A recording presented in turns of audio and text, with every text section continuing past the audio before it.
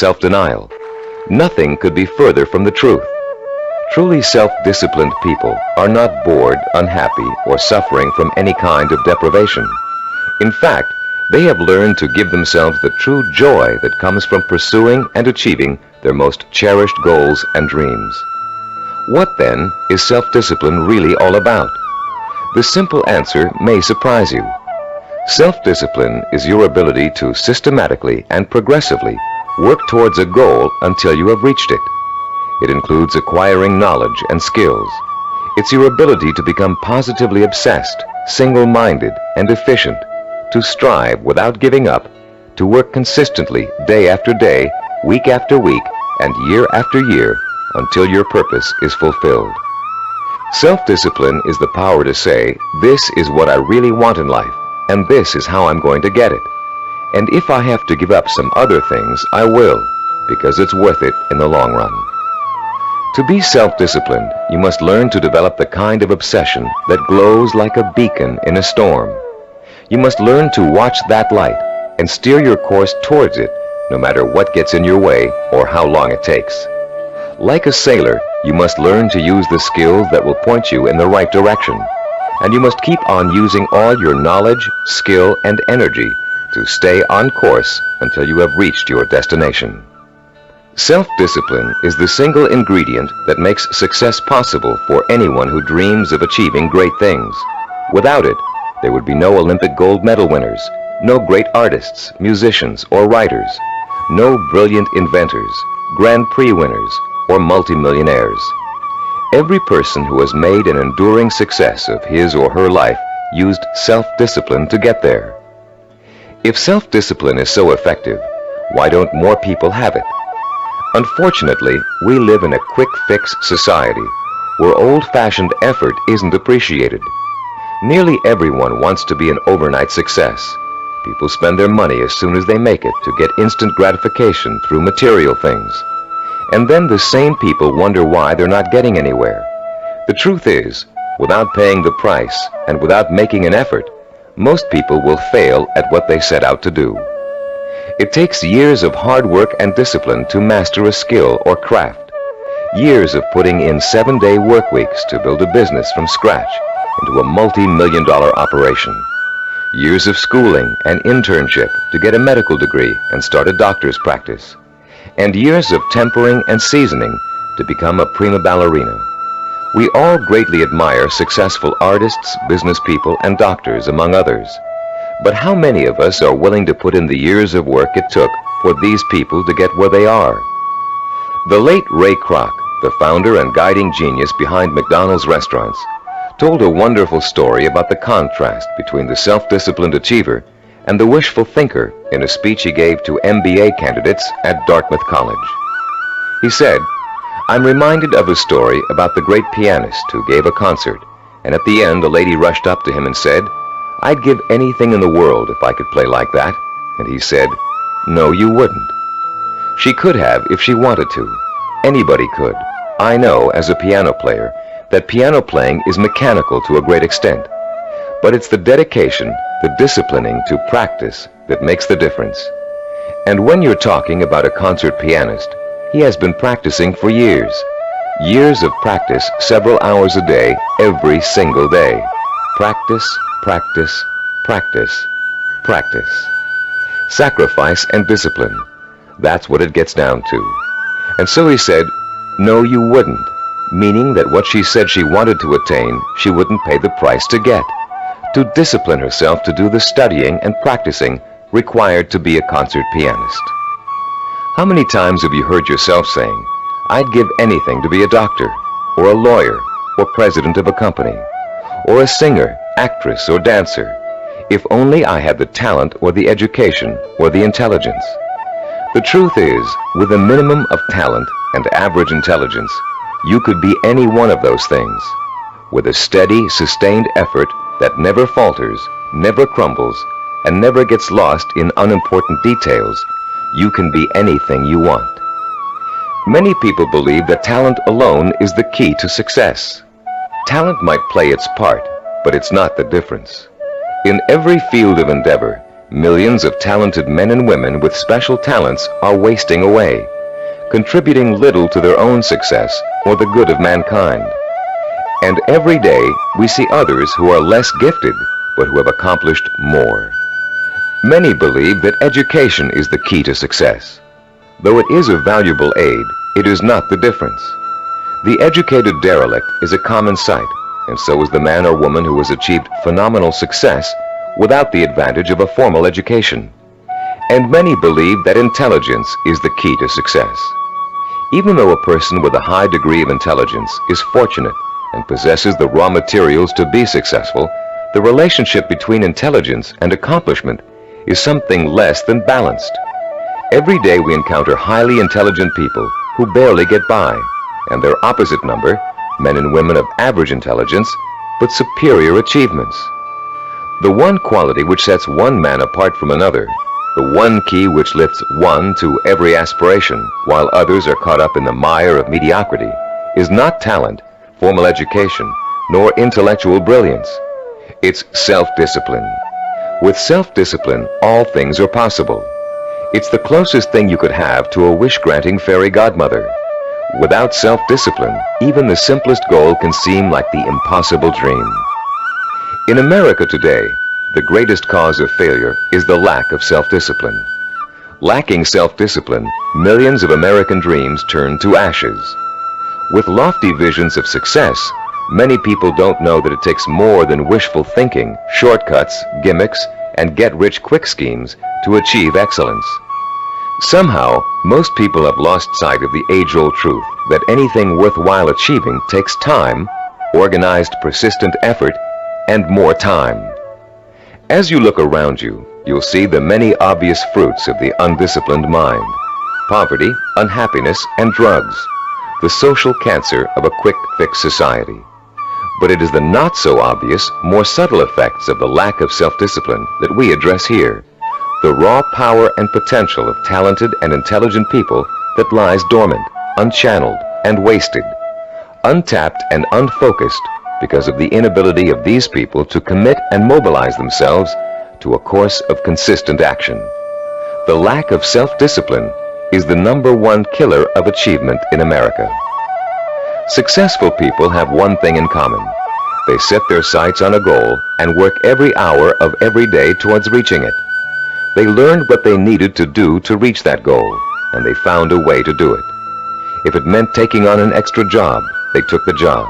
If it meant going to school at night, they attended evening classes. If it meant working countless hours 7 days a week, they worked the hours. If it meant relocating themselves and their families, they moved. Success consists of self-discipline, and self-discipline consists of doing whatever you have to do for as long as you have to do it to get where you want to be. If you truly want to seek your fortune, you must develop the inner strength to relentlessly pursue your vision day after day, week after week, month after month, year after year, until it becomes a reality. And it will become a reality. Stop and think about all the things you wish you'd accomplished, the things you know you could have accomplished if you'd only had the self-discipline to pursue them. Would you have gotten more education? Practiced and practiced at your favorite sport until you had a chance of becoming a pro? Learn to read and write music and play an instrument? Study engineering so you could design and sell the ideas you're always dreaming up? Actually, there are things you've accomplished through self-discipline way back in your childhood. Just think, how long did it take you to learn how to walk? Or how many weeks and months did you struggle to stand upright? How many bruises did you get from falling down? And how many times did you pick yourself up and try again? You learned to walk because as a toddler, you became obsessed with learning to walk. You were determined to learn, no matter how hard it was at first or how long it was going to take. Every step you took was a small victory, and every time you fell down, it was just an excuse to start all over. Children are naturally self-disciplined because children believe that everything is possible. Children don't say, "I can't do it." Children say, "I want to do it." When you want something badly enough, and when you believe in it strongly enough, self-discipline will get it for you. Self-discipline is the most powerful tool you own for bridging the gap between wishful thinking and real fulfillment. Without it, you can only stare, as author Amy Gross says, like a window shopper at the good things of life and shrug and move on. You can have those good things by developing the self-discipline to achieve them. What do you want that you're willing to pay the price for? What means so much to you that you'll spend weeks, months, or years pursuing it? Start thinking about your most cherished dream, because with the power of self-discipline, you're finally going to be able to achieve it, and this program will teach you how. The Neuropsychology of Self-Discipline, your master key to success, will show you how to take the raw materials you already possess, your talent, intelligence, strength, and motivation, and turn them into the assets you need to achieve your life's goals. You'll learn how to gain the knowledge and skills that will set you on the path to success, and you'll learn to develop the kind of positive strength it takes to stay on that path until you have reached the very end. You may think it's impossible for you to develop the kind of self-discipline you see others using to achieve success. You may think you're too lazy, too scattered, too quick to give up. And that may be true of the way you're behaving now. But most people aren't self-disciplined because they never had a chance to experience the kind of joy and satisfaction that comes with mastering their own abilities and applying them to the one thing they really want in life.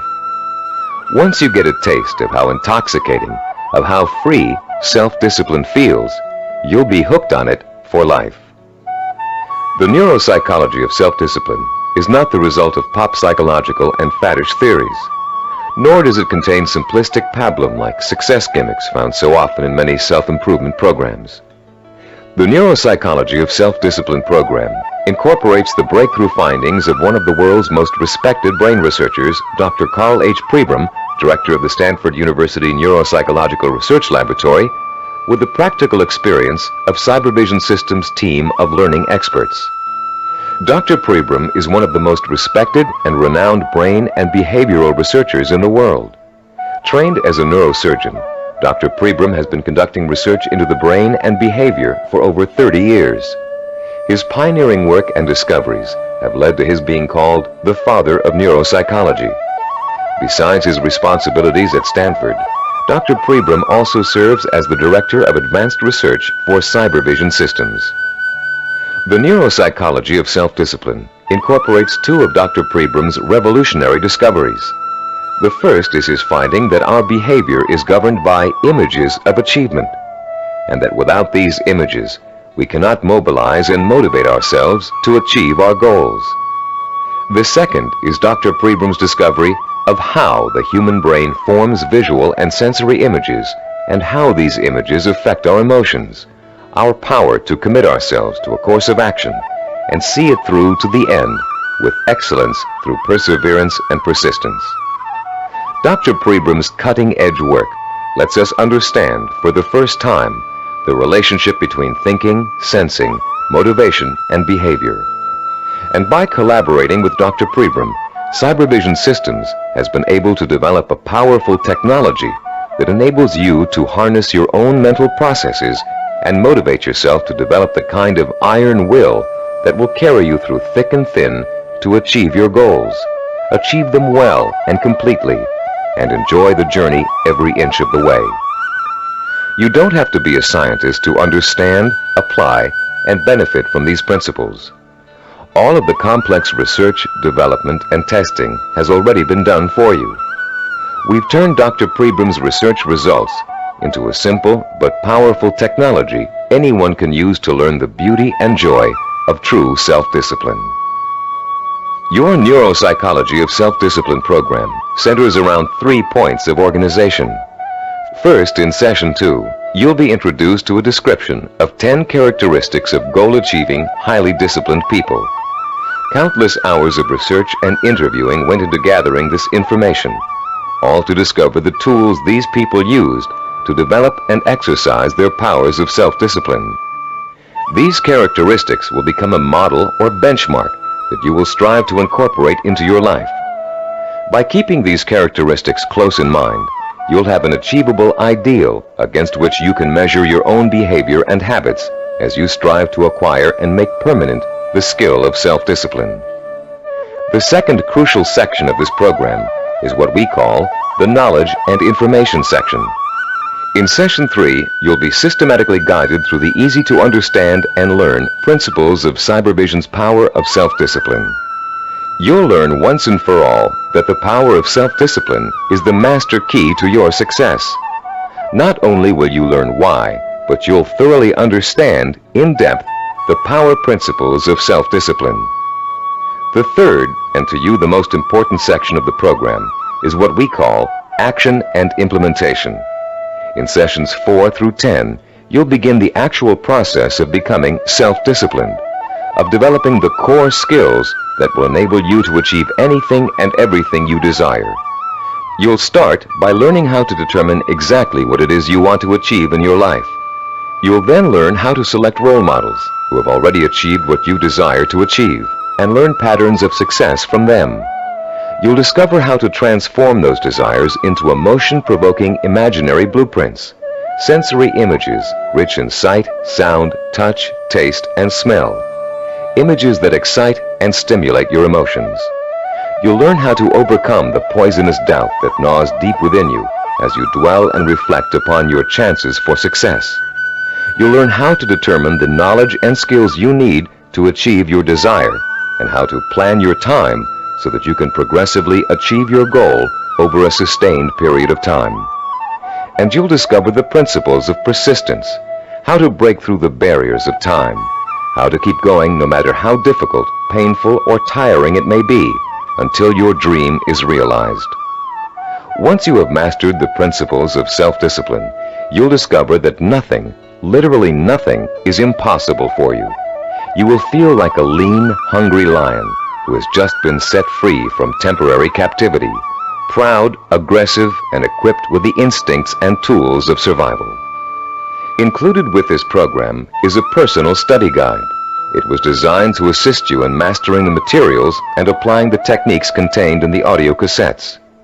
Use it well, for it will help you every step of the way in developing the power of self-discipline.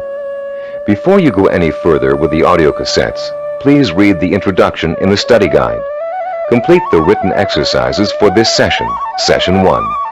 Then prepare yourself to listen to Session 2 by first reviewing the background information on Session 2 in the study guide.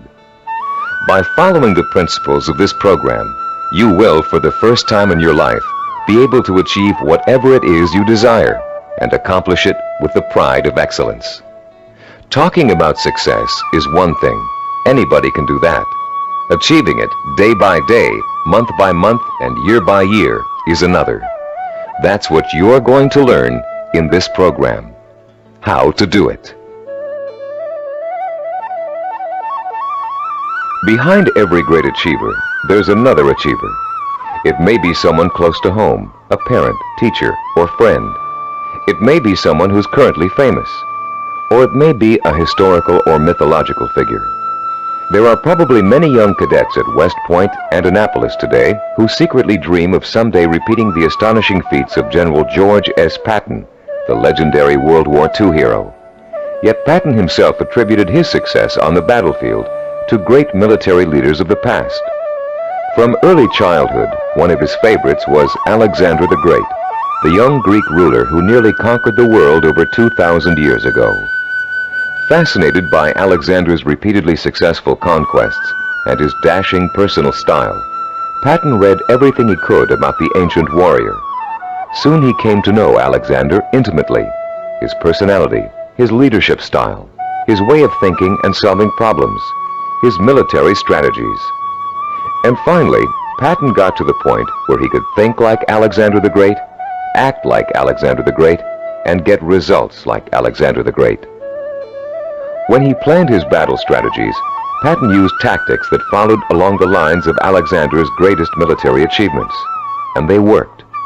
Patton was so successful in battle after battle that the Germans considered him to be the Allies' greatest weapon. Patton had Alexander the Great and his own disciplined personality to thank for his success. But Alexander himself had someone else to thank for his own brilliant military maneuvers. Alexander drew his inspiration from the mythical Greek god Hercules. After studying everything that had been written and that was known about the mythical god of courage and strength, Alexander began to pattern his thinking, personal style, and actions after him. There are countless other examples of the great learning from the great. Baseball champion Babe Ruth was once asked how he developed the hitting style that made people call him the king of the home run hitters. Ruth replied that he had simply studied and copied the greatest hitter of his time, a player called Shoeless Joe Jackson. Most, if not all, great achievers draw their inspiration, their style, and their strategies from role models. How much we eventually achieve in life may well boil down to one simple ingredient: the quality of the models we choose to emulate. All human behavior begins with models. We learn to walk, talk, dress, and feed ourselves by watching our families doing those things every day. But we learn more than simple everyday activities from the people who surround us as we grow up. We also learn how to think and behave by watching the way they do. Some people have excellent role models, successful parents, or a family friend who has achieved far beyond the ordinary. But having a role model is just the first step toward becoming a disciplined achiever. You must use that model, make it a part of your own personality in order to succeed. This program will take you through the entire process, from start to finish. In this session, you're going to start by being given a role model of your own, a model of the disciplined, motivated achiever. You'll learn the 10 dominant characteristics of that model and be able to compare your own behavior to it. And you'll also learn about its opposite, the undisciplined underachiever, and why that person is destined to fail. Years of research have gone into the creation of this model. Cybervision has studied people who have been successful in business, education, science, the arts, and other fields. These people were tested for the possible presence of dozens of characteristics and attitudes. And when all was said and done, Cybervision found 10 qualities that were common to every one of them. Understanding the characteristics of the highly disciplined achiever can be as inspiring to you as Alexander the Great was to George Patton. Together, they will form a living, breathing picture of the type of person who is highly self-disciplined and who gets things done. With this picture in front of you, you'll have a model to pattern your own behavior after, and you'll be able to begin to reshape your life along rewarding, achievement-oriented lines. As you listen to these 10 characteristics, compare your own behavior to each one. The idea isn't to become discouraged because you're not living up to an ideal. Rather, concentrate on rating your strengths and weaknesses so you'll understand from the beginning what areas you need to work on the most. Recognize that, as a Chinese philosopher once said, the journey of 1,000 miles begins with a single step. You've already taken that first step by acquiring and beginning to use this program. Now, let's discuss the 10 characteristics common among highly disciplined achievers. The first characteristic of a self-disciplined achiever is a strong, well-defined sense of purpose. The self-disciplined person knows precisely what he or she wants and will go for it, even if it means sacrificing other things in life to get it. Take Norwegian explorer Roald Amundsen, for example. In 1887, when he was a boy of 15, Amundsen read the story of Arctic explorer Sir John Franklin.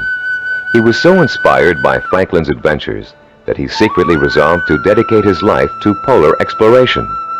And since no man had yet physically found the South Pole, Amundsen set his sights on being the first. His mother had other ideas. She wanted her son to be a doctor and insisted that he attend medical school.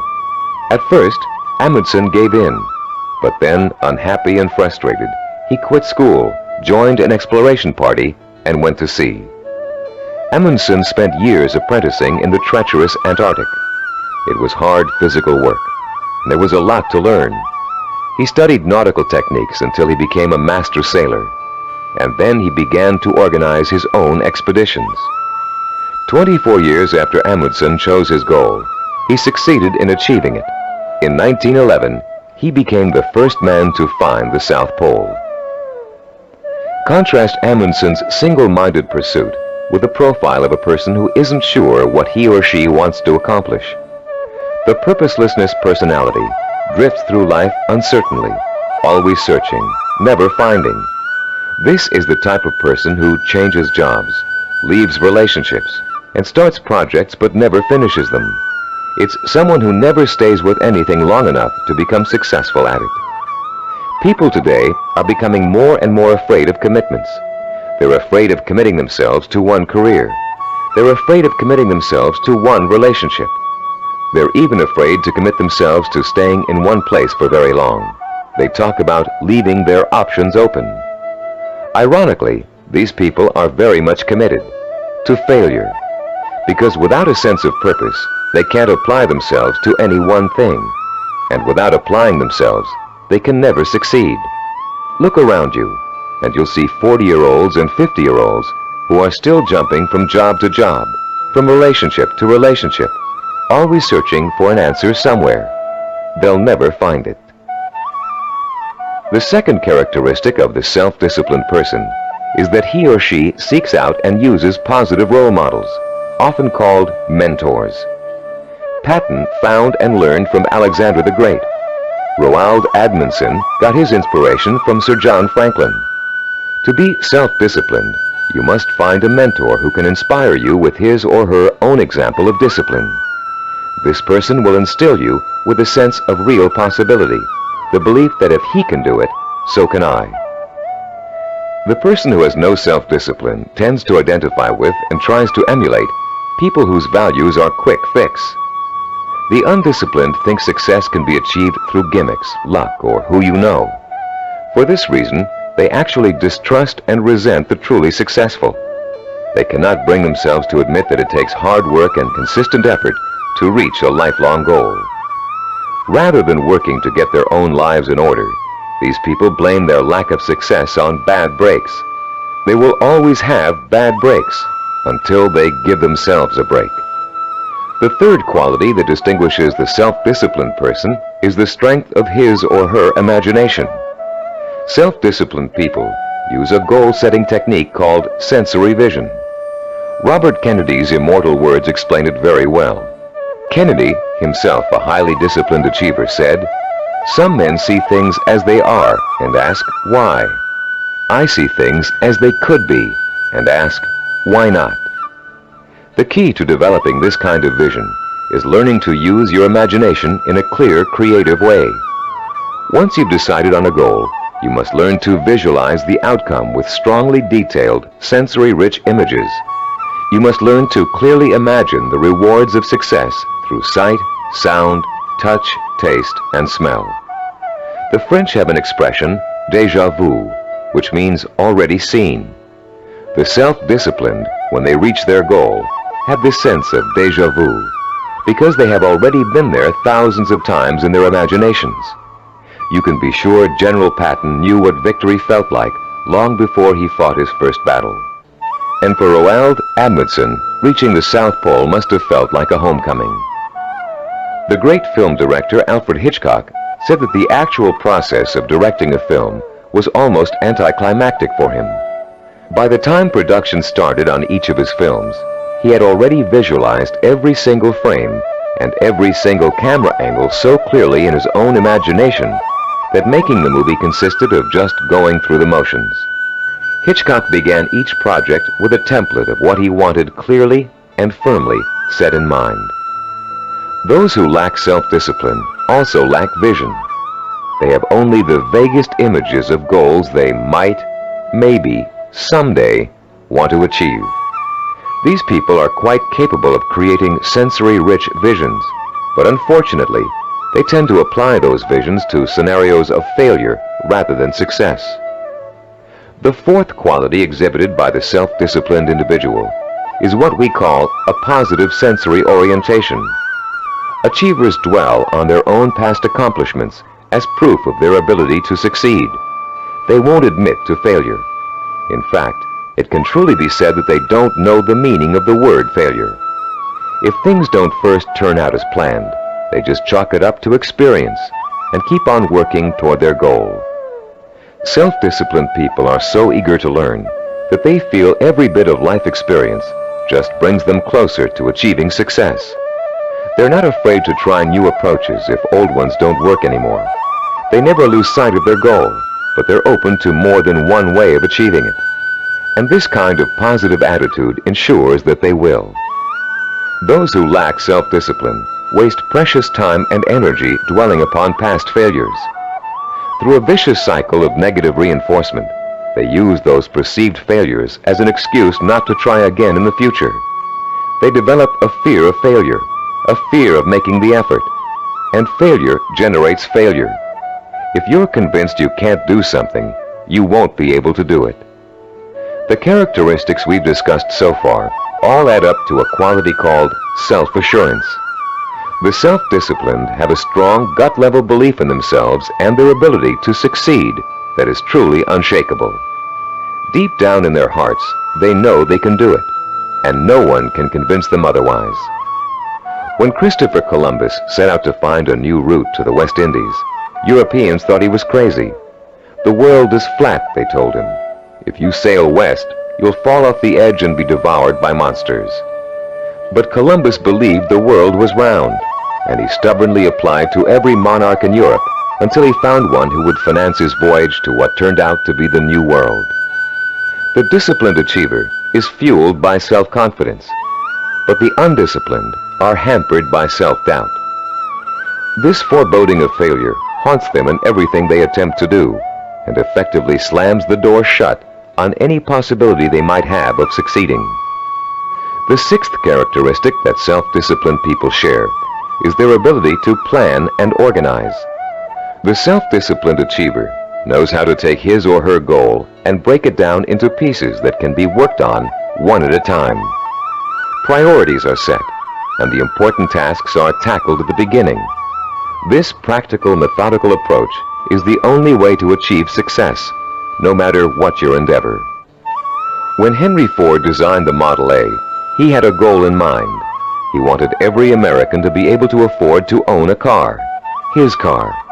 But in those days, cars were hand-built, and the time and effort involved in making one resulted in a very expensive price tag. Ford knew he had to find a faster, cheaper way to build cars, so he patiently worked and planned out a radical new idea, the assembly line. Each person on the line would perform just one task, enabling them to perform it quickly, and an entire machine could be assembled in record time. People laughed and said it wouldn't work, but Ford had spent years planning it out in every detail, and it did work. The assembly line became such a success that other industries began to use it as well. One man's careful and patient planning launched a new industrial era. Contrast Henry Ford with the typical man on the street. His attention is scattered, and he's disorganized. He either has no idea what he's going to do next, or he has so many irons in the fire that he can't keep track of them all. Maybe he's trying to start a business, but he's busy hiring employees when he still doesn't have any clients or office space. Maybe he's decided to switch careers, but he's already planning how to spend all the money he's going to make, even though he's going to need 4 more years of schooling before he can begin to practice his new career. This type of person is wasting time and energy.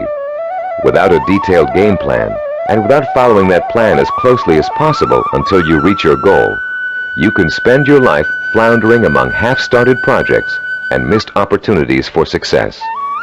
Many people think all you need to be successful is a great idea, but without planning, organization, and hard work, the most brilliant ideas aren't worth a dime. Which brings us to the seventh characteristic common to self-disciplined achievers: their ability to acquire the essential knowledge and skills they need to put their game plan to work. Achievers recognize how important it is to learn, and they're willing to make the necessary sacrifices to complete their own personal education. Sometimes this means going back to school. Sometimes it means spending weeks or months gathering information on a particular subject and talking to the kinds of people who can help. Sometimes it means taking a new type of job just to acquire certain skills. What it always means is a commitment to learning what must be learned in order to make a goal achievable. If you want to become a doctor, you must first study pre-med, then go to medical school, and then complete your internship before you can set up a practice. Anyone who thinks he can become a physician without doing all of those things is just dreaming. If you want to run your own business, there are ways of approaching your business education. You can go to graduate school and get an MBA. You can work for someone else in the type of business you want to start and get hands-on experience before going off on your own. You can find a partner who knows how to run a business and take on less responsibility in the beginning, watching what your partner does and learning the essentials. Those without self-discipline are always looking for shortcuts. They take weekend courses and think they're highly qualified for a new profession. They listen to one person's advice and think they've heard it all. They try to start a business without business plans. Going through a real learning process is too much trouble. Why is it so much trouble? Because the undisciplined person lacks patience, the 8th quality on our list of self-disciplined characteristics. The kinds of patience Christopher Columbus and Henry Ford exhibited. The kind of patience engineer Washington Augustus Roebling demonstrated in finishing the building of the famous Brooklyn Bridge. Roebling's father, John Augustus, was the brilliant engineer who designed the Brooklyn Bridge and began overseeing the building of it in 1869. It was going to be the first steel suspension bridge in the world, a feat of engineering for its time. But the project had hardly begun when the elder Roebling suffered a fatal accident, and someone had to carry on. That someone turned out to be his son. Washington Augustus Roebling took over where his father left off, but just 3 years later he contracted Caisson's disease from spending so much time underground. The illness left him almost completely paralyzed, in great pain, and confined to a wheelchair for life. Some people would have given up the project under those conditions, but Washington Augustus didn't. Instead, he moved to an apartment in Brooklyn Heights that overlooked the bridge, and he sat all day at the window, watching the work as it progressed and supervising it from his living room. Messengers ran back and forth, conveying his instructions to the workers on the bridge. Washington Augustus worked this way for 11 years, until the bridge was opened in 1883. Obviously, the younger Roebling's patience paid off, mostly because he, like other self-disciplined achievers, was not intimidated by time. Roebling would have sat at that window without complaint for 20, 30 years or more in order to finish his project. It meant that much to him. Later in this program, we'll explore further the special relationship between the highly self-disciplined and time.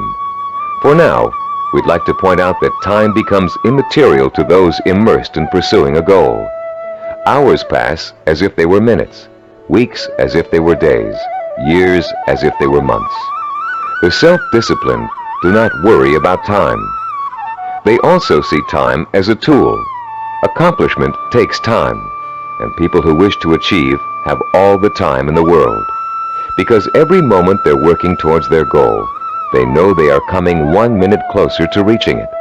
And for the self-disciplined, getting there is at least half the fun. The undisciplined view time as an enemy, something to beat. You'll hear them say, "I want it all now. I can't wait." Unfortunately, these people don't realize that time is going to pass anyway, and if they're not working toward their goal, they're only wasting the time they feel is so precious. The self-disciplined are persistent. This is the 9th quality that contributes to their success. They have what it takes to stick to their vision through thick and thin, day in and day out. They don't give up in spite of rejection, hardship, setbacks, or other people's opinions.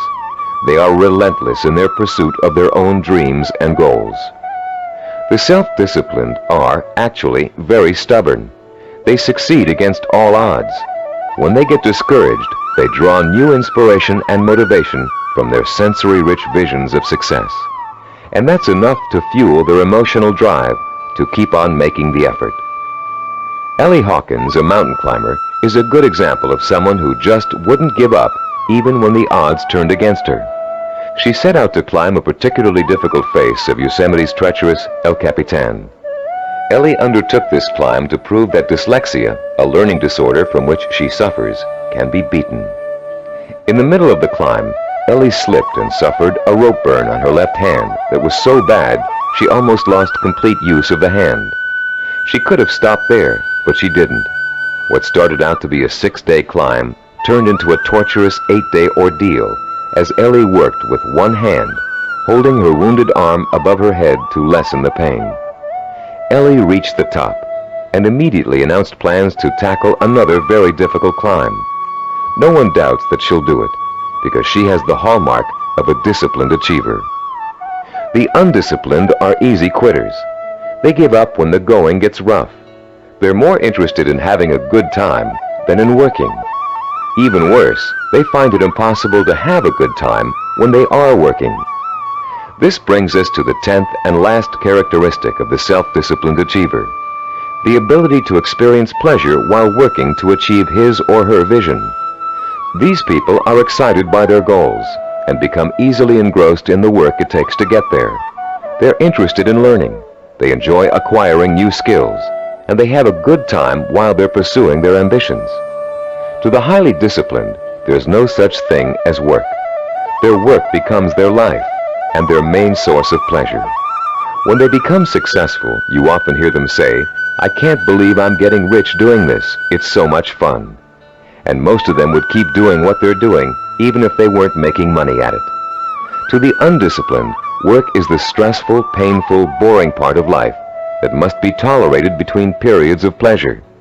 These are the people who live for the weekend, who are willing to work only because it gives them the disposable income they can spend on fun. And these are also the people who don't want to put in overtime or take work home unless they're being paid extra for it. If taking on more work will only get them a promotion or a crack at a better job, they won't do it. Now that we've identified the 10 qualities common to all self-disciplined achievers, we'd like you to begin comparing yourself against the model characteristics we just discussed. This self-assessment will give you a good idea of your own strengths and weaknesses. After you've finished listening to this session, turn to page 11 of your study guide and follow the instructions for using the personal assessment form you'll find there. Let's summarize the characteristics of self-disciplined achievers. First, they have a strong, well-defined sense of purpose. They know what they want. Second, they seek out positive role models for inspiration and learning. Third, they use sensory-rich visions and a vivid imagination to set the stage for their own achievement. Fourth, they have a positive sensory orientation. They expect to succeed rather than fail. Fifth, they have a deep-rooted belief in their ability to achieve. They are immeasurably self-assured.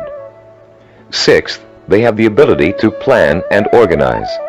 They can break down what they want to achieve into manageable steps and set priorities that let them accomplish the most important things first.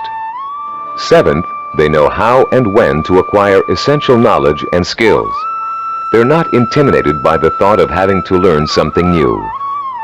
Eighth, they have patience. The passing of time doesn't bother them. They'll keep working toward their goal for as long as it takes. Ninth, they persevere. They're stubborn and they don't give up, even when the going gets rough. 10th, they view work as pleasure because work is bringing them closer and closer to the realization of the goal that will be their final reward. Turn off the tape now and score yourself on the personal assessment form. When you're done, turn the tape back on.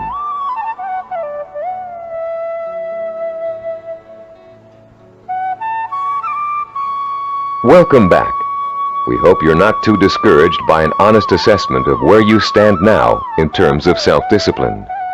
Remember, you've already taken the first steps toward making a positive change in your life, and you will experience that change by the time you finish this program.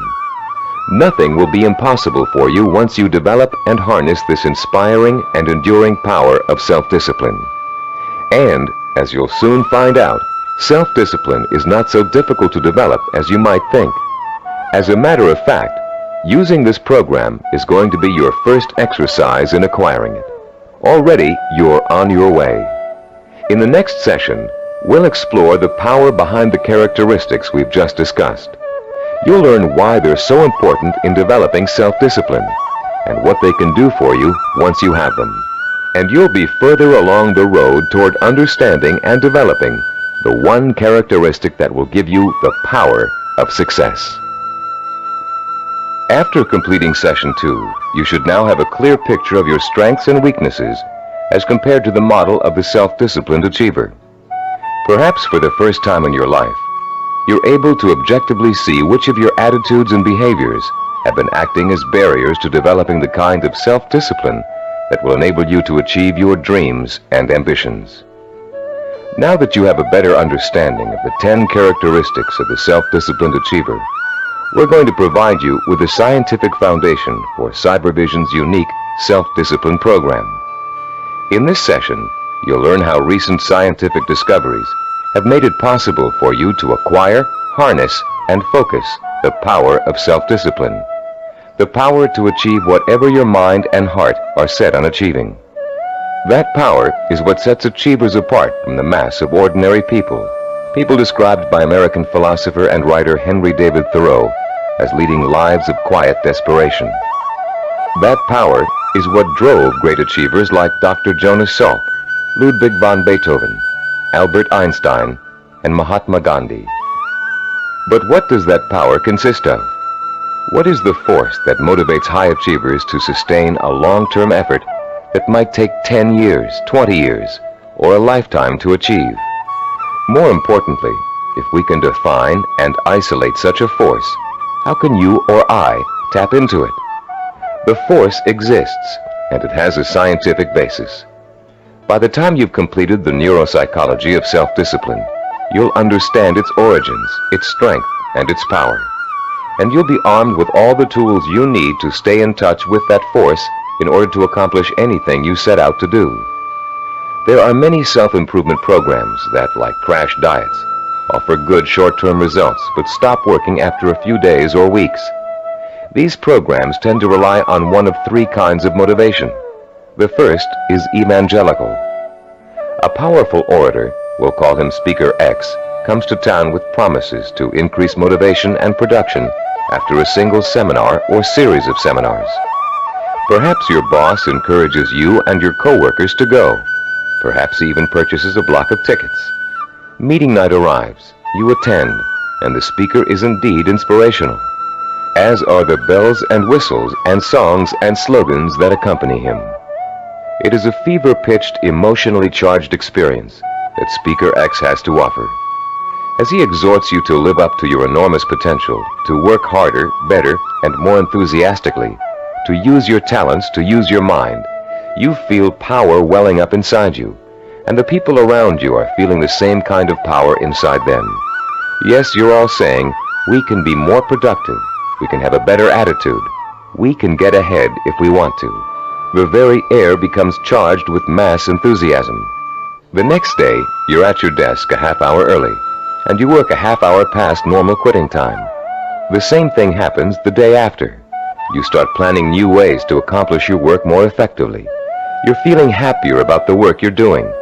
And for the next few weeks, it looks like you're getting more work done in less time than you ever have before. But soon, your enthusiasm begins to fade, and your pace starts to slow down. Even if you have the audio tapes of the speech, it's hard to recapture and sustain the original emotion you felt in the presence of an inspired speaker. And of course, you no longer have the kind of group excitement and energy you experienced the first time around. You're getting tired and bored. Your boss sees productivity fall after an artificial peak, and sure enough, when the next motivational speaker comes through town, we'll call him Speaker Y, there's the boss with another block of tickets in hand. This evangelical form of motivation may get short-term results, but it creates an unhealthy dependence on external hype. It's like a drug addiction. You need more and more of an artificial stimulant to reach the same level of false well-being. When you get your shot of motivation, you become enthusiastic and energetic. When the shot wears off, you get sluggish and lethargic. The same problem exists with the second major motivational tool, that most self-improvement programs rely on. External rewards, like money, prizes, bonuses for reaching quotas. These are essentially pats on the head from the boss, often desirable pats, but still pats on the head, signals that you've pleased someone else. This method works very well on children. Unfortunately, it tends to create a childlike dependence on outside rewards, even in adults. Like evangelical speakers, this carrot and stick approach produces only short-term results. External rewards do not increase individual commitment, and most people tend to adapt to them quickly, soon expecting bonuses as a matter of course, and not because they performed above and beyond the call of duty.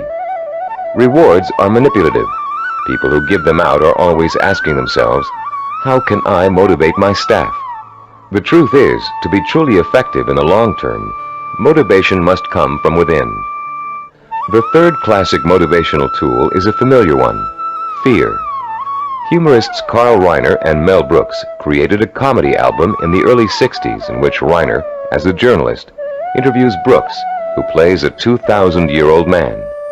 Eager to know about life in the distant past, Reiner asks Brooks, what was the major form of transportation in those days? Brooks replies, fear. Fear transported you. Reiner is puzzled. Fear, he asks? Brooks responds, yeah, fear. You see, an animal would growl, and you would go 2 miles in a minute. It's true, fear is a great motivator. If you don't perform, something undesirable happens. You lose your job. There go the house payments, the car payments, the kids' college tuition, and so on.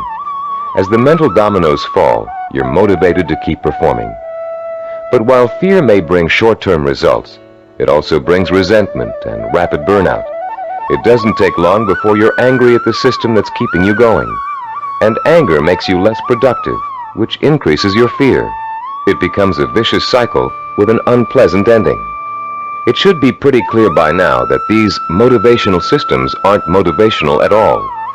Each of them relies on an external stimulus and an artificial situation. And each relies on an initial burst of emotion that fades rapidly when the new situation becomes habitual. You may have tried several of these motivational or goal-setting programs in the past. Perhaps they even contributed to your sense of self-awareness. If so, you've no doubt learned that self-awareness alone is not sufficient to motivate change. It's easy to identify self-defeating behaviors. It's easy to plan strategies for eliminating them. It's easy to turn over a new leaf, but it's very difficult to sustain change for a long enough period of time for your new behavior to become as ingrained in your character as your bad habits were in the past. Having a roadmap is not enough. You need fuel. The key to developing self-discipline, the power to persistently pursue a long-term goal without giving up until the goal is achieved, is the fuel of internal motivation. It would be nice if we were all born with the patience, drive, and skill it takes to achieve any long-range goal or complete any long-term project, but we're not. Self-discipline is a learned behavior. Years of research at major American universities, primarily California's Stanford University, have proved it. And Cybervision's own research into the latest learning theories of behavioral scientists have confirmed that self-discipline is an acquired characteristic with a basis in behavioral science. The neuropsychology of self-discipline has been developed according to materials gathered from 2 major sources. Our information comes from our own research into the way human beings learn, and from the revolutionary discoveries about the structure and organization of the human brain made by Dr. Carl Pribram. Head of Stanford University's Neuropsychology Research Laboratory, Dr. Pribram is one of the most respected brain scientists in the world. Trained as a neurosurgeon, his research into brain function led to a deep interest in the behavioral sciences. His pioneering work in both of these areas led to the fusion of the two into the science of neuropsychology. As a neuropsychologist, Dr. Pribram studies how the nervous system and its component parts affects human behavior. Those studies have led to 2 revolutionary discoveries. The neuropsychology of self-discipline incorporates both of them. The first of Dr. Pribram's discoveries, explains how the human brain forms visual and sensory images, and how those images affect our minds, our bodies, and our behavior. The second discovery is that our behavior is governed by images of achievement, neuronal blueprints of the skills and actions that determine our success or failure in the achievement of our goals. Let's discuss how each of these scientific discoveries leads us to understand the power and the origins of self-discipline. Many scientists and psychologists have believed for years that the human brain barely distinguishes a real experience from an imagined one. Best-selling self-help books like Psycho-Cybernetics, Think and Grow Rich, and others have used this belief as their foundation for motivation and change. This idea has also been the cornerstone belief of people involved in metaphysics and the human potential movement. The idea that the brain cannot tell the difference between a real experience and an imagined one has never been scientifically proven until Dr. Pribram's research showed us that it is true. But Dr. Pribram's research did not prove that, as many people think, all you have to do is imagine what you want, and through the magical power of the mind, you will achieve it. If this were true, achievement would be easy. And as anyone who has tried to achieve a long-term goal will tell you, it is not. Put into its proper perspective, this concept of imagination is critical to achievement, but not because imagination possesses a magical power to attract success like a magnet. Imagination is critical to achievement because it evokes the power and emotion that stimulates and sustains the drive to achieve. The human nervous system responds emotionally to imaginary images rich in sensory detail, in sight, sound, touch, taste, and smell, as if they were real. In fact, the brain doesn't distinguish between sensory-rich imagination and reality. That's why the sight of a hand reaching for a murder victim on a movie screen can inspire the same terror, the same rapid heartbeat, and rush of adrenaline as a real threat does. You can perform a simple demonstration of how an imaginary image affects the body's responses right now. Close your eyes and imagine for a moment that you're holding a firm, ripe lemon in your hand. Now bring the lemon up to your mouth and slowly bite into it. As your teeth break through the peel, penetrate the skin, and sink into the flesh of the fruit, imagine the juice exploding into your mouth. What did you experience during this exercise? Did you develop a feeling of bitterness and distaste? Did you pucker up in response? Did you begin to salivate, as you would if you really took a bite out of a lemon? The feeling of bitterness is an emotional response, provoked by the imaginary sensation of the lemon juice being absorbed by the mucous membranes in your mouth. The buildup of saliva was a physiological response. Saliva neutralizes the acid level in lemon juice. You can create a similar response by imagining yourself biting into an onion. Rather than experiencing a sense of sourness and a watering of the mouth, your eyes will begin to burn and tear.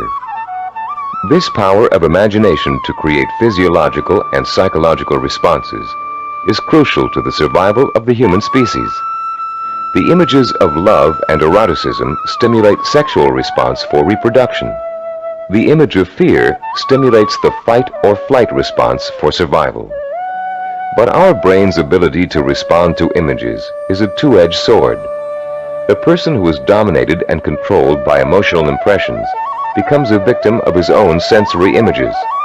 These people act impulsively in response to their feelings. They have little control over their environment. They are easy prey for fear, superstition, and con artists.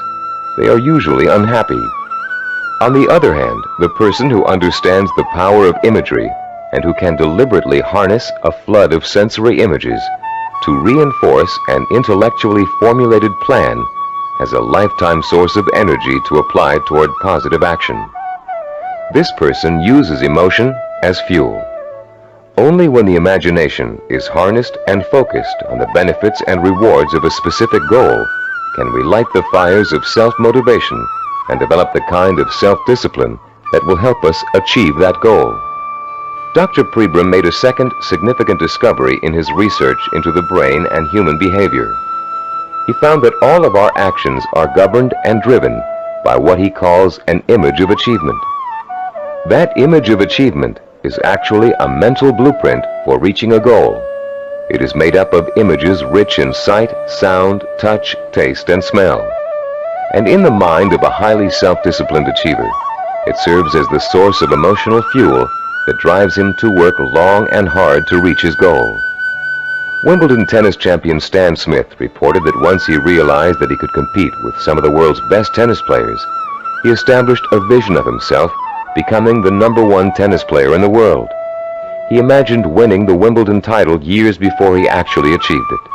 He saw himself receiving the trophy, dancing at the winner's ball. He felt the worldwide acclaim that would accompany his success.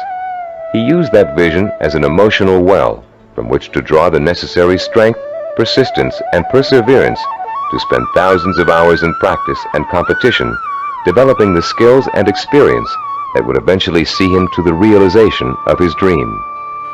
Have you ever heard someone say, "I wanted it so bad I could taste it"? That's the kind of stimulus that motivates the self-disciplined achiever. Not only can the achiever taste victory, he can see, smell, hear, and feel it too.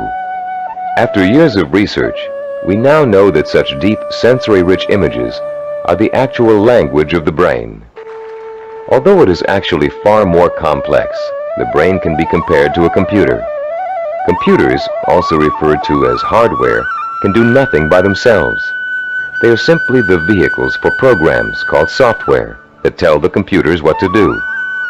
Think of the brain as hardware and the imagination, images of achievement, as software. Images of achievement tell your brain what to think, which in turn tells you how to act. The right images can set in motion a chain of events that will lead you towards any kind of achievement you can imagine. Author Joe Himes describes watching a Taekwondo master named Young Tai Lee practicing blows against a straw-covered board. Lee pounded his fist again and again against the board, oblivious to the fact that his knuckles were bleeding. When Lee's practice was over, Himes asked him whether his hand hurt. Lee replied, "Not until just now, when I thought about it." When Himes looked astonished, Lee explained further, "When I was striking the Makawara board as you came in, my mind was on my home in Korea. Though I was standing here, I was seeing the mountains I knew as a youngster and the children I played with, hearing their laughter and my mother's voice. I was unaware of the pain in my hand." Lee then told a dramatic story of his own Taekwondo master, who once underwent a sinus operation with only his own concentration for an anesthetic. "How was that possible?" Himes asked. "Regulate your breathing," Lee replied. "Fix your eyes and mind on something else, perhaps a rock or a spot on the floor or ceiling. Concentrate on that object, savor it, taste it, give it color, and smell the dimension. Let it absorb all your thoughts and concentration, and the pain will diminish." If we replace the word object in Lee's description with the word goal, we have the perfect description of a sensory blueprint. Concentrate on that goal, savor it, taste it, give it color, and smell the dimension. Let it absorb your thoughts and concentration.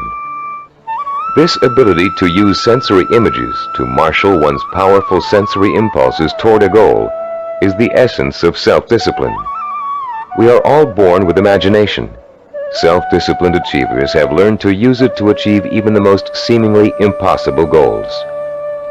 The self-disciplined achiever begins the journey to success with imagination. He asks himself, "If I can have whatever I can imagine, what do I want? What is my purpose?"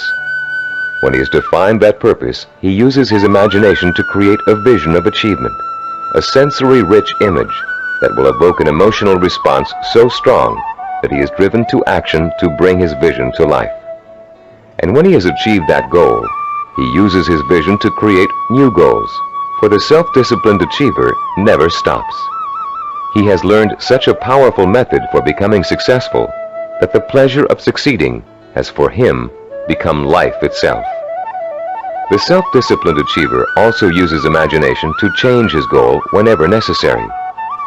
As images evoke emotion, and emotion propels him to act, he gets closer and closer to his goal. And the closer he gets, the more his reality changes. When it changes in such a way as to make his original goal either impossible or undesirable, he changes that goal to fit his new reality. The self-disciplined achiever creates a feedback system that ensures that he will never give up and he will ultimately achieve what he wants. This is where most people fall down. They're working towards a goal and suddenly circumstances interfere with that goal. They get sidetracked. Then when they try to get back on course, it doesn't work. Because their original goal does not fit their new reality, they think they have failed and they give up. In the same circumstances, the self-disciplined achiever uses his or her goal visualization as a reality check. If reality suddenly dictates that the original goal won't work, the goal must be altered to fit reality. The achiever has not failed. He or she has set a new course that will lead to success. Take someone who sets out to become an obstetrician. After 4 years of pre-med and 2 years of medical school, our self-disciplined achiever suddenly realizes that she's far more interested in becoming a neurologist. Should she drop out of medical school? Of course not. She'll simply switch her visual blueprint to another field of medicine and change her plans for where she'd like to intern after medical school. She doesn't think of herself as a failed obstetrician. She thinks of herself as a successful neurologist. Or take the businessman who wants to open up a retail store in his neighborhood. During the knowledge-gathering process of talking to other business owners, discussing loans and insurance with bank officers, and looking into buying franchises, he discovers that a retail operation won't really fit his particular talents or expectations. Instead, he realizes he's a perfect candidate for starting a direct marketing company. So he changes his vision and his direction to fit his new goal. For these people, the fire still burns, but the trial and error process of working towards their goal has led them in directions they wouldn't originally have thought to go in, and they will be successful because they're flexible enough to grow and change as their goals grow and change. The relationship between vision, self-motivation, and achievement can be condensed into an easy-to-understand 7-step formula for developing self-discipline. As we explain that formula, you can refer to your study guide and follow along as we talk about the 7 keys to self-discipline outlined in diagram 3.1.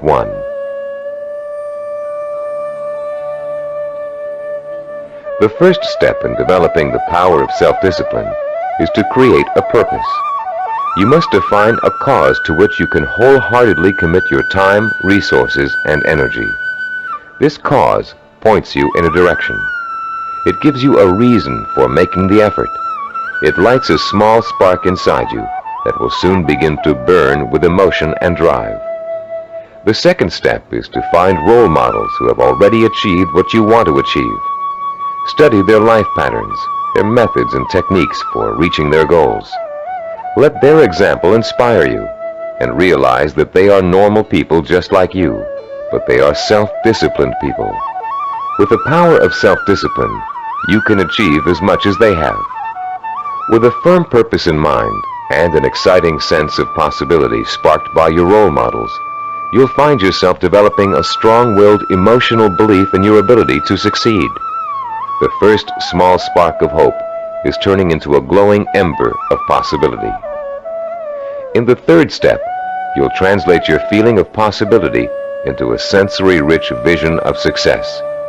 At this point, with a vision rich in touch, taste, sight, smell, and sound in front of you, you'll make the leap from the possible, I think I can do it, to the heartfelt, I know I can do it.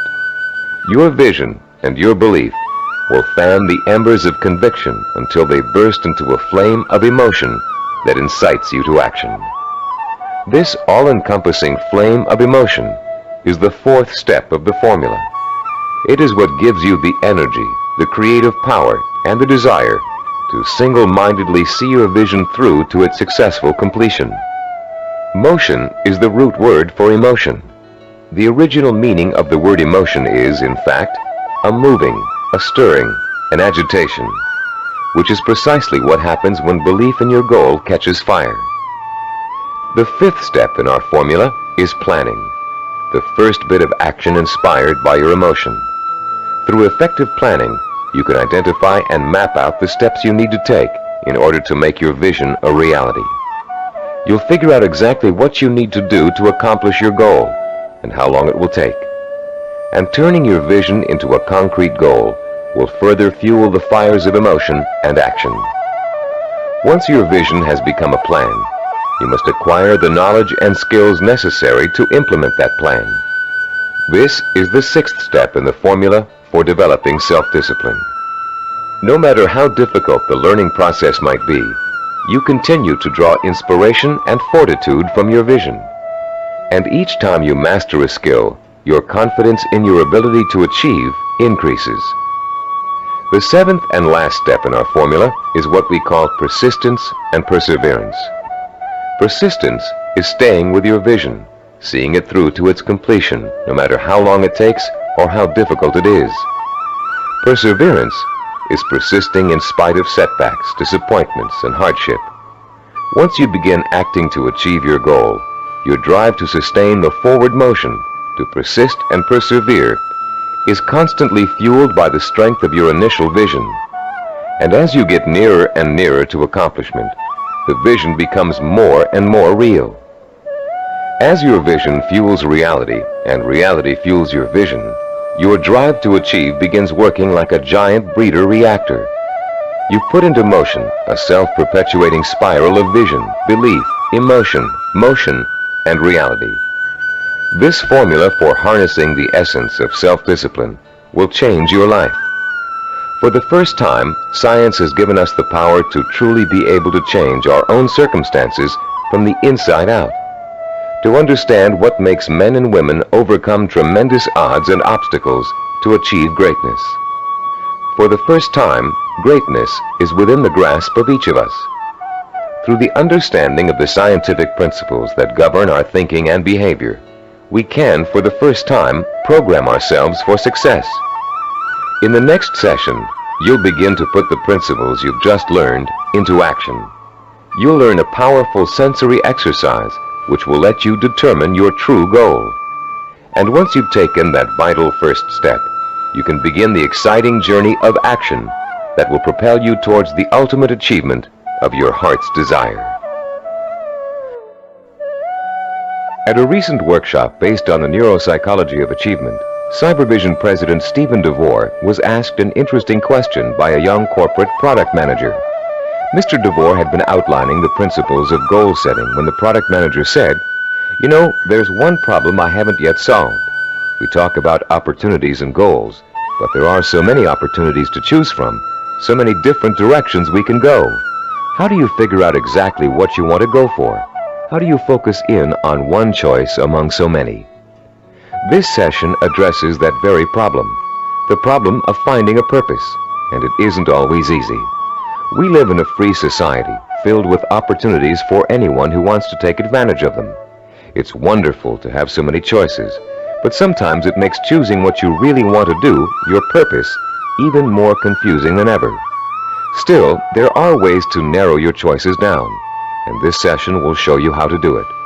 Through an exciting and powerful 4-point exercise, you're going to learn to pinpoint what it is you want most in life, out of all the things you may think you want. It will take some effort, some soul-searching, some creative thinking, and the outcome may surprise you. By the end of this session, you'll have chosen and defined what we call a macro purpose. The term macro means large or inclusive.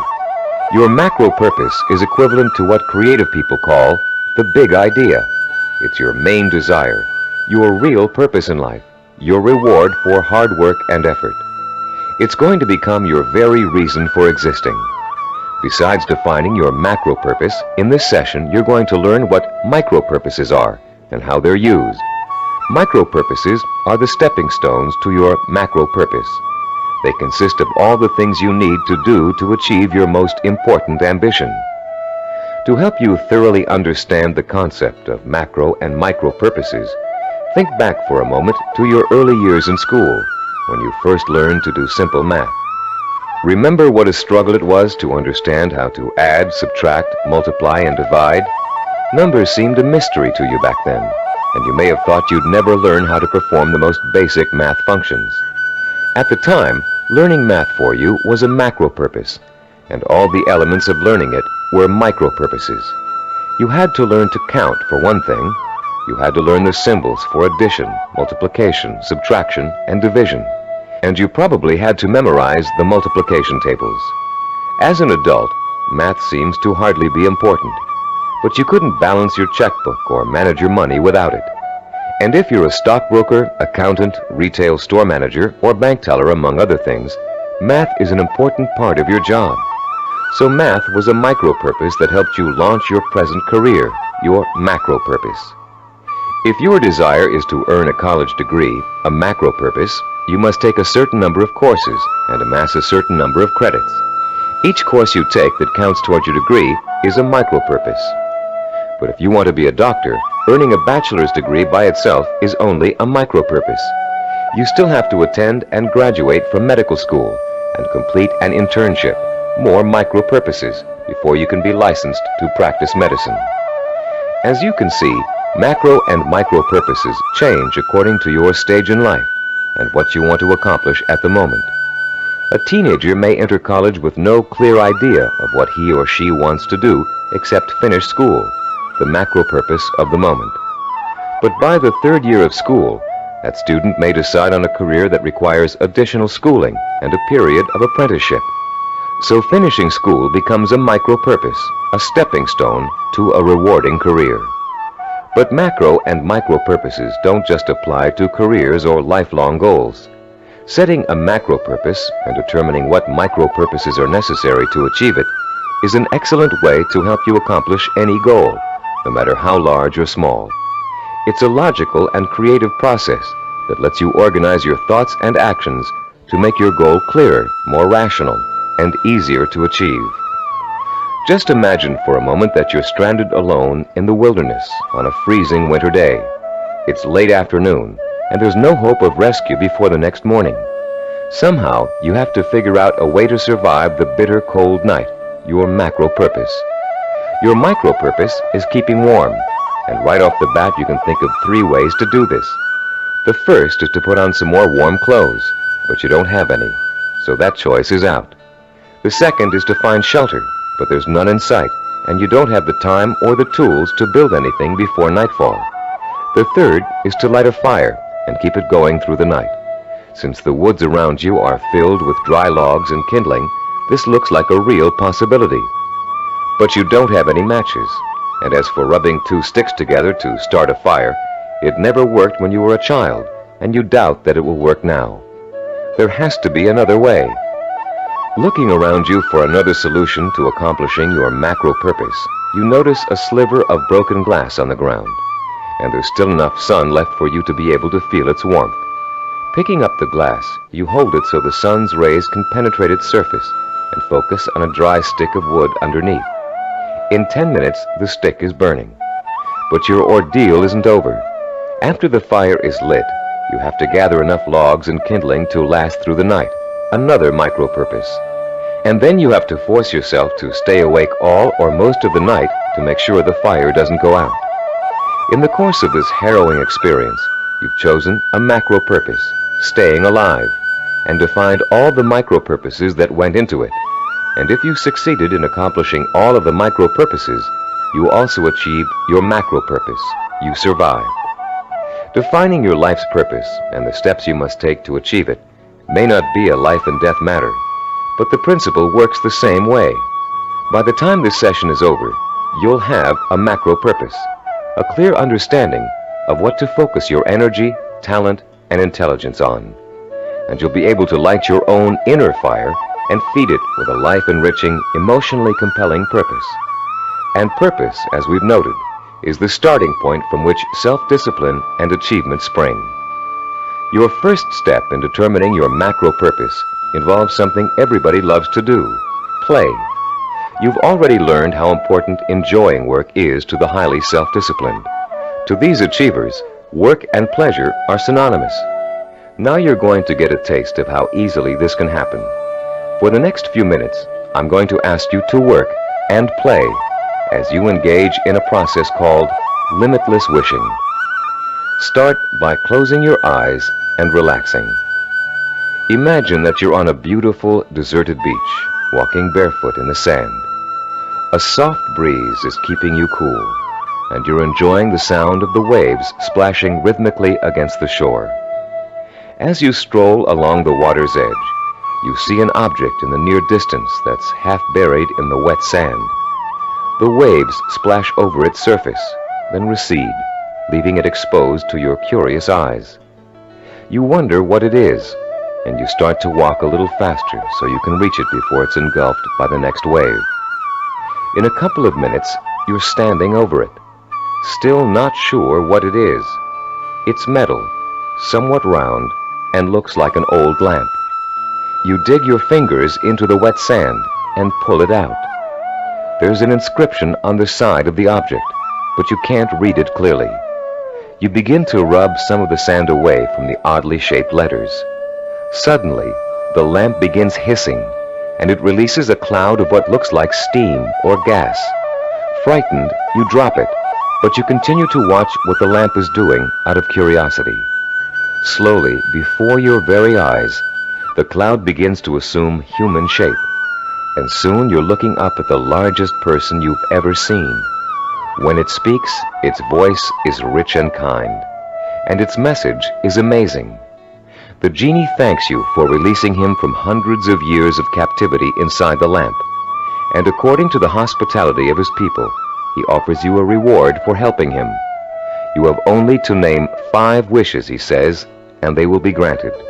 You can ask for anything, he tells you, as long as it is specific and humanly possible to achieve. At first, you refuse his offer, but as he continues urging you to accept, you begin to realize that no, you aren't dreaming, and yes, you really can have your 5 wishes. The possibilities start dancing before your eyes. Think long and hard about it. What are the things that will turn your life around and make you truly happy? What is it you secretly wish for, day in and day out, every day of your life? Take your time in deciding. This is too important for you to rush over. You may change your mind about your first choices after you've thought about it some more. When you do make your final selections, write each one down in the space provided on page 18 in your study guide. Start each wish with the term, I want, and write it in clear, specific language in the present tense. Turn your tape off now and decide what you will wish for.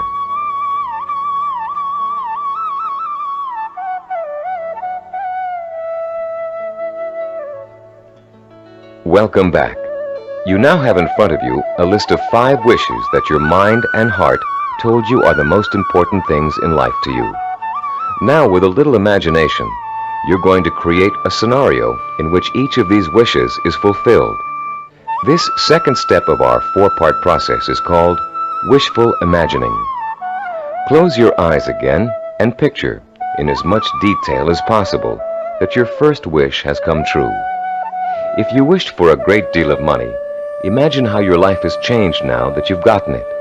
Imagine the kind of house you're living in, the kind of car you're driving, the kind of clothes you're wearing, and what you're eating for breakfast and dinner. Maybe you've got a private plane or a swimming pool, a new career, new friends, or the same friends you have now, but with a new attitude toward you. Try to imagine that you're having dinner or drinks with your best friend, and you're explaining to that friend how your new life feels. This is a friend you trust completely, so you can say anything, positive or negative. Really imagine you're there, in the restaurant or bar being served food or drinks, with people talking around you and soft music in the background. Imagine what you look like. Are you younger, thinner, better dressed? Is your friend looking envious? Picture every single detail, down to the season, the location, the restaurant, the plates and glasses on the table. Repeat this process for every one of the 5 wishes you wrote down. And as you imagine each one coming true, pay attention to your emotional response. Are some wishes easier to imagine than others? Did 1 or 2 really make your pulse quicken with excitement? Are there any that felt particularly comfortable, as if you could just walk right into the scenario and feel at home? Which one seemed to draw you in like a magnet? There will be one wish that unmistakably evokes the greatest emotional response in you. that wish will be your final choice, and you'll be ready to proceed to the third step in defining your purpose, the step we call creative biography. When truly accomplished people pass away, they've generally left behind a legacy of achievement in art, finance, politics, or the social sciences. Biographers and historians then catalog those achievements so others can read about them for inspiration. For example, here's the entry on a man named Thomas Arnold from the Britannica Junior Encyclopedia. The text of this biography also appears in your study guide on page 18. The biography reads as follows: Thomas Arnold, 1795 to 1842. Some people are loved without being respected, and others respected without being loved. Arnold of Rugby was loved by many, respected and admired by everyone who knew him. Born at Cowes, Isle of Wight, this great headmaster and scholar was educated at Winchester and at Oxford in England, where he distinguished himself in classics and history. He left Oxford in 1819, and after 9 years of study and writing, was elected headmaster of Rugby School. His powerful personality set its mark on the school from the first, and made it great in a new sense. He was very religious, and he inspired his boys with new and more serious ideals of scholarship and life. He found time, too, during the 14 years of his headmastership, to publish sermons, an edition of the Greek historian Thucydides, and a history of Rome. In 1841, he was appointed professor of modern history at Oxford, but died the following year. He was buried in Rugby Chapel, and his son Matthew wrote a beautiful elegy about him on that occasion. Arnold was too forthright to be tactful in his dealings with boys or indeed with grown-ups, but he always won their respect, and often their love, by his high-minded attitude toward life and its responsibilities.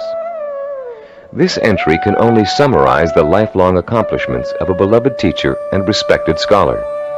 But listening to it, you can get a good idea of the purpose which must have guided Thomas Arnold. Here was a man who valued learning, scholarship, teaching, and personal integrity above all else. What do you value above all else? What would you like to be remembered for? Relax and close your eyes again.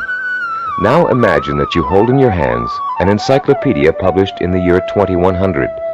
It's a heavy book with a solid feel to it. You can smell the leather binding and feel the crisp new paper as you open it. Find the section that begins with the first letter of your last name. Then turn the pages slowly as you search for the entry that gives you the details of your life. There it is, suddenly, clear as a bell. Your heart beats just a little bit faster as you see your name in bold-faced type. Now you're burning with curiosity. Did they include the most important things about you? Are your most cherished accomplishments in there? Did they understand the purpose behind the things you did? You begin to read the entry to find out. Yes, it's all there. Your birth date and hometown, the schools you went to, where you lived. And then the words that describe your highest achievements, your contributions to society. Savor the words as you read them. Let them form a clear picture in your mind of the kind of person you were and what your purpose in life was.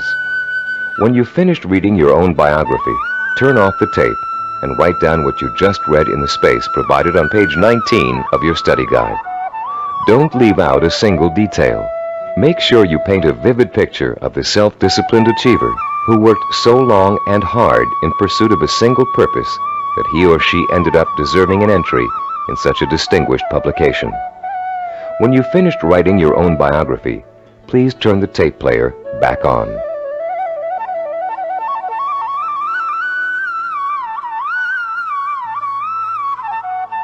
Welcome back. Now that you've completed the limitless wishing, wishful imagining, and creative biography exercises, a clear pattern should be emerging. You should now be able to answer the question, what do I, deep in my heart, really want to do? What is my purpose in life? Your fourth step in determining your purpose is writing this, the answer to that all-important question, down. You're now going to compose a personal statement of purpose. But before you do it for yourself, imagine that you're going to do it for someone else, a famous historical figure, for instance. Try George Washington. What do you think his statement of purpose might say? After all, he accomplished a great deal, not the least of which was becoming the first president of the United States. But George Washington never actually intended to become the first president. He was elected because of the kind of purpose he really had. A purpose statement for George Washington might read, "I would like to use all my strength, courage, knowledge, and resources to secure liberty and freedom for all my fellow colonists." George Washington was a great statesman and public servant, but there are other kinds of achievers. Amelia Earhart, for example. Even in childhood, she had a definite purpose in mind. It was not to be a famous woman aviator. That came later, as a natural outcome of what she really wanted to do. Amelia Earhart's purpose statement, composed when she was still a child, said, "When I grow up, I'm going to have adventures and show the world that women can be as heroic as well as men." A purpose statement can be as general as you want it to be. It can speak of heroism, freedom, social changes, adventure. It's meant to act as a focusing tool, not an actual blueprint for achieving it. You'll learn how to do that later in this program. Turn to page 20 in your study guide and compose your personal statement of purpose. Turn off the tape now while you do it.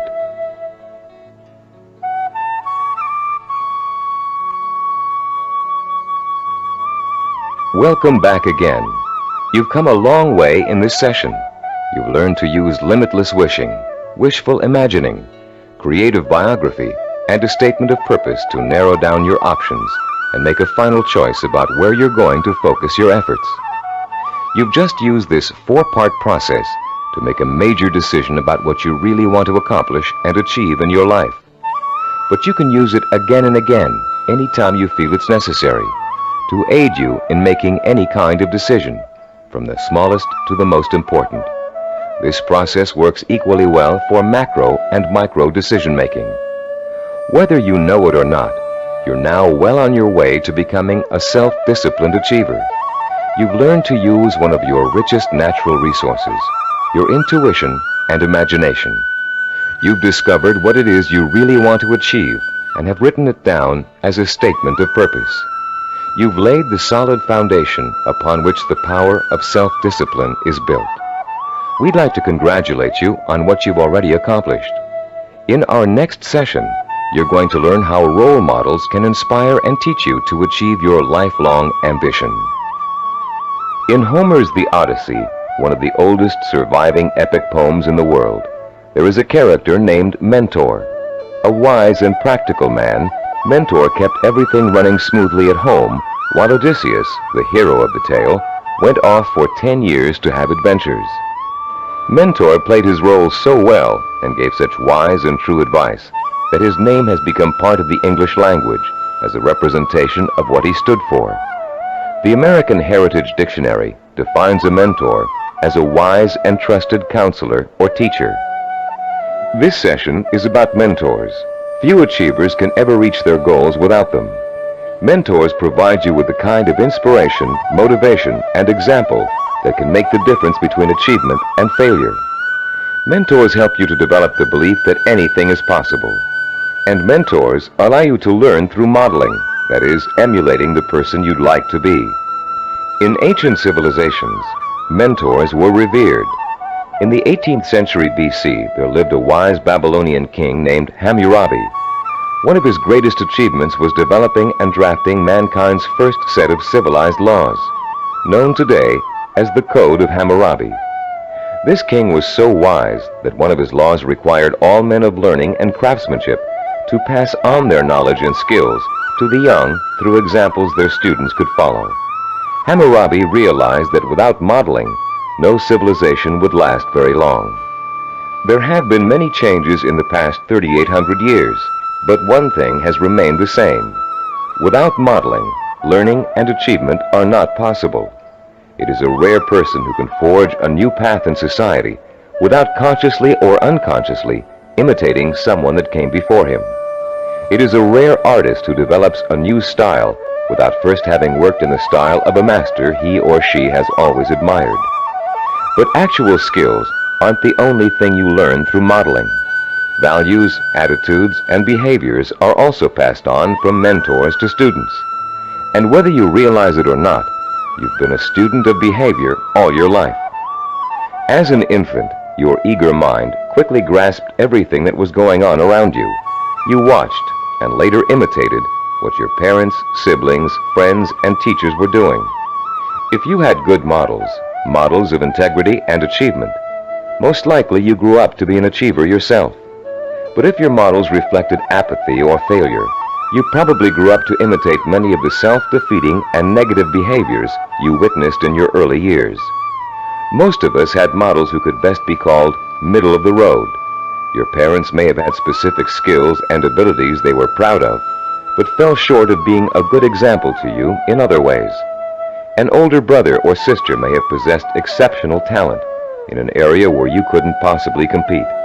As a result, you've probably been instilled with a mixture of negative and positive attitudes about yourself and your abilities to succeed.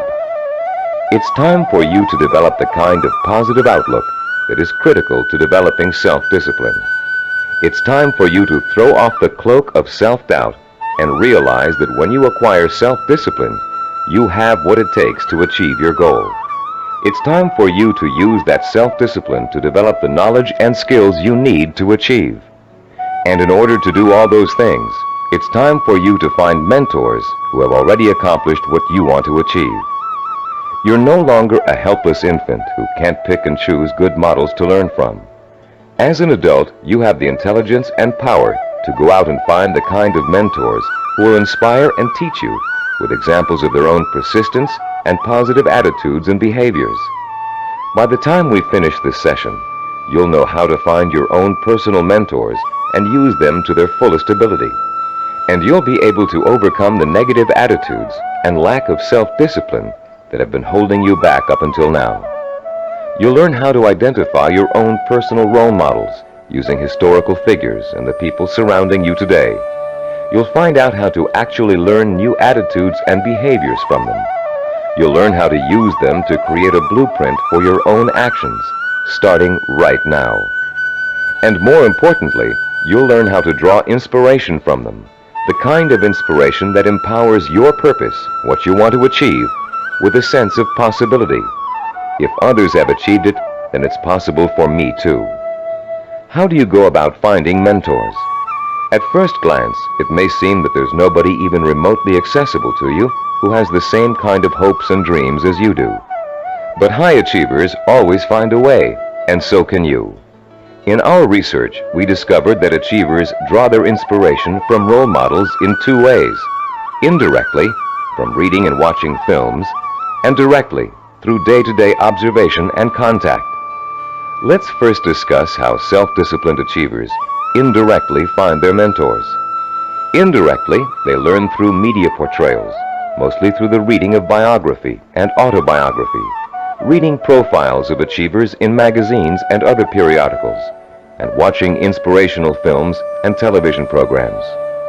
You may not be able to meet and talk to George Washington, Charles Lindbergh, Margaret Mead, or Agatha Christie, but each one of them has left behind a legacy of accomplishments that have been covered extensively in print and film.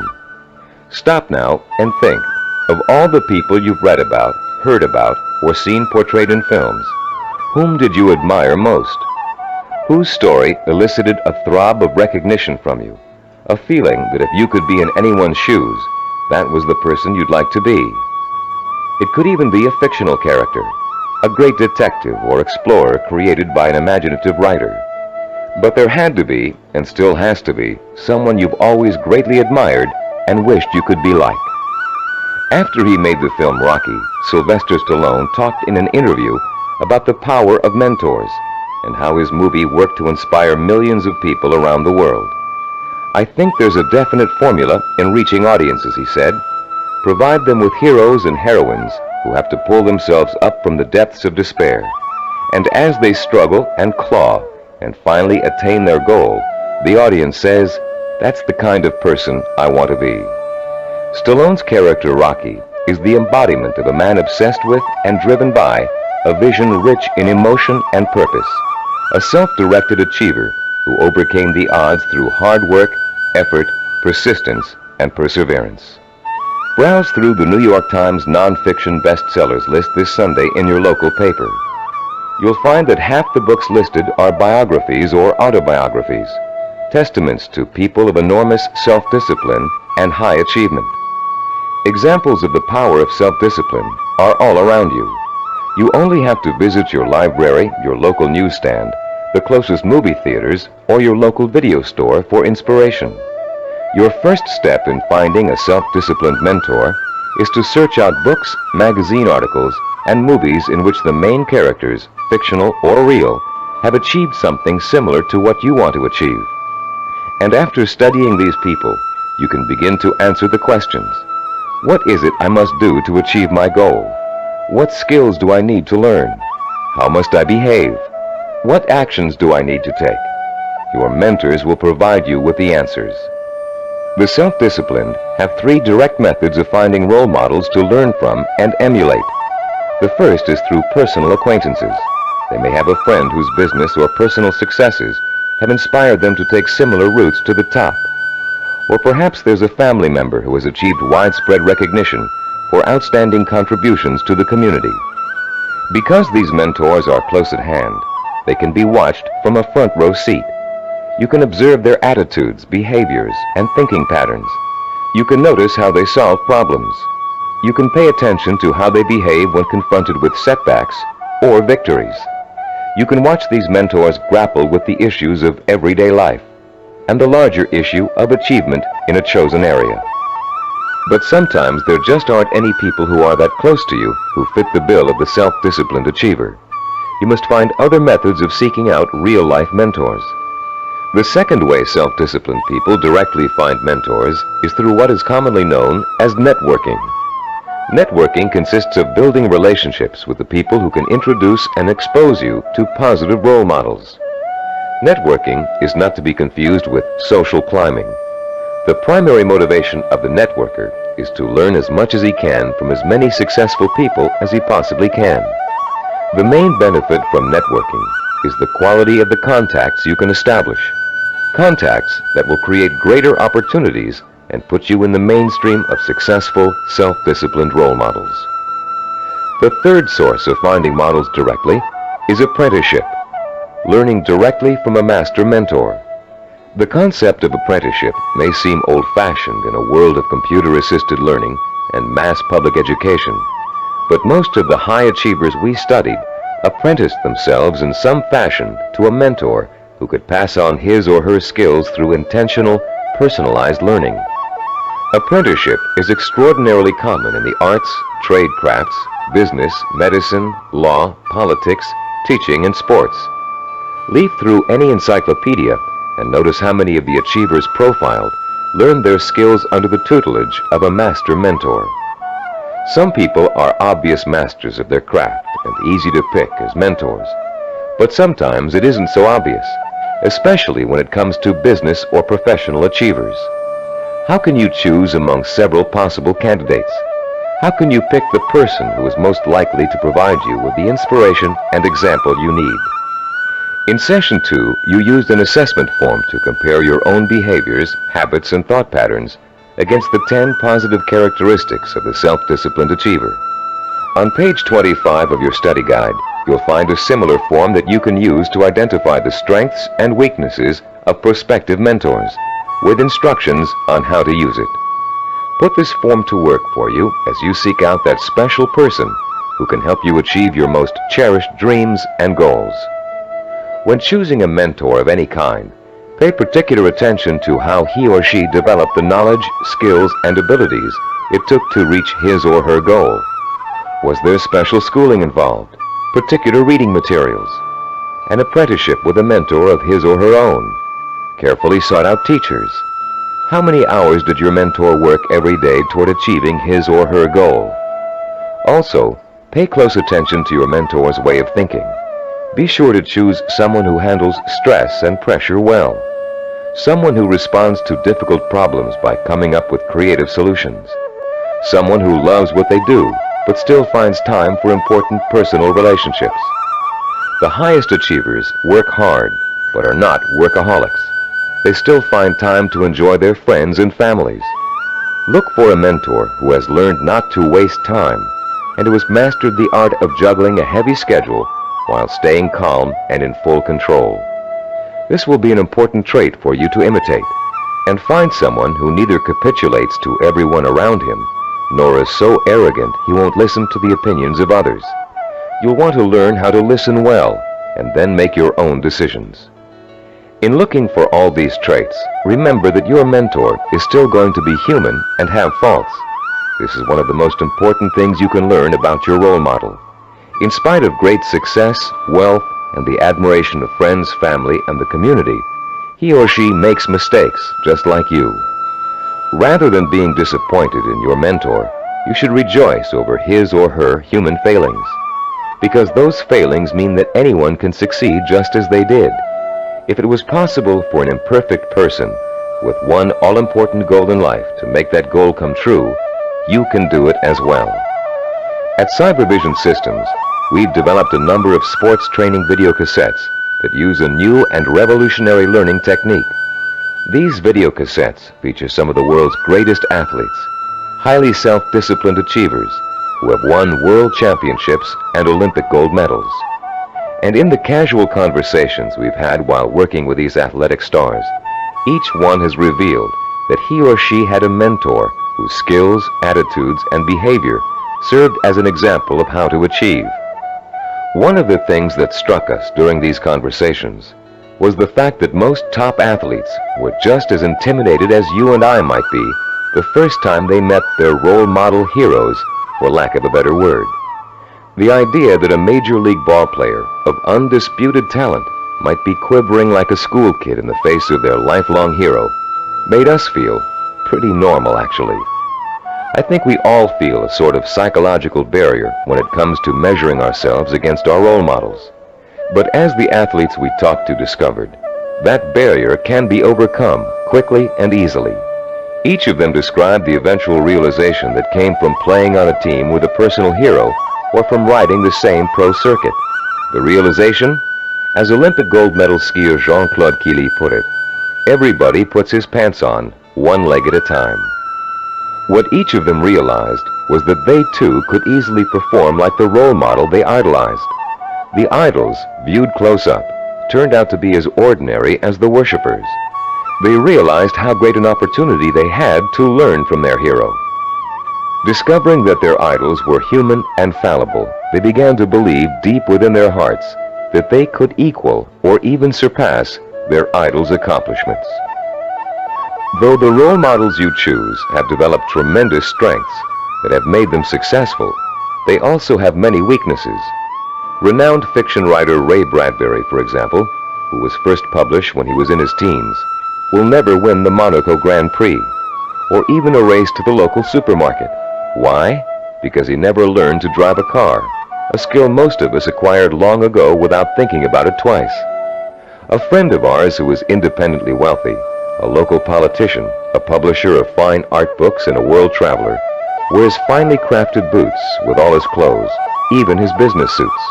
Is it part of his personal style? Yes, but his close friends know his secret. He never mastered the bow knot. This much-admired man literally cannot tie his shoes. Recognizing how human and fallible your mentor really is, demystifying your role model, plays an important role in boosting your confidence in your own ability to succeed. If a man who cannot tie his shoes can become a politician, a publisher, and a self-made millionaire, what couldn't you accomplish with the same ambition and drive that got him where he is? This is a man who never let minor shortcomings hold him back.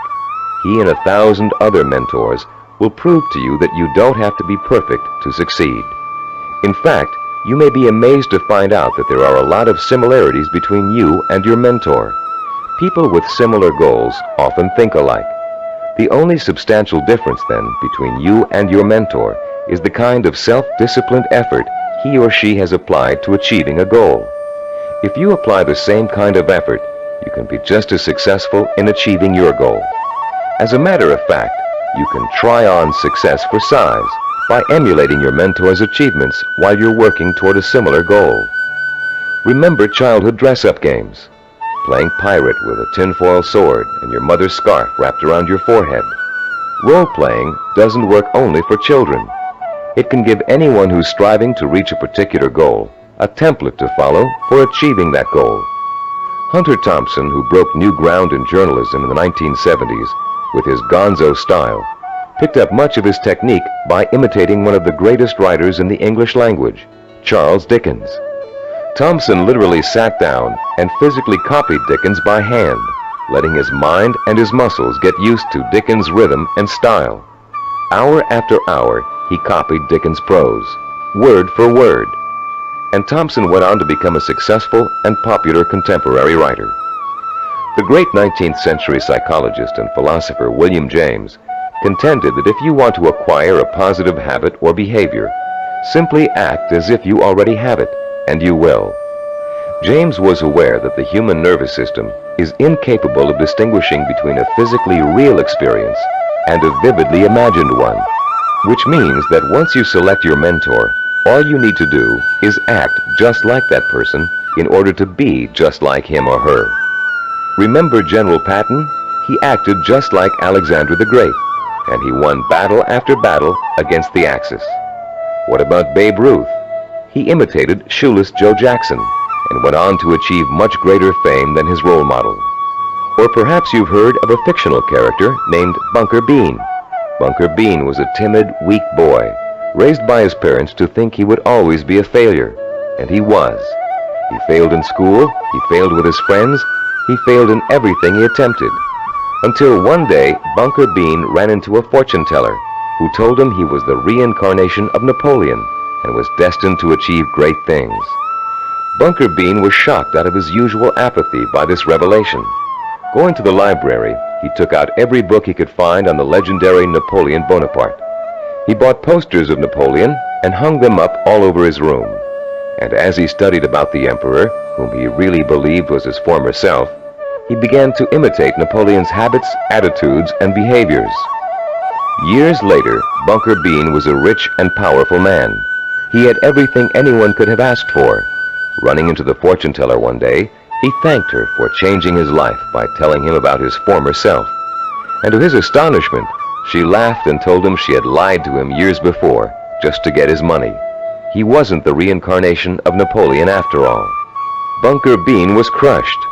But since he had spent the many years acting like his role model, he found he couldn't shake the habits of success he had acquired. It was then that Bunker Bean realized that everyone is born with the potential to be a great achiever, if they can only believe they are. You don't need a fortune teller to set you on the road to greatness. You do need to find a mentor, study that mentor, realize his or her strengths and weaknesses, and start imitating the behavior that made your mentor the success he or she is today. If you were an actor preparing for a starring role, you'd spend months studying the script, learning your lines and rehearsing your part over and over again until you knew it inside out. Only then would you have the knowledge, skills, and confidence to make a glorious debut. If, as Shakespeare said, all the world's a stage, then finding a mentor is your way of choosing your own starring role. For a while, as you closely observe your mentor and learn the script, you'll be just an understudy. But then, one day, the stage will be yours. Acting as if has remarkable suggestive power. In a book called The Wind Walker, which was made into a powerful film, an aged blind Indian spends his days teaching the ways of warriors. Sitting late at night, reflecting on the day's lesson and the children's reactions to it, he recites a poem to the heavens, part of which goes, "And did you not see the glow of their faces when he called them men, when he called them warriors? And is it not so that we become most quickly the persons we think we are?" And later, this passage appears. He was making the children feel important, that one day they could be important. That was the way of a teacher, of a true man. Once you select your role models and learn about them and from them, you, like the young Indian children, should feel important, so that one day you will be important. This power of importance you draw from role models is really the power of possibility. Once you learn about your role models, their strengths and weaknesses, they become real and human to you. you stop worshiping them and begin to believe that you can become like them or even surpass them. Once you make this realization, then your purpose becomes more real, more possible, and the fires of desire, fanned by the sense of possibility, begin to burn deep within your heart. And then, and only then, can you successfully begin the process of working persistently and progressively toward your vision and purpose. We're now reaching the heart of the action section of this program. In this session, you're going to learn how to transform your purpose into sensory-rich, emotion-provoking images of achievement. But before we do, let's quickly review the kinds of actions you've taken so far to begin your journey to achievement. In Session 4, you learned how to determine your purpose, the goal that represents the true desire of your heart and mind. This purpose is so important to you that you're willing to dedicate a great deal of time and energy to achieving it. It gives you a reason for living, and a reason for becoming the kind of self-disciplined achiever who can make it happen. In Session 5, you learned how to identify models of achievement, people who have already attained goals similar to yours. You learned how to turn those models into personal mentors, people who can inspire and teach you to achieve in much the same way they did. You found out how to isolate and identify their talents and habits. You also learned to use your mentors to create a strong sense of possibility, a feeling that if they could do it, so can you. With a clearly defined purpose and a strong feeling of "it's possible for me," you have already broken through the chains of failure that shackle and bind more than 90% of mankind. Most people don't have a purpose. They don't think that they're capable of achieving anything worthwhile. Now you're ready to take another giant step on the road to achievement. In this session, you're going to learn just how to translate your purpose into an emotion-provoking vision. This vision will become so real in your imagination that it will inspire and motivate you to work towards it every minute of every day until you make it come true. What we call your vision of success is a clear, sensory-rich, highly detailed mental picture of what you want to achieve and the rewards you'll experience as a result of its achievement. When this vision of success is linked to your purpose and a strong sense of possibility, it will, like a hot branding iron, burn itself deep into every fiber of your being. Not only will you become obsessed with this vision, but you'll also develop a sense of deep belief in your ability to achieve it. Your vision allows you to make a quantum leap from the sense of possibility to the sure-fired conviction that I know I can do it. You're about to learn a simple but powerful 4-step process for transforming your purpose into a sensory-rich goal. Once you have done that, we're going to give you 5 easy-to-use guidelines that will help implant the goal deep into your mind and nervous system. It will then become a permanent part of you and serve as the fuel that fires your emotion and incites you to purposeful action. Let's now begin to learn about the process of sensory goal setting and how you can use sensory goals to develop what we call a magnificent obsession, a burning desire to achieve your purpose. The first step you must take is to translate the statement of purpose you developed in Session 4 into what we call a sensory goal statement. As you recall, your statement of purpose was a general statement of what you would like to achieve. Your sensory goal statement is going to be much more specific. There are 3 main elements to the statement you are now going to write. First, it must be result-oriented. It must focus primarily on what you want to get out of your achievement. Second, your sensory goal statement must be time-specific. You must determine a point in time when your goal will be achieved. And third, it must be measurable. You must specify a criterion that lets you know when your accomplishment is complete. If you want to become a doctor, for example, your criterion might be finishing your internship and setting up your own practice. If you want to start your own business, your criterion of success might be the day you move into your own offices or hire your first employee. Having a measurable goal gives you the motivation to work towards a specific end. It also lets you measure your progress along the way and take corrective action if you're moving off target. This sense of having a concrete reality to work for, combined with an actual time frame and a result to look forward to, fuels your drive and compels you to work persistently and systematically toward the ultimate success of your endeavors. Let's quickly look at a few examples of how a statement of purpose can be translated into a sensory goal statement. Let's say your statement of purpose reads, "I want to help cure disease." Your sensory goal statement might read like this: "In June of 1989, I will receive a medical degree." If your purpose is to become your own boss, then your sensory goal statement might read, "In January of 1987, I will open up a retail store of my own." If your purpose is to run a marathon, your sensory goal statement might read, "In June of 1986, I will enter the Boston Marathon and complete the 26-mile run in under 5 hours." Now turn to page 29 of your study guide and look at Form 6.1. There's a space there for you to write your goal statement down. Take a moment now to compose and write your sensory goal statement in the space provided. I'll pause for a minute while you do this.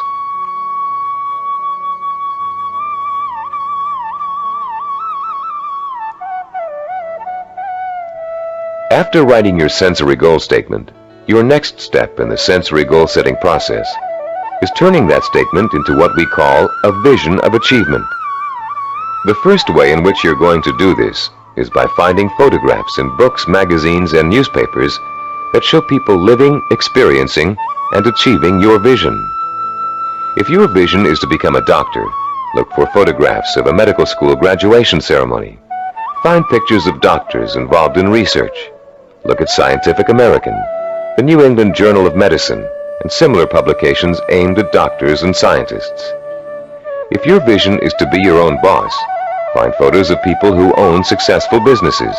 Business Week, Industry Week, and specific retail trade publications are good sources to try.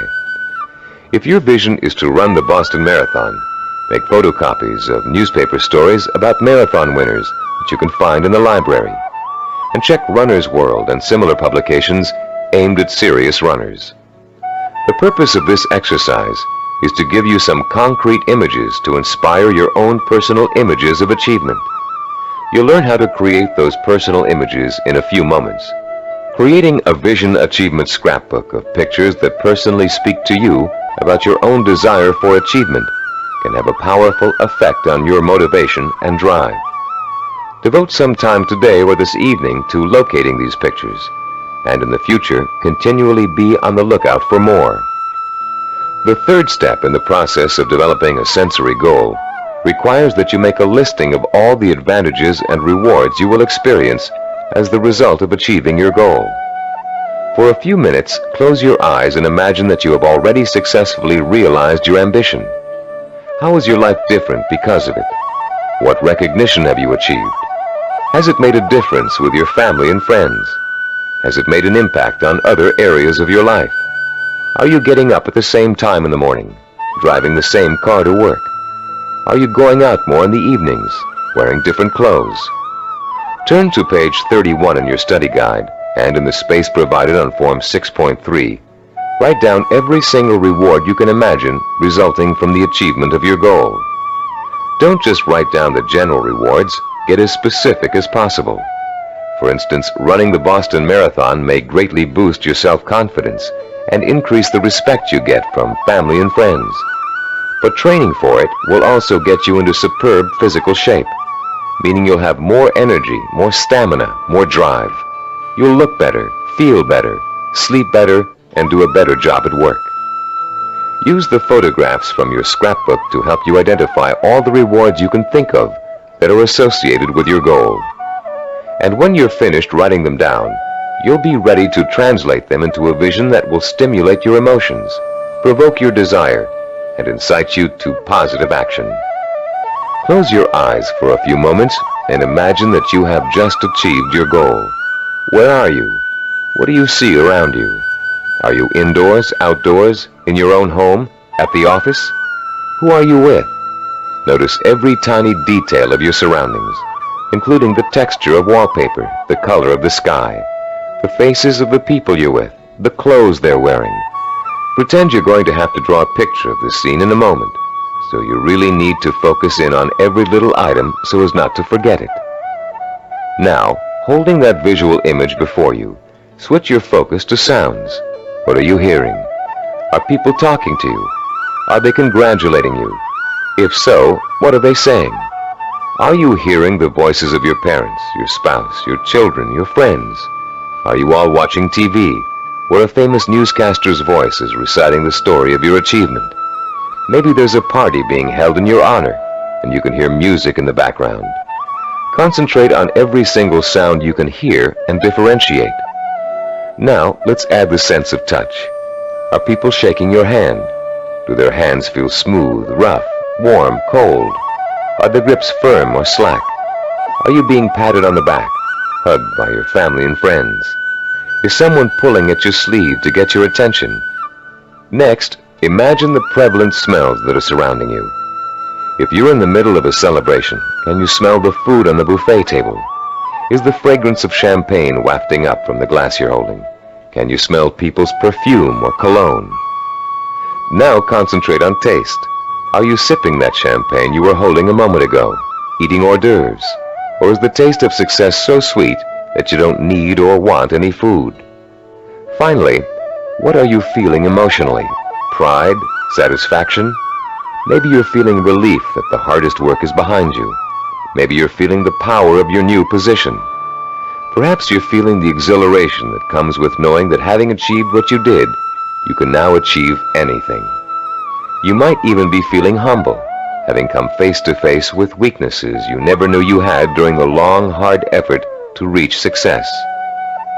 After you have awakened all of your senses to the sight, smell, taste, touch, sound, and feeling of success, turn to page 32 in your study guide and complete Form 6.4, entitled The Sensory Vision Worksheet.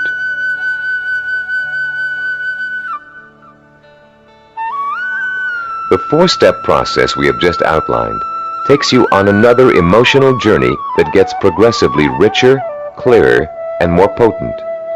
You start with a specific statement of what you want to achieve and when you want to achieve it. Then you gather inspirational photographs of others who have achieved what you want to achieve. You imagine and list the rewards and benefits you'll experience as a result of achieving your goal. And finally, you bring these three steps together into an imaginary scenario rich in sight, sound, touch, taste, smell, and emotion. This scenario is your vision. It is the driving force behind all of your thinking and activity. The more intense and more detailed your vision is, the more emotional power it will pack. The more often you conjure up your vision, the more drive and sustaining power you'll have behind you.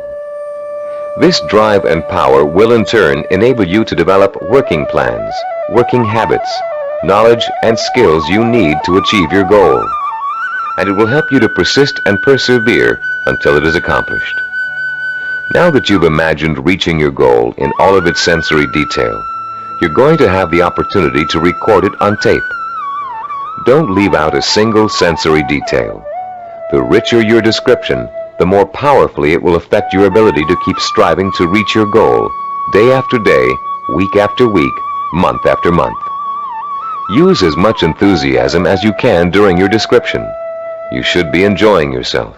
After all, it's your vision of success you're describing. After you've finished recording, play back your description and listen to it carefully. Did you falter in places? Were there things you couldn't describe fully? Did it sound as if you didn't quite believe what you were saying? If the first version of your story doesn't satisfy you, erase it and create another one. Do this over and over until you have a version that completely satisfies you. It should be highly detailed and utterly convincing. And if, along your path to achievement, you find your goal changing shape or form, just record a new version that better fits your new goal. You're now going to learn to use this recording as part of a 5-step daily plan for internalizing your vision and making it so much a part of you that it will drive you to plan, to work, to achieve, to persist. Your first step will begin early in the morning, soon after you wake up. The The first thing you're going to do before going about your daily business is to review your statement of purpose, your sensory goal statement, your photographs of achievement, and your list of rewards for achieving your goal. This is not just to remind you of why you're striving for success. It's to remind you of exactly why you need to succeed. Your statement of purpose, your list of rewards, your photographs, all speak of your deep need for achievement and the ways in which it will satisfy you and enrich your life. This is what you need to awaken in yourself anew every single morning. After you've reviewed those materials, your second step is to listen to your recording of your sensory goal description.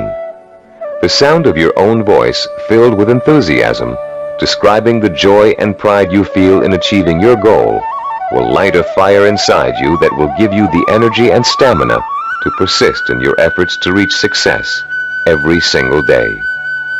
And during the day, as part of step 3, you must take a few moments out from whatever you're doing, close your eyes, and imagine your sensory goal in all its richness and brilliance. Recall the touch, taste, smell, sight, and feel of success. Relive your emotional reactions to it. Keep the obsession to achieve burning in you all the time by remembering this vision as often during the day as possible. For step 4, at night you must mentally review all the events that occurred during the day. Did you have new experiences that could help you fuel your vision and make it richer and clearer? Make another recording that reflects your new thoughts and feelings.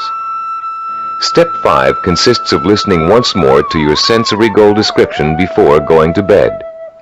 And as you're falling asleep, play your sensory-rich scenario of achievement over and over again in your head. This 5-step plan will refuel and reinforce your motivation for achievement, and it will help to give you daily feedback on how well you're progressing toward your goal. But remember, there will be setbacks and mistakes along the way, and there will be readjustments in your thinking and planning about what you want to achieve and how you want to achieve it. You'll find yourself adjusting your course just as you adjust your steering wheel while driving on a winding road. This is to be expected because there is no effortless path to achievement. For this reason, we suggest you record your vision over again at least every 2 weeks. That way, it can keep pace with your daily experiences and changes in outlook. You've come a long way in this session. You've turned a general statement of purpose into a specific statement of what goal you want to achieve. You've put an achievement date on that goal. You've gathered pictures of it. And you've learned to turn it into a living, breathing vision of success that evokes the kind of strong emotions you need to sustain a long, hard effort of achievement. Now is the time to record your vision. Take your time and do it as many times as necessary until you are satisfied with the results. Remember, you're going to be listening to it twice a day, so it needs to be rich and rewarding. You may find you need several tries before you successfully record a vision that satisfies you in its richness of detail and intensity of emotion. Do as many versions as you need until you get the one that sounds just right. If your goal changes, record a new version. If you've reached your goal and want to pursue another, create a new vision and record it. Remember, include all the details and be as enthusiastic as possible.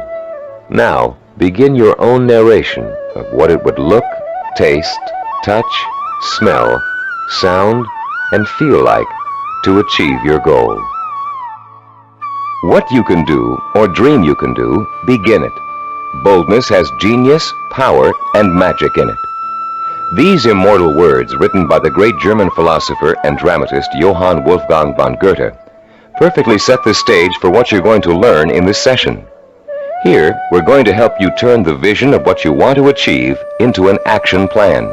In Goethe's words, to boldly begin your dream. You already have the vision. You believe in it and in your potential to achieve it.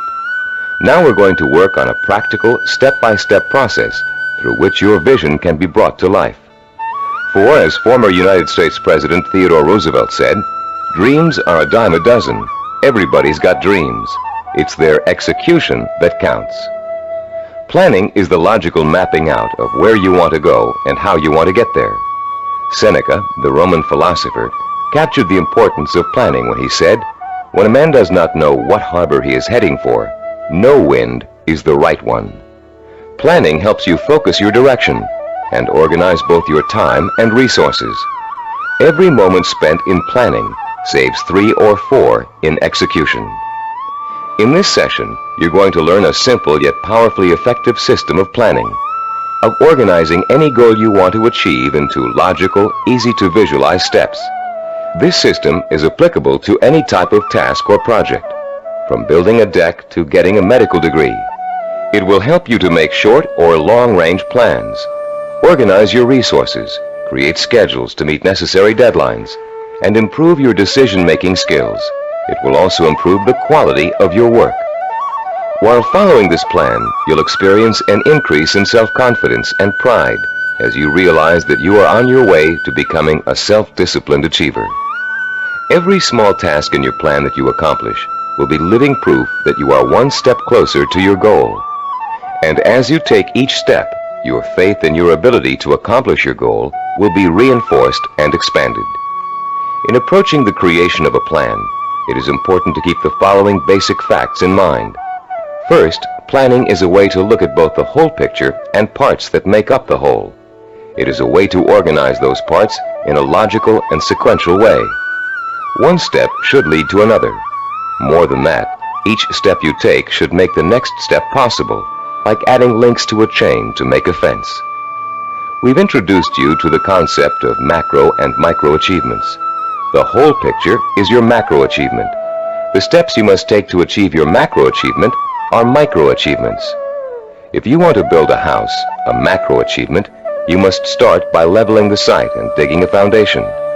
Only after those steps have been accomplished can you go on to pouring the foundation, putting up the framing, putting in electricity and plumbing, finishing the walls, installing the roof, and so on. The second fact to keep in mind is that ideas take time to implement. I won't dwell at length on the subject of time now, since we're going to devote all of Session 8 to time.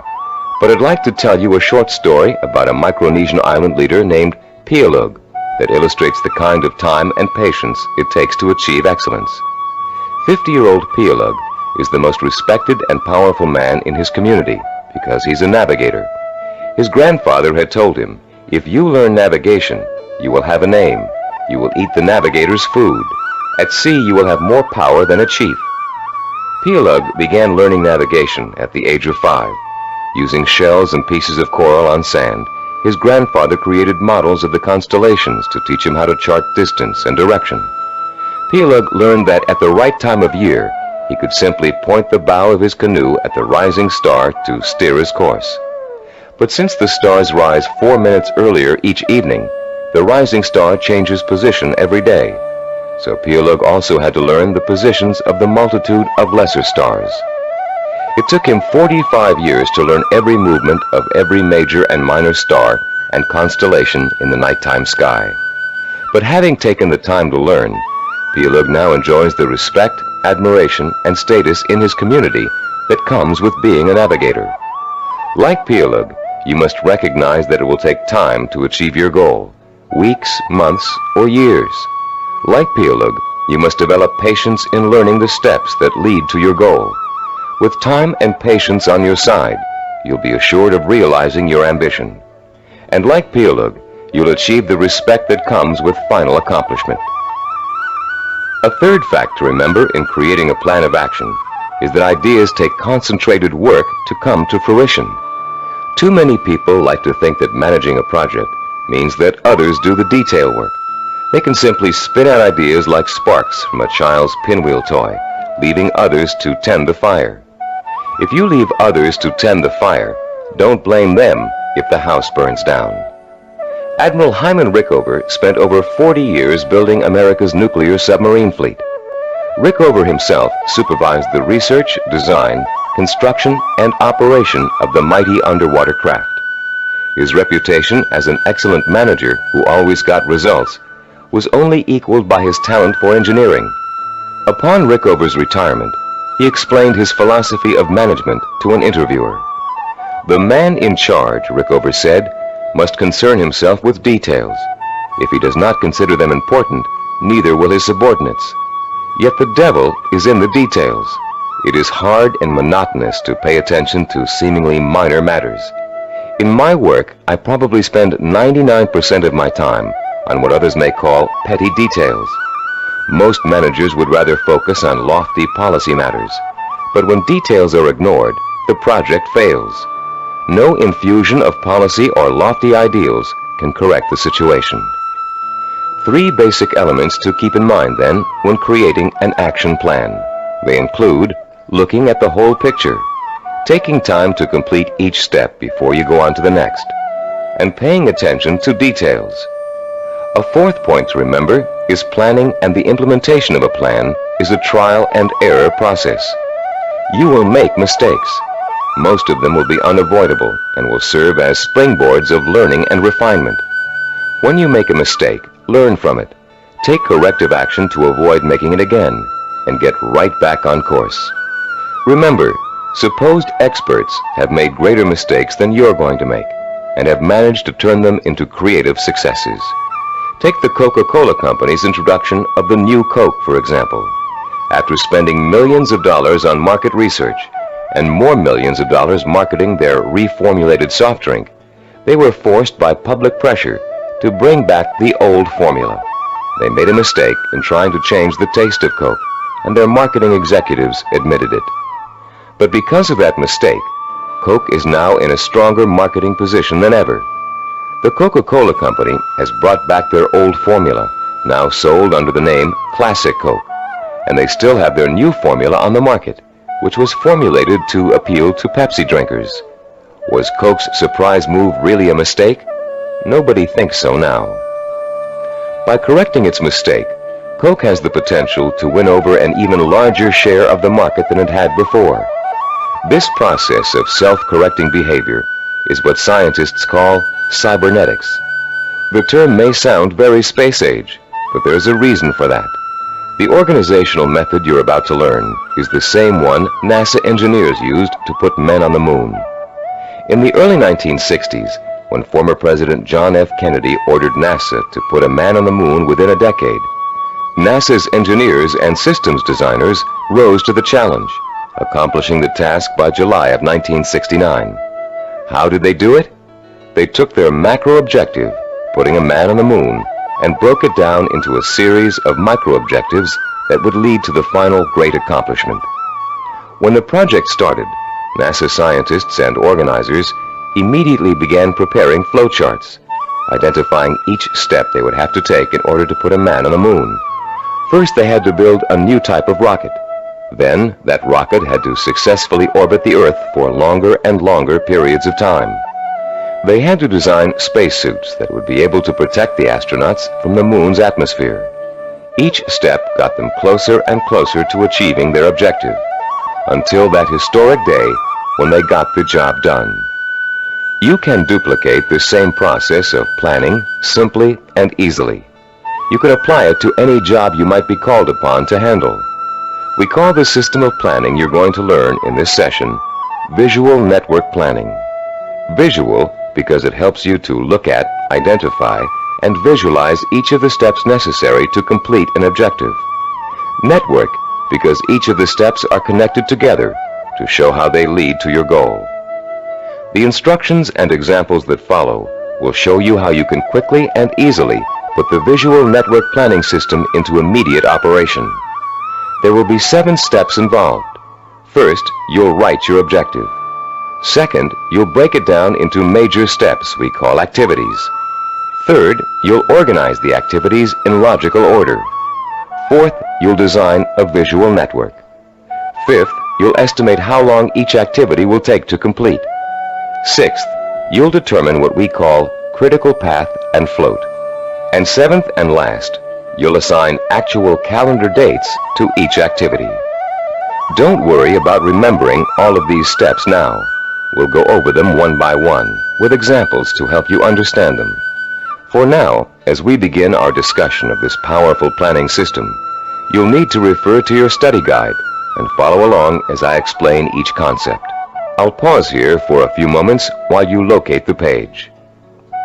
First, let's discuss the 4 basic elements of visual network planning. Look at diagram 7.1 on page 36. The first element is what we call an activity box. An activity is a step or task that must be completed in order to achieve a goal. The name of the activity is listed in a box. One activity is linked to another activity by a line with an arrow. This linking of activities is the second element of a visual network plan. The third element is the activity's reference number. Each activity is assigned a number for the purpose of identification. The number is circled and located in the upper left-hand corner of the activity box. Any number can be assigned to an activity box, and the numbers you do assign don't necessarily have to follow in numerical order. Activity number 23 can follow activity number 15. The fourth basic element of a visual network plan is what we call duration. Each activity takes a certain amount of time to complete. That amount of time is called its duration. Duration is listed at the bottom right-hand corner of the activity box. It can be represented in minutes, hours, days, weeks, months, or years. Now let's use these elements to build a simple network, a group of linked activities that lead to a goal. Refer to diagram 7.2 on page 36. This diagram assumes that you have some hard winter wheat and a wheat grinder, and you want to make some fresh, hot, whole wheat cereal.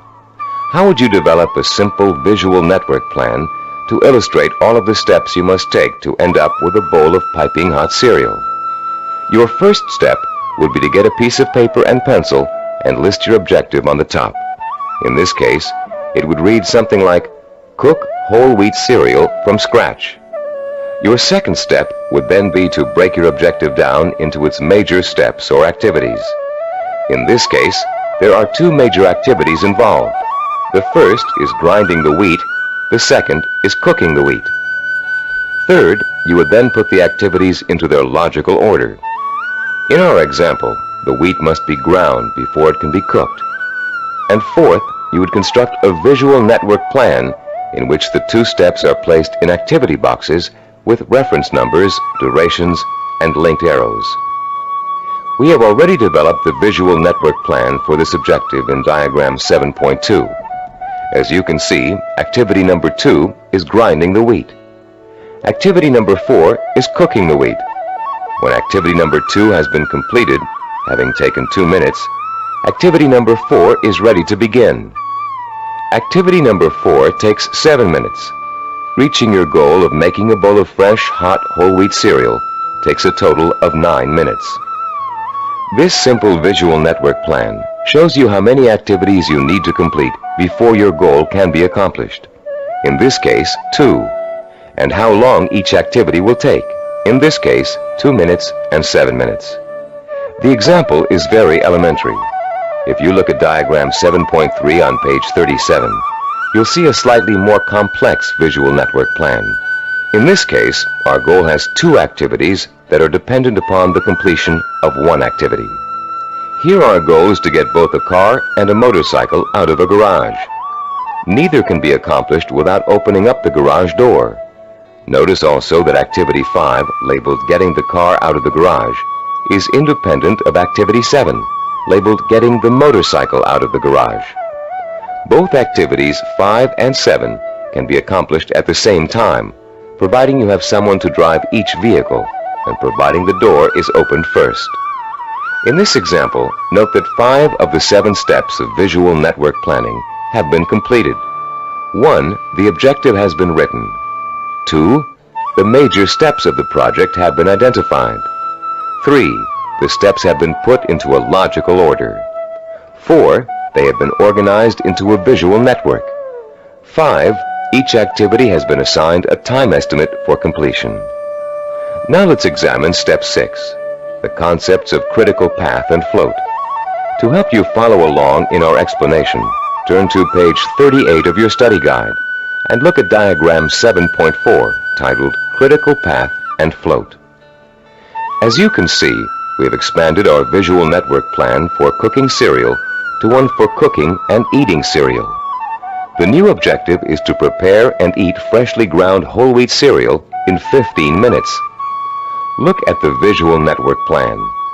You now have 3 separate paths that come out of Activity 3, grinding wheat. Going from the top down, the first path is made up of Activities 3, 5, and 11. The middle path is composed of Activities 3, 9, and 11. The bottom path includes Activities 3, 7, and 11. Look at the 3 paths individually and total up the amount of time each will take. The middle path will take a total of 14 minutes to complete. The top path takes only 8 minutes. The bottom path takes 9 minutes. Look at your objective again.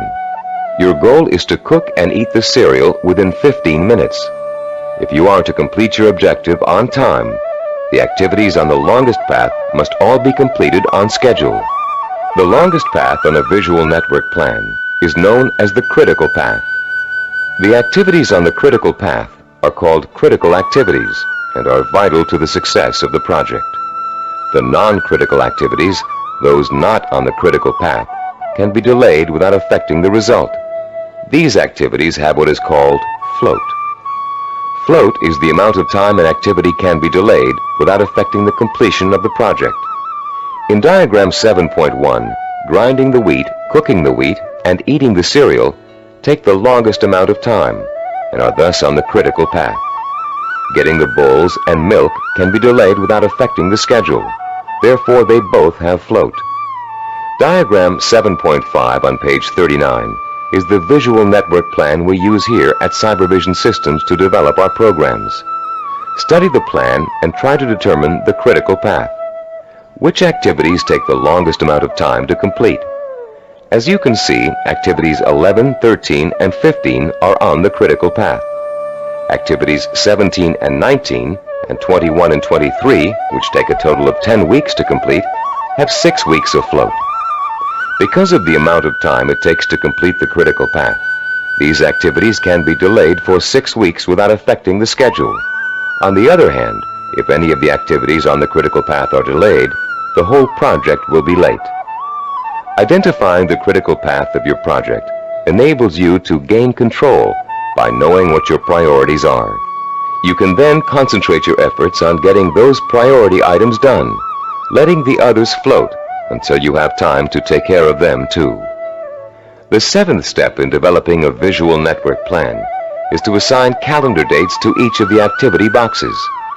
Once you're ready to commit your project to firm starting times, you must insert completion dates for all activities along the critical path.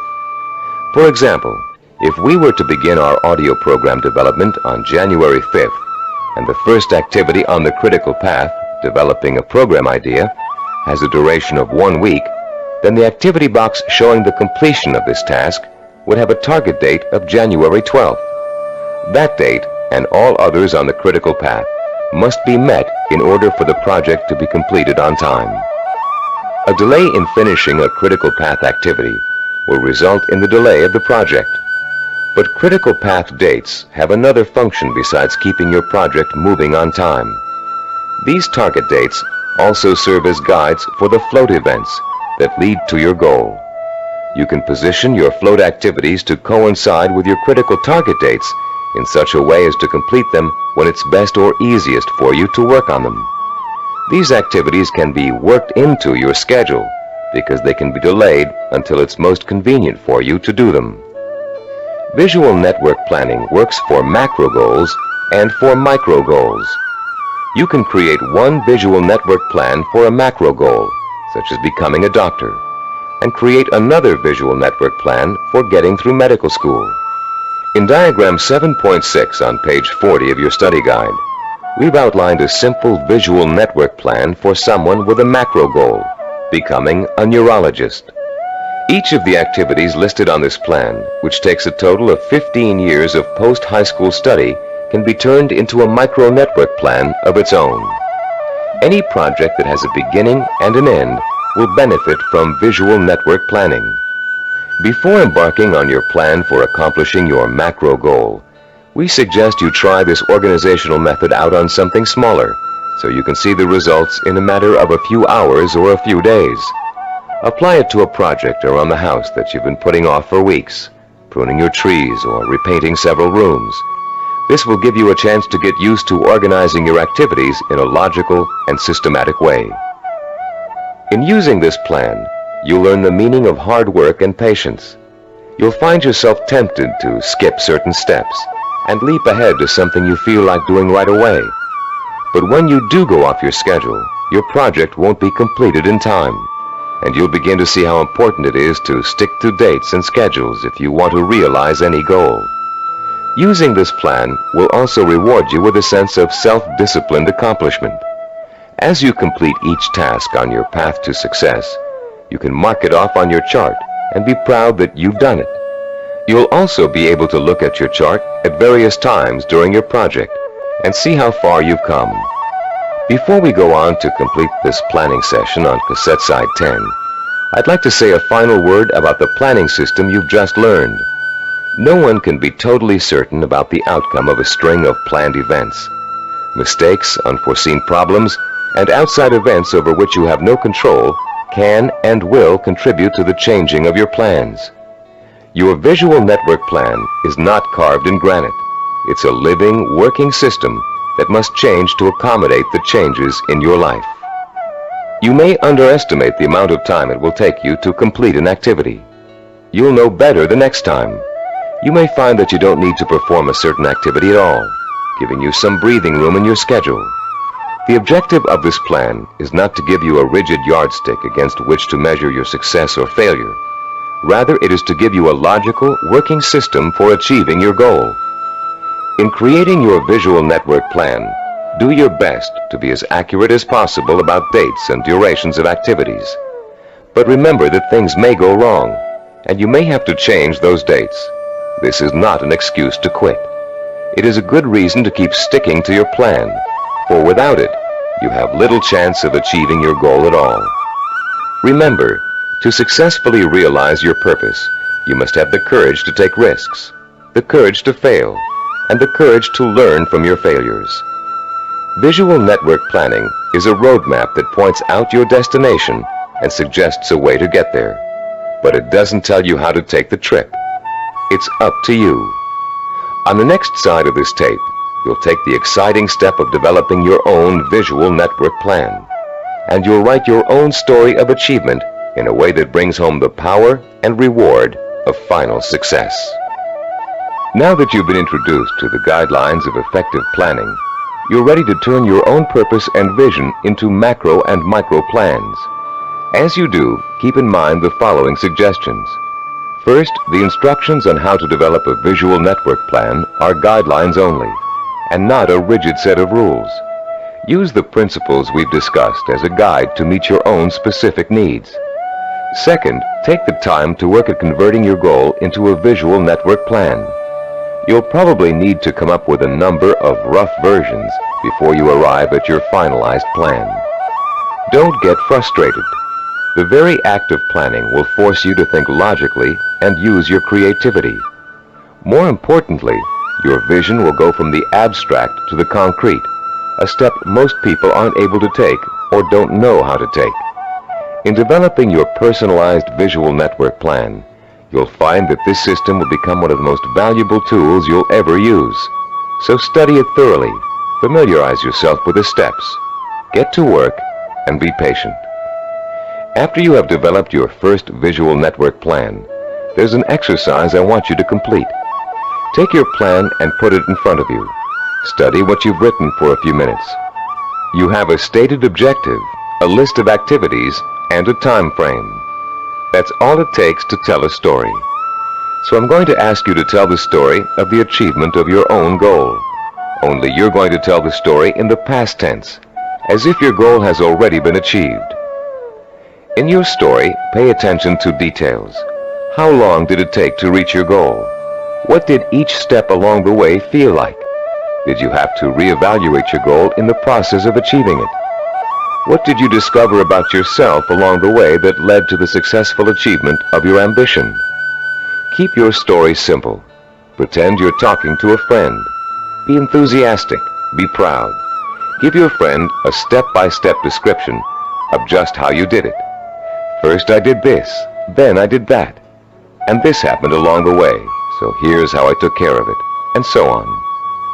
Now you're going to tell your story on tape to describe your success in sensory-rich detail with all the enthusiasm you can muster, as if it finally really happened.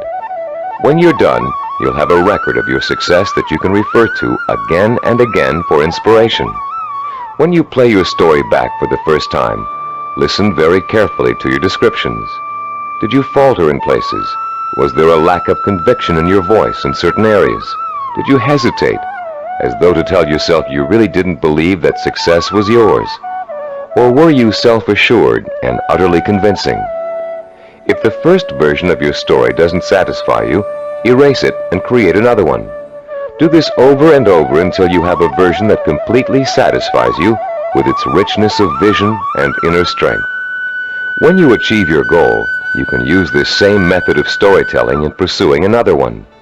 Always make sure that your story rings true and offers real inspiration to you when you hear it. Remember, don't be afraid to brag and relive the success you've already accomplished in your imagination. You've already taken an important step in mastering the science of self-discipline by learning how to turn your most important goals into step-by-step plans for achievement. Now comes the time to roll up your sleeves and learn how to put these plans into action. This is an exciting moment for you and a turning point in your quest for success. Up until now, you've learned how to prepare for achievement. Now you're going to learn how to actually tackle the hard, efficient work that is the bread and butter of achievement itself. Notice we said hard, efficient work, not just hard work. Hard work alone doesn't guarantee success. In fact, many unfortunate people spend a great deal of time working very hard and never get anywhere in spite of it. Making intelligent and efficient use of your time is of paramount importance in achieving your goal, especially when that goal may take years to achieve. In this session, you're going to learn how to manage your time and effort so efficiently that you won't waste one valuable moment in your journey to achievement. You'll learn how to find time in an already busy schedule to work on the micro tasks that make up the stepping stones to your macro purpose. You'll find out why what we call seasoning, a special way of looking at time, is so critically vital to your success. You'll learn how to actually quicken time, make hours seem like minutes, weeks seem like days, and years seem like months. And you'll learn once and for all how to develop the do-it-now habit, allowing you to permanently overcome the world's #1 cause of failure, procrastination. By the time you finish this session and complete the corresponding exercises in your study guide, you'll be equipped with a new attitude towards time and achievement, and you'll be ready to begin systematically putting your step-by-step plans into purposeful, disciplined action. Let's now begin exploring the fascinating principles of using and managing time that can make the difference between success and failure. To begin at the beginning, let's talk a little bit about the relationship between time itself and achievement. We all know that it takes time to accomplish something. Depending on what you'd like to accomplish, it may take a little bit of time or a great deal of time. The same goal can also sometimes be achieved in less time or more time, depending on how good a job you want to do in achieving it. Think about any small task you might be confronted with around the house. Let's say one of your doors is stuck and needs planing in order for it to open and close easily. There are lots of ways you could accomplish that task, and lots of shortcuts you could take. But in order to do a really good job, you know you should measure the door and doorway opening. Figure out how much wood you need to remove, take the door off the hinges, and mount it on a sawhorse and plane it down until it reaches the right size. This approach may take longer than some others you can think of, but it's the best way to achieve your goal. And when the job is done properly, you know that door will never get stuck again. The person who takes the time to do the job right is the epitome of the self-disciplined achiever. Someone who has learned not to worry about time, but use it to its full potential to achieve a goal in the best way possible. None of your goals are going to be as simple as this one to accomplish, but the principle remains the same. To achieve with excellence, you're going to need a long period of time in which to allow your knowledge and skills to mature and grow. This is the concept of time that we call seasoning. Seasoning is a law of nature. All things take time to come to fruition. People, in their impatience to get what they want without going through this growing process, often end up stunting their own personal growth and making true success impossible. Shortcuts only lead to mediocrity and failure. Scientists, philosophers, artists, and statesmen have always recognized the importance of seasoning in accomplishing any goal. When asked by an impatient student how long it would take to become a master teacher, the Roman philosopher Epictetus replied, "Nothing comes into being all at once, not even the grape or the fig. If you say to me now, 'I want a fig,' I shall answer, 'That requires time.' Let the tree first bring forth tender blossoms. Let the blossoms endure the weathering of the sun, wind, and rain. Let the tree then put forth its fruit, and finally, let the fruit ripen." Cybervision founder Steve DeVore recalls learning about seasoning the hard way. "When I was 5 years old," he said, "I planted a garden in my backyard. Because I didn't understand how seeds grew, I would go out and dig them up every day to see if they'd sprouted yet. I hardly watered them, and I didn't weed them regularly as I should have. Because I was so impatient and neglectful, my plants never got the chance to grow properly. And when harvest time came, my vegetables were pitifully small and undeveloped. I had a friend next door, a slightly older boy who understood the principles of gardening. He let his plants grow and ripen in their own time, helping them along with regular watering, fertilizing, and weeding.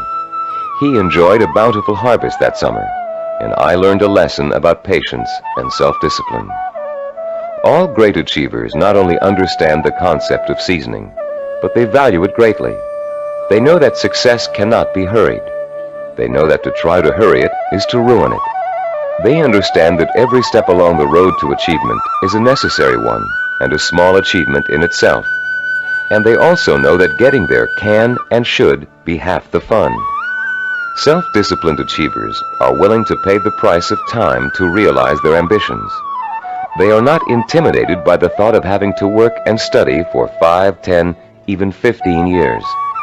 Their commitment to a goal is absolute, and their vision of success is unwavering. The self-disciplined achiever knows that if what he wants will take 5 years to achieve, the 5-year effort will be worth it. He knows that those 5 years are going to pass anyway, and he has a choice about whether to spend them preparing for success or wasting the time thinking and dreaming about what he'd really like to do. For the self-disciplined achiever, there is no choice. He'll gladly spend those 5 years working and studying to achieve his goal. Does several years seem like a long time to you? Think how fast the last 5 years of your life have gone by. What did you do during that time to make achievement possible? If you had been working steadily towards your goal all that time, you could have achieved it by now. Let's say you're 34 years old and your dream is to become an architect. You know it will take you 6 years of schooling and apprenticeship before you can get a good job with a respected architectural firm. But that means you'll be 40 years old by the time you reach your goal, and you feel you just can't wait that long. Stop and think. You're going to be 40 years old in 6 years whether you study architecture or not. And if you choose not to study it now, in 6 years, you'll be in the exact same position, wanting to be an architect and knowing it will take you 6 years to get there. Only by then, you'll have to work until you're 46 to achieve your goal. You can get there in 6 years by starting now, or you can choose to give up hope of ever getting there at all. If you really want to achieve your goal, 6 years won't seem like such a long time. As you'll find out later in this session, to the self-disciplined achiever, the 6 years will go by very fast. Impatient people want things to happen overnight. In the words of French philosopher Blaise Pascal, they anticipate the future as too slow in coming. And in being unwilling to devote hours of time to the kind of seasoning it takes to become accomplished at anything, they waste their lives by doing nothing at all, and they wonder why they always feel so unfulfilled. How many youngsters have you known who came home from a rock concert determined to learn to play the guitar? It looked easy when the group on stage was playing, so the youngster goes out and buys a guitar and takes his first few lessons. And all of a sudden, it becomes apparent that it's not easy. It's going to take years of hard work and effort to learn to play really well. So the youngster loses interest and gives up, bored with the tedium of practicing scales for hours. Yet the professional musicians he's watched have put in years of practice to get where they are, and where the youngster would like to be. The great artist Pablo Picasso was once approached by an admiring woman in a restaurant. Having recognized him, she asked him to draw something, anything, on a napkin for her. She told him she'd pay him whatever he thought was fair, if only he would provide her with this impromptu work of art. Picasso agreed and spent 5 minutes drawing a picture on the napkin. When he was finished, the woman picked the napkin up in delight. "How much did he want for the picture?" she asked. Calmly, Picasso replied, $10,000. Dumbfounded, the woman began to argue with him that a picture drawn on a napkin in 5 minutes couldn't possibly be worth that much. But Picasso just smiled and said, "Madame, it may have only taken me 5 minutes to draw the picture, but it took me 40 years to learn how to draw it." 40 years.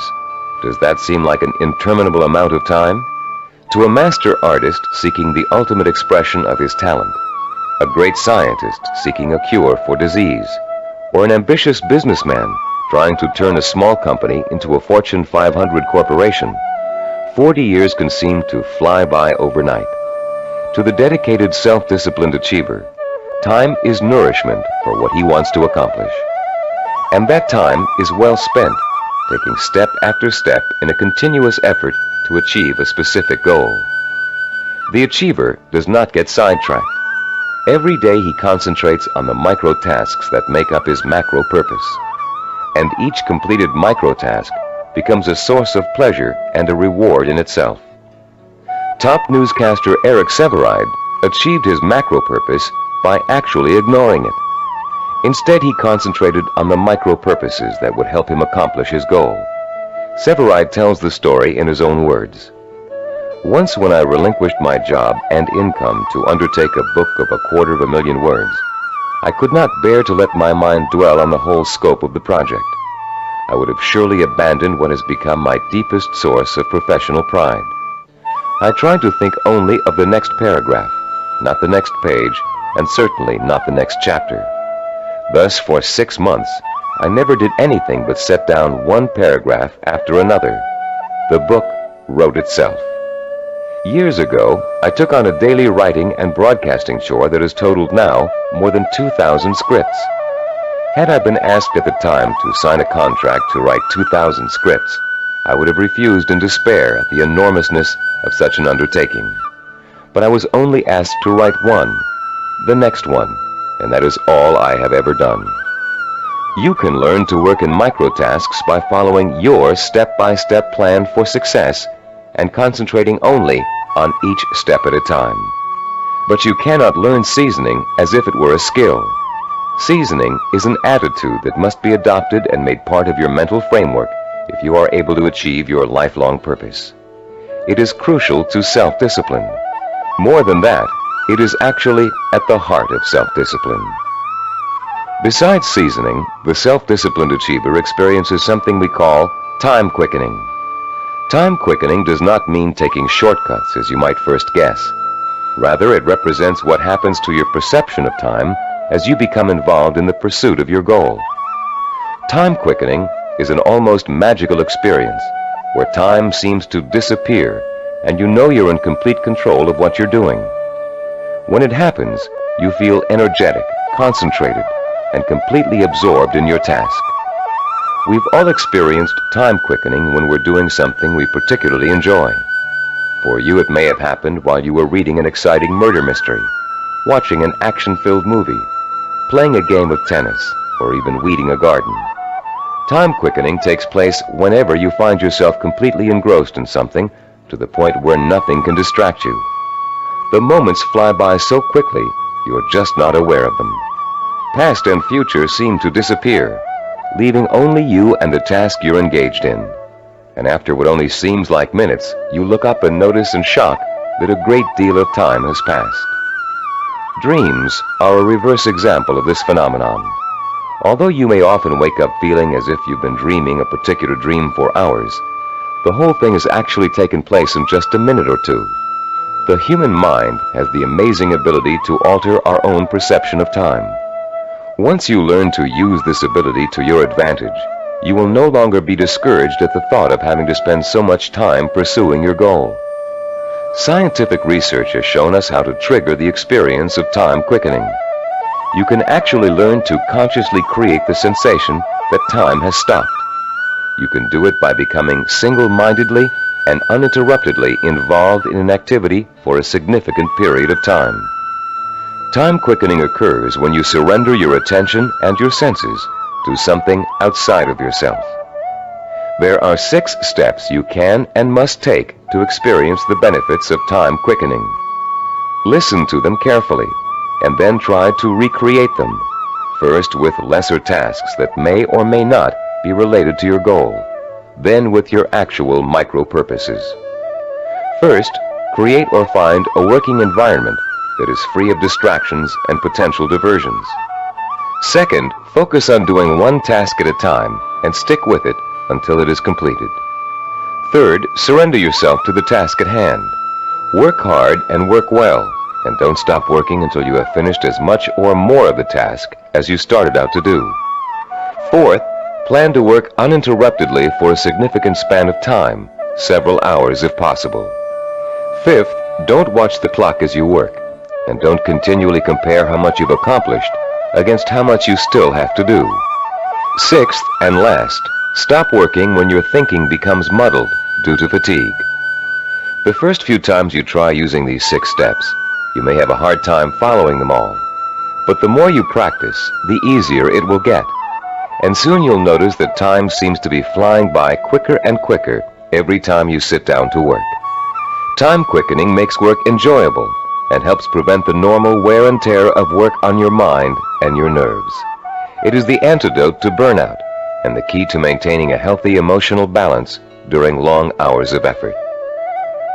Time quickening will enable you to successfully complete the string of micro-tasks that over an extended period of time will take you closer and closer to the completion of your macro goal. And if your goal is years away, time quickening will make it seem to all happen so quickly that the illusion of overnight success will almost seem as if it's coming true. Using time quickening to follow a step-by-step plan for reaching a goal is one way to make that goal appear closer than it really is. But time quickening won't do you any good if you find you can't even get started on your micro-tasks. For most people, the biggest enemy of success is procrastination, postponing doing the work you know you must do in order to accomplish your ambitions. Like most people, you may think procrastination is relatively harmless, a trivial problem that you don't really need to worry about. But there's nothing trivial about a habit that is the cancer of self-discipline.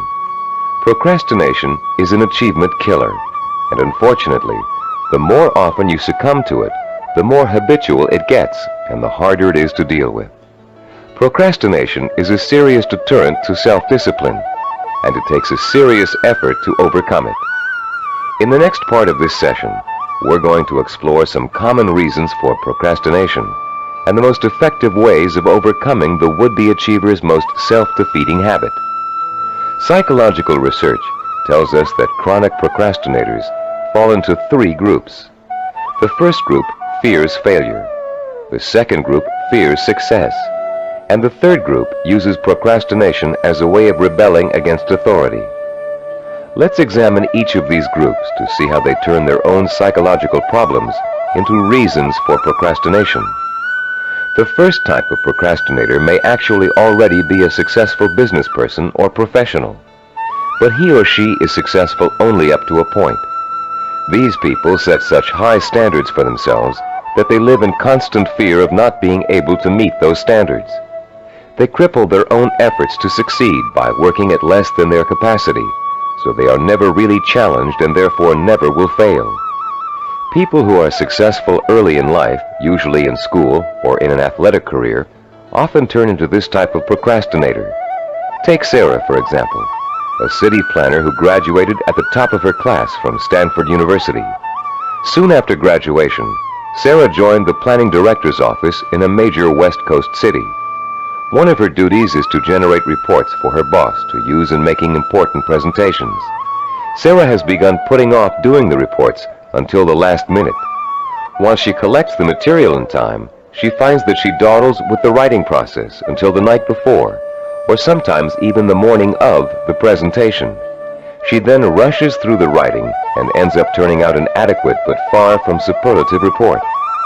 What Sarah manages to do in each case is avoid testing herself to the maximum. She is not certain whether she can live up to the high promise of her success in school. By putting off her work till the last minute, she doesn't have to find out the truth about her abilities, because of course at the last minute, nobody could be expected to turn out a perfect report. In the course of this kind of procrastination, Sarah has picked up a new skill called brinksmanship. She flirts with catastrophe by not doing her work in time, then pulls herself out of the brink at the last minute. If her performance doesn't measure up, she can always blame lack of time for failure. When her performance is good, she can applaud her ability to come through in the clutch. All that Sarah is proving is that she can do an adequate job at the last minute. The real test, what she'd do with the report if she took the time to work on it, has never been faced. The second group of procrastinators are afraid of the very thing most people are striving for: success. Some of these people are simply afraid to stand out from the crowd. They don't want to be seen as different. Many are afraid that if they are too successful, they will outgrow marriage partners, families, or friends.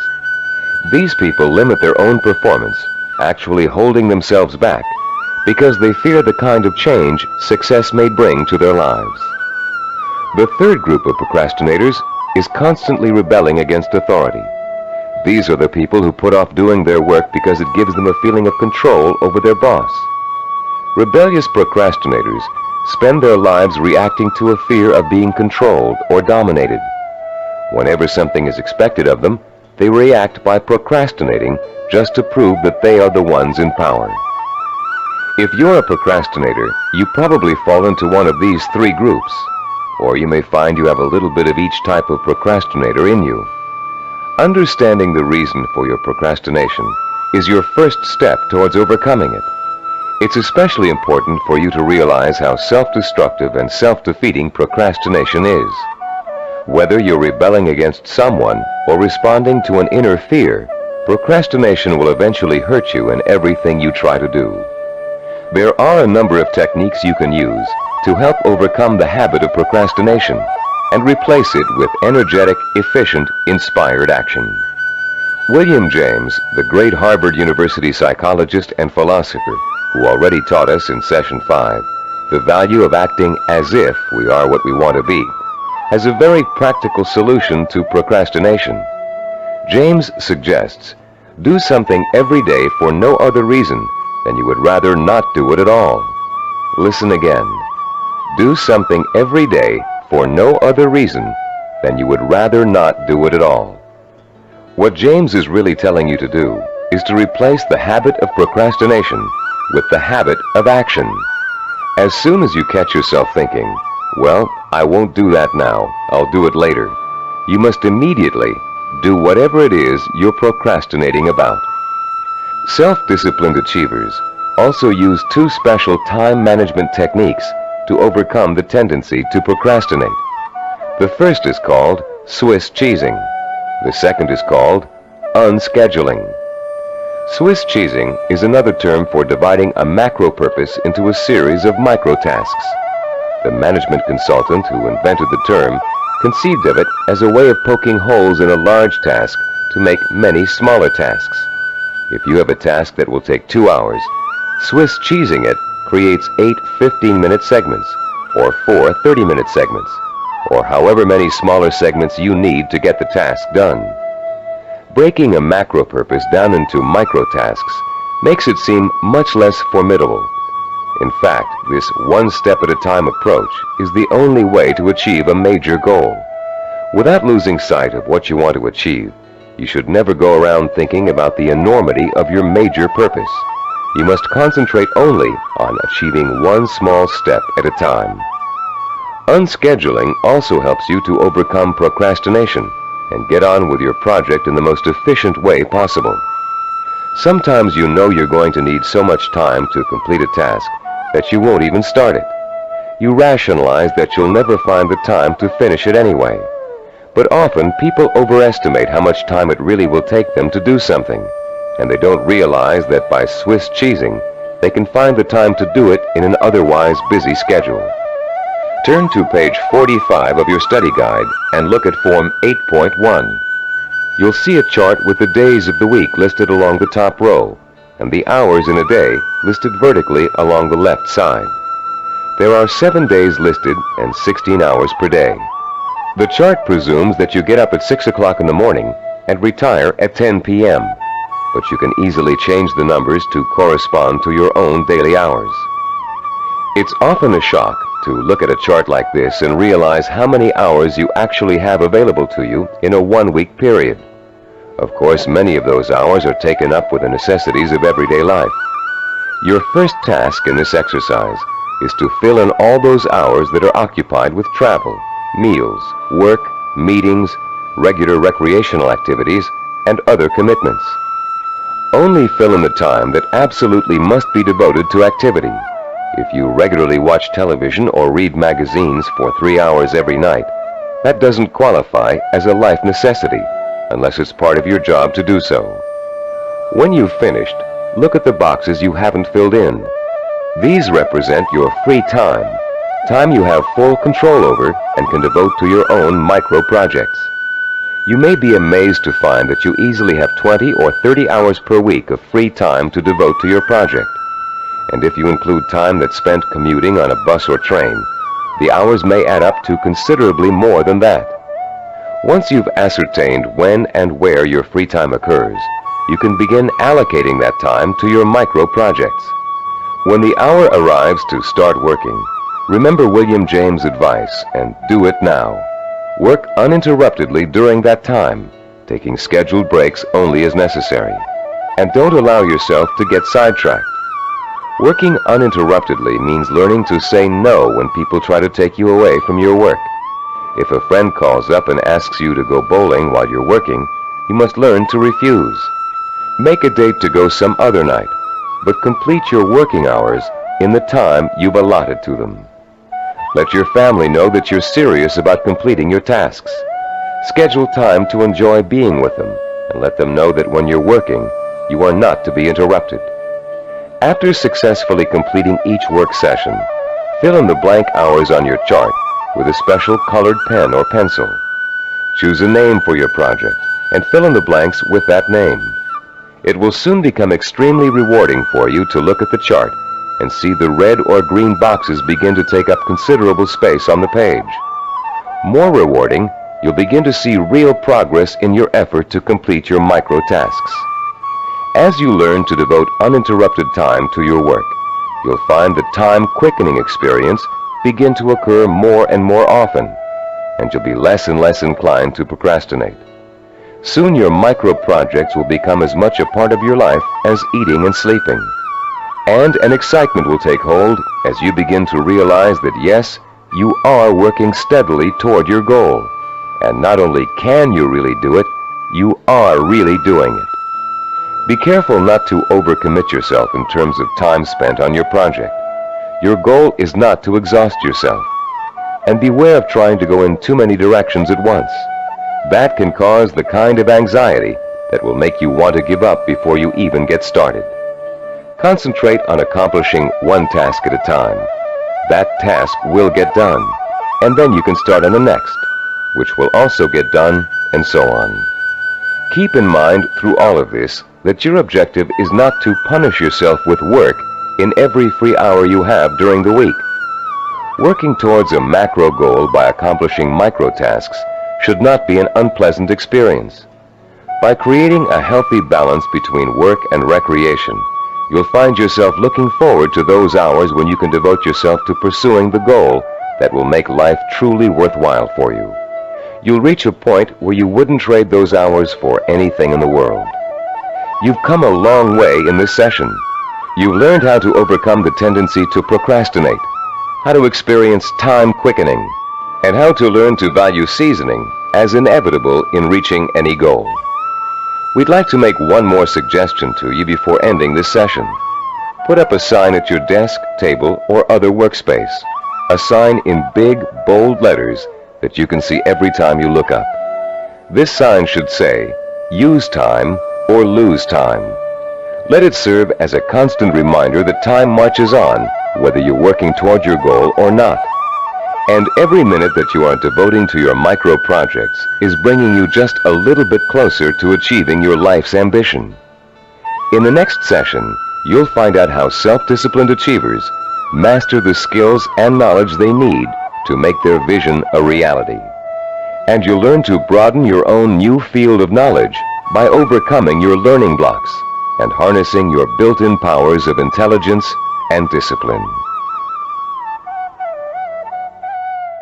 In this session, we're going to talk about how you can identify and learn the knowledge and skills you need to master in order to achieve your vision and purpose. As we've repeated throughout this Neuropsychology of Self-Discipline program, any goal worth achieving takes preparation and careful, patient work. As easy as running is, as natural as it seems, you wouldn't go out today and run a marathon without months of preparation, slowly working up to 3 miles a day, then 7, then 10, then 15, gradually working toward the 26-mile goal. You would start marathon conditioning with a careful program of nutrition, stretching exercises, reading, talking to other runners, and even a doctor's checkup.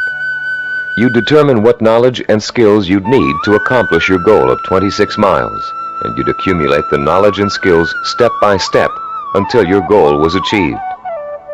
The goal of this session is to help you learn how to learn. Many of us were programmed years ago with the belief that there are certain things we just cannot learn. We were tracked in school into one path or another because of test results which told us we had no aptitude for a particular subject area, or by teachers or counselors who believed we were best suited for one discipline over another. In some cases, the stereotype was as blatant as girls take home economics, boys take shop. In other cases, the grounds for tracking could have been racial or economic, or some other person's perception of our intelligence. In a now famous psychological study, new teachers in an elementary school were told that certain students in their classes were gifted and certain others were slow. In truth, there was no measurable difference in the student performance up till that time. But by the end of the following semester, the students labeled gifted were doing work above grade level, while the slow students were performing below. The only thing which had changed was the teachers' attitudes toward the children. Much of our response to learning has been based on what we've been told about our ability to learn. In this session, you'll learn how to break through the learning barrier and clear away the mental blocks that have you falsely entrapped in the belief that you can't learn certain difficult subject matter and skills. You'll learn how to learn all over again, this time recognizing that your potential is as unlimited as your imagination. You, like other self-disciplined achievers, will know how and when to acquire the essential knowledge and skills that will enable you to achieve your goals. In our research into human achievement, we found that the world's most persistent and successful people had developed a 4-step approach to learning that ensured they would successfully acquire the knowledge they need to achieve their goals. The process is a simple one. Listen carefully as we go over its basic components. First, they're able to determine what new skills and knowledge they must learn in order to achieve their goals. Second, they call into play their belief in their ability to learn. They believe they can learn any subject or skill, no matter how difficult it might be. Third, they're patient. They understand that acquiring new knowledge and skills is often a slow, step-by-step process that requires systematic trial and effort. No matter how young or how old, the learner must go through the same progression of acquiring knowledge and skills. And fourth, they develop their own effective, personalized system for learning, a simple learning formula they can apply to any subject matter to efficiently and thoroughly master goal-relevant knowledge and skills. Let's delve into each of these steps in turn to see how they can be applied to your own learning efforts.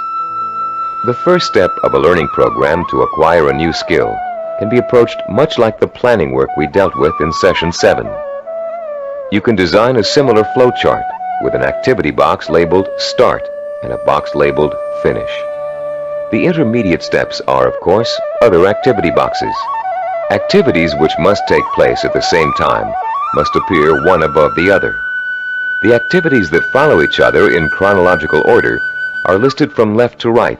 The activity that comes first is to the left of the activity on the right. Any research you have to do, consultations you have to make, background materials you have to accumulate, all are entered on your flowchart in the proper activity boxes. Let's assume for a moment you're just about to begin your first year of college. Your ambition is to become a neurologist. You know that to get into medical school, you have to excel in college pre-medicine. The thought of taking 4 years of math, chemistry, and biology seems pretty intimidating, and becomes even more intimidating when you realize that you have to have almost a straight A average in those subjects to be even considered for medical school admission.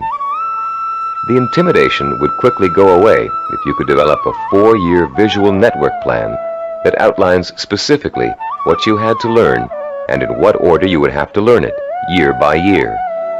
Then upon viewing the completed network plan, look at it and develop the deep inner belief that you have it in yourself to master each of the subject matter areas. Let's work through a visual network plan for successfully completing college pre-med. Granted, most of you listening to this program won't want to become medical doctors, but this example is applicable to any situation in which new knowledge and skills must be learned. Turn to Diagram 9.1 on pages 48 and 49 of your study guide. I'll pause a few moments while you find Diagram 9.1.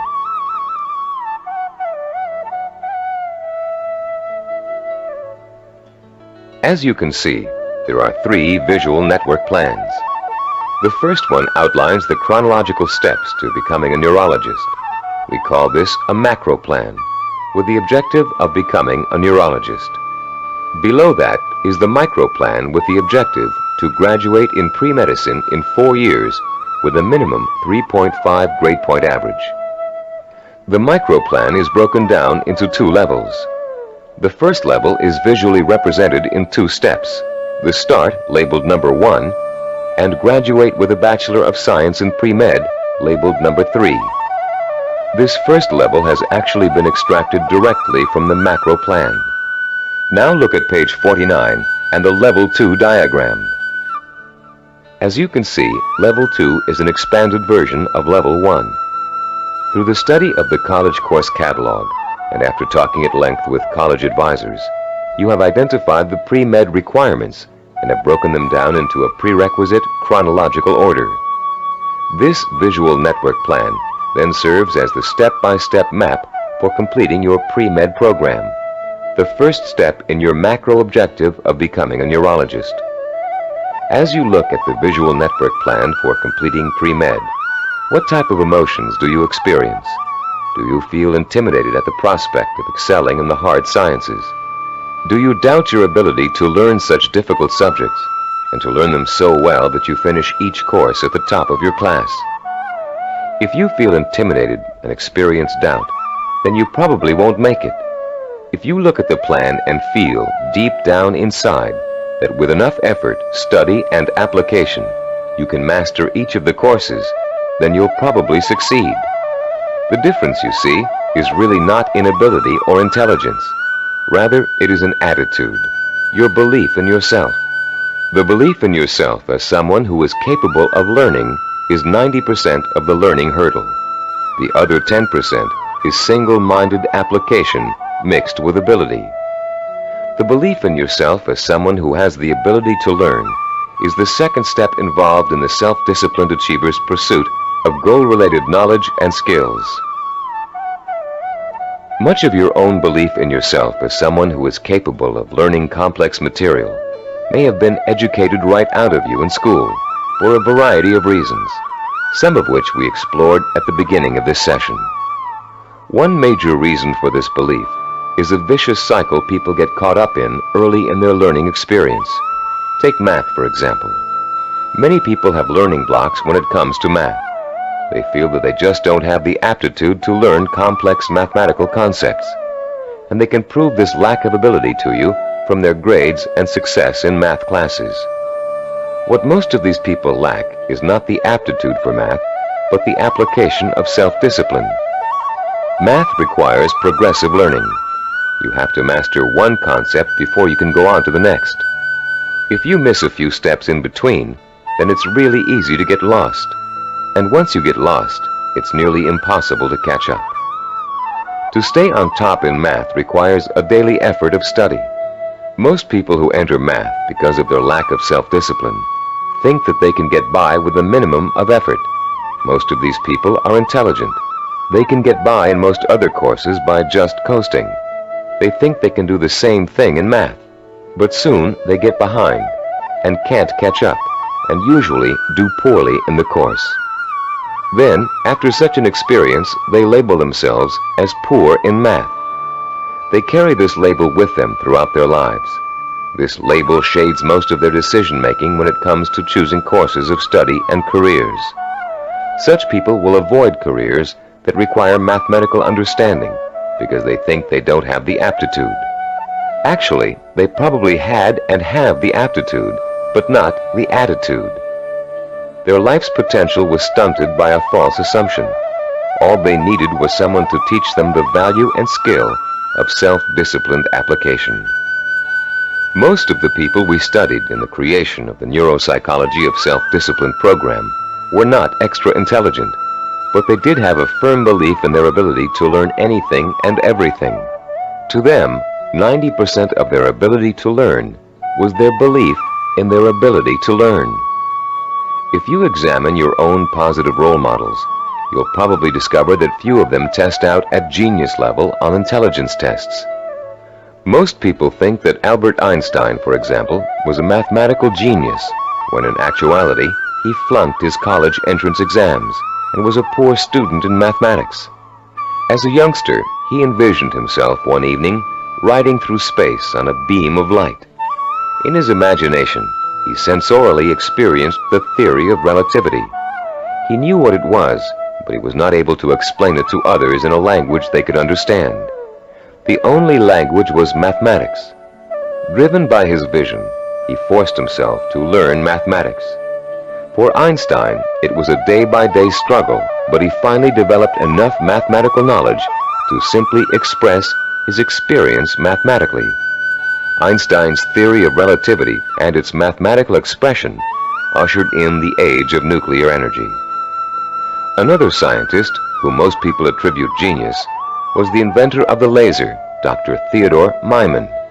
While at Stanford University, he flunked his PhD oral exams and had to take them over again. Learning didn't come easy for him. It was a daily, step-by-step struggle. Baseball hitting great and cybervision role model for its baseball neuromuscular training video cassette, Rod Carew, didn't make his high school baseball team because his coach thought he wasn't a good enough hitter. Since then, through thousands of hours of practice, Carew has won 7 American League batting titles and is one of 13 players ever to get more than 3,000 career hits. The list goes on. Famous author, philosopher, and scholar Leon Uris flunked high school English 3 times. Malcolm Forbes, publisher of Forbes magazine, one of the most successful business publications in the world, did not make the staff of his college newspaper. The editor said he lacked the basic skills of reporting and editorial writing. Stephen DeVore, who founded Cybervision, speaks the Finnish language, considered by language experts to be the most difficult language for Western tongues to learn. Though he mastered this difficult language, he lays no claim to a superior intellect either. When I was 19, he told an interviewer, I was selected to go to Finland for 2 years of volunteer work. I had no foreign language ability at that time. In fact, I had nearly flunked out of high school French and Latin. So I thought of myself as having absolutely no ability to learn languages. With this negative attitude, DeVore entered an intensive language program for 2 months before he left for Finland. It was something like 16 hours a day, with a group of 10 others. I finished last in the group, he recalls. Devore went to Finland, where he spent 5 miserable months unable to communicate. I couldn't do anything. I was incredibly frustrated. I'd lose patience when people were talking. Then one day, I went to the park, and in the park there was a man giving instructions to his dog in Finnish. The dog obviously understood him and was obeying all of his commands. I thought, this is ridiculous. I'm smarter than a dog. If a dog can understand Finnish, so can I. In the 2 months following this experience, Devore became fluent in the Finnish language. He learned to speak Finnish so well that he served as a translator for American businessmen and their families traveling to Finland. Buoyed by the accomplishment of learning Finnish, Devore returned home after 2 years and went back to college, where before he had been a lackluster C student because he was convinced he couldn't learn. He received straight A's and academic scholarships for the rest of his college and graduate school years, which proves another point about learning, success, and attitude. Once you have successfully learned a subject or skill, it bolsters your confidence in your ability to learn other skills. Once you've proven to yourself that a negative concept you had was wrong, you begin to realize that all of your negative concepts may be wrong. What you couldn't do in the past, you can now do. You can do it because finally you believe you can do it. Breaking the cycle of a negative attitude may not be easy, but once you do, you'll be far less inclined to get back into the cycle. That's why small steps and small accomplishments are so important in pursuing a macro goal. You may look at a map for becoming a neurologist and say, I'll never get through all those math courses. But if you get 1 A in algebra, you'll realize that you can. Another way of expressing this is that success in learning begets more success. Once you have successfully learned a subject or skill, it bolsters your confidence in your ability to learn other skills. Your past, in which you may have been labeled or labeled yourself as a non-learner, is precisely that, your past. It is not your present. It has little relation to what you are capable of accomplishing now. What has happened to many of us is that we have been conditioned into a negative feedback loop where learning is concerned. The step-by-step accumulation of new skills is the way to break this loop and replace it with a much more positive cycle. Which brings us to the third step in the learning process, the attitude and value that learning takes time and patience. Most of us, at the time we are exposed to our greatest concentration of education, haven't developed the necessary self-discipline skills to be able to take advantage of it. And why should we? We were only children. Excellence, as we've been learning in this Neuropsychology of Self-Discipline program, is based on seasoned learning. Skills like medicine, mathematics, chemistry, dance, law, music, pottery, writing, languages, architecture, masonry, carpentry, the list is endless. All require seasoning, the accumulation of knowledge over time. The perseverance to stick with a task over a long period of time, sometimes decades. The ability to find pleasure in the accomplishment of steps toward a goal, rather than seeking the instantly gratifying quick fix. All these are the hallmarks of the self-disciplined.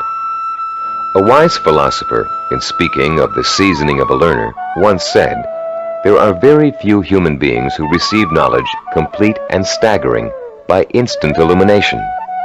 Most of us acquire it fragment by fragment, on a small scale, by successive developments, cellularly, like a laborious mosaic." One other myth about the acquisition of knowledge has it that you can get too old to learn. This bit of fallacious thinking has been handed down in the aphorism that you can't teach old dogs new tricks. It's worth laying to rest. A classic incident from the life of the great poet Longfellow illustrates the relationship between age and learning. Told by Howard R. Driggs, the story goes, it happened that while the poet, at over 80 years of age, was still teaching at Harvard, one of his appreciative students asked him, "How do you keep so perennially young, Professor Longfellow? We never get tired of your classes. You always have something new and interesting to give." "I've never had that question put to me before," returned the poet. Then, looking out of the window, he said, "You see those 2 apple trees in the yard? Do you observe any difference between the blossoms on the older tree and those on the younger one? No, replied the student. They look just alike to me. How do you account for the fact that the old apple tree flowers out as beautifully as does the young one? Persisted the teacher. Let me tell you the secret. That old tree managed last year to grow enough wood to put forth its new blossoms. Blossoms, you know, always come on the new wood. Oh, I see, said the young man. To keep young, one must keep growing. Yes, came the quiet response. Einstein, in his later years, was asked the secret of his ability to learn. His reply also illustrates the point and importance of lifelong learning. Einstein said, "The more I learn, the more I realize I don't know. The more I realize I don't know, the more I want to learn." Age should be no barrier to the acquisition of new knowledge and skills. If you have the self-discipline to see your efforts through, you can learn anything at any age.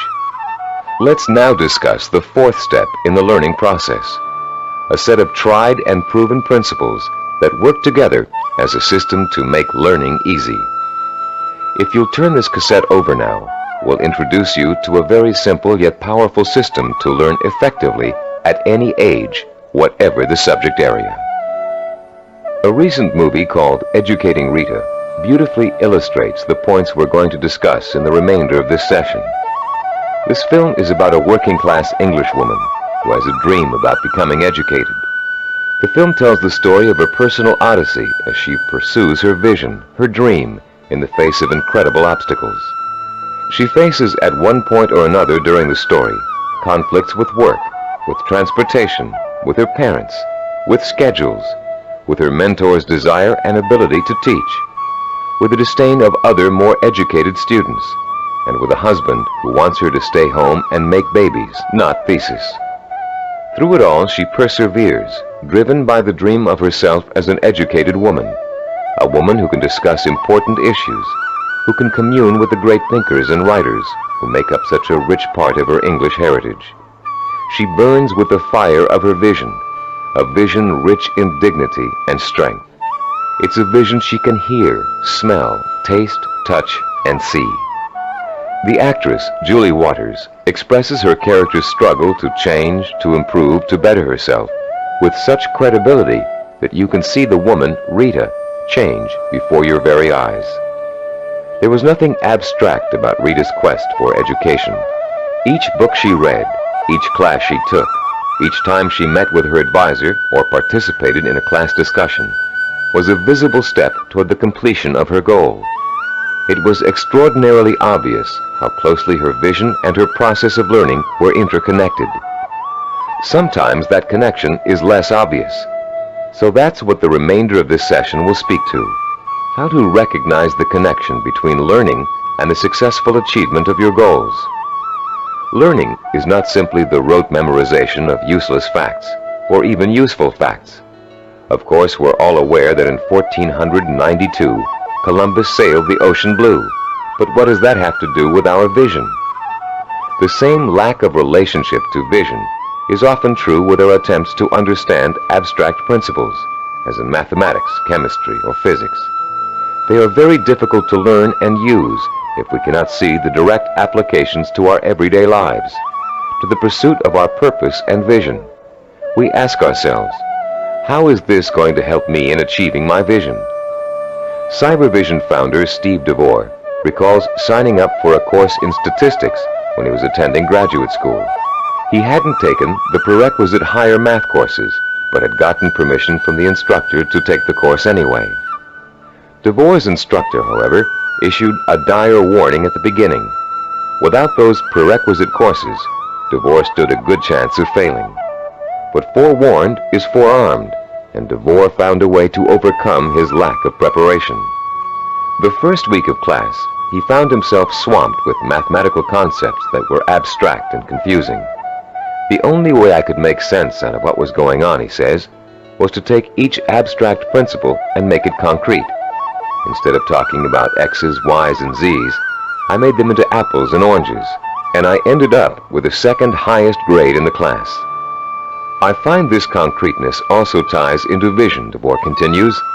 Whenever you have to learn something that seems beyond your grasp, remember your vision and why you have to learn it. Then it will seem real and vital, and you'll have an easier time dealing with it. Whatever you have to learn, no matter how abstract or detailed the information, if it's necessary for your vision, then you can embody that information with your vision. Then it becomes something real and vital. You can put a handle on it. You have a reference for it. You've been learning the importance of vision all throughout this program.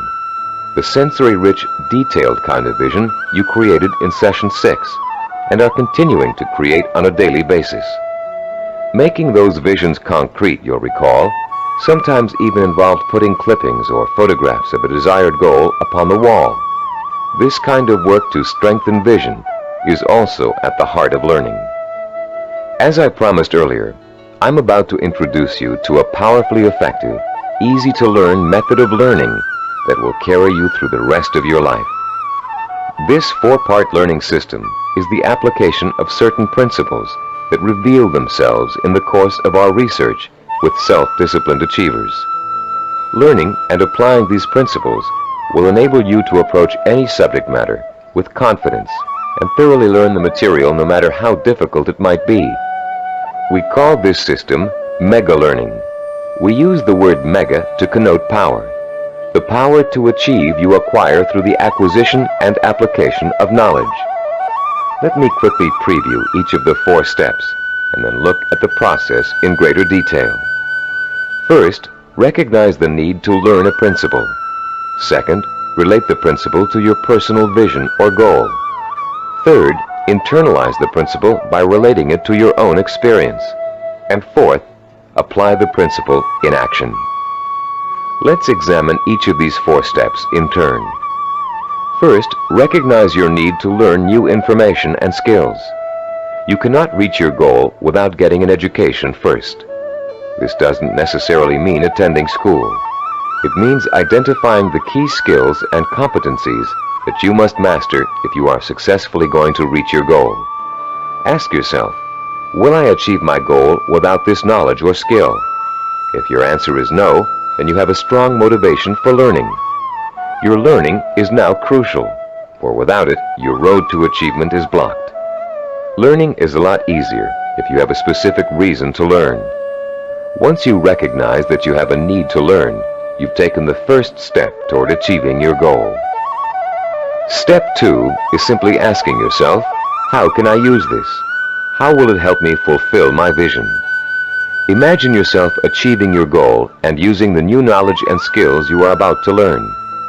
See how each skill and bit of knowledge applies directly to your future success, no matter how unrelated or trivial it might seem to be in the beginning. This process is akin to putting a jigsaw puzzle together.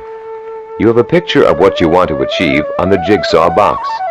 Inside the box are hundreds of related but unrelated pieces of the puzzle. You put 2 pieces together. You pick up a 3rd piece.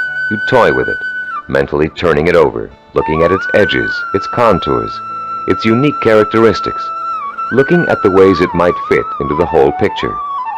Then comes the aha moment. You see exactly where the new piece of puzzle fits, how the contours of the piece are shaped to fit the pieces already in place. And as you place the piece in the puzzle, you get an idea of what the larger picture will look like. Perhaps you refer back to the picture on the jigsaw box, which is analogous to the mental picture you have of the goal for which you're striving. The very act of studying the information and putting it in its proper place helps you bring the picture on the box to life. The 3rd step in our learning process is internalizing the principle by relating it to your own experience.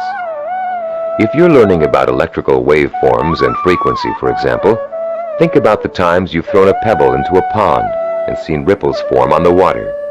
The bigger the pebble and the harder you threw it, the bigger and faster the waves would be.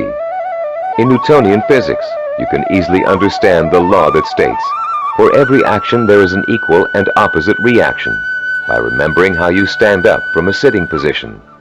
Do you just shoot straight up, or do you have to first push your weight down on the chair to stand up? In order to stand up, you have to first push down. That's Newton's law in action. Every time you find an example from your own experience to illustrate a bit of knowledge you're trying to learn, you'll reinforce your understanding of that knowledge.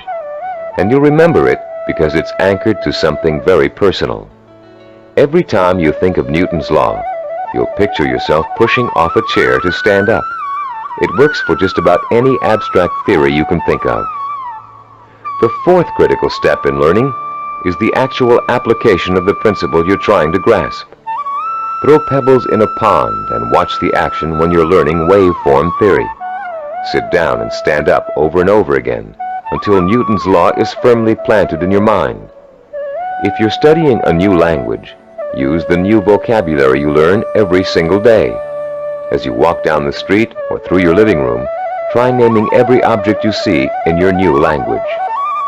Using these 4 steps to learning will make the experience easier, less frightening, and more fun. You'll make mistakes just as everybody does, but persistent application of the mega learning system will pay off in greater understanding, greater memory retention, and a better education overall in whatever it is you're trying to learn. The 4 steps to enhance learning we've outlined here are similar to and related to the 4 stages which make up the process of creativity. Our definition of creativity is taking the knowledge and skills you learn and applying it to the realization of your purpose, vision, and goals. To be creative, you have to be armed with knowledge and skills tempered by experience. The first stage in the creative process is preparation. Creative problem solvers consciously collect all the information they can, gathering tools which will help them solve a problem or get a job done. During this stage, if there's a problem to be solved, the person might be perplexed, but at the same time excited about the possibility of coming up with a solution. Stage 2 is called incubation. Once the research has been done and the necessary information has been collected, the creative person often releases the problem and turns to something else, including rest, relaxation, or physical activity related to the problem. During this stage, the knowledge begins to reform itself below the level of consciousness, shifting and realigning until it becomes a whole. During this stage, tantalizing flashes of insights and glimpses of parts of the final solution may emerge. Stage 3 is called illumination. This is the moment of discovery. It is the point in time where all you have learned and experienced has been distilled in your mind. The solution or inspiration springs forth almost miraculously. Miraculously, if you don't recognize how much preparation and groundwork you've already laid in stage 1. Often this stage is accompanied by an overwhelming feeling of certainty that says, yes, this is the piece of art I want to create. Or yes, this is the product idea I want to explore. Stage 4 is called verification or revision. This stage takes place again on a conscious level. The details of an experimental process, if you are a scientist, must be worked out. If you're an artist, you must decide whether this picture will be painted in watercolor or oil. This stage involves visible work and rational thinking. It involves drawing from your base of knowledge and fundamental skills to make your work conform to the vision of your creative insight.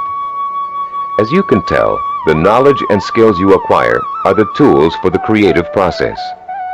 The parallels to the simple approach to learning we've outlined here and the process of creativity should also help put to rest the misconception that self-disciplined people are not creative. That discipline involves being married to lists and systems to the exclusion of freedom and creativity. On the contrary, creativity is the byproduct of a disciplined, well-informed mind.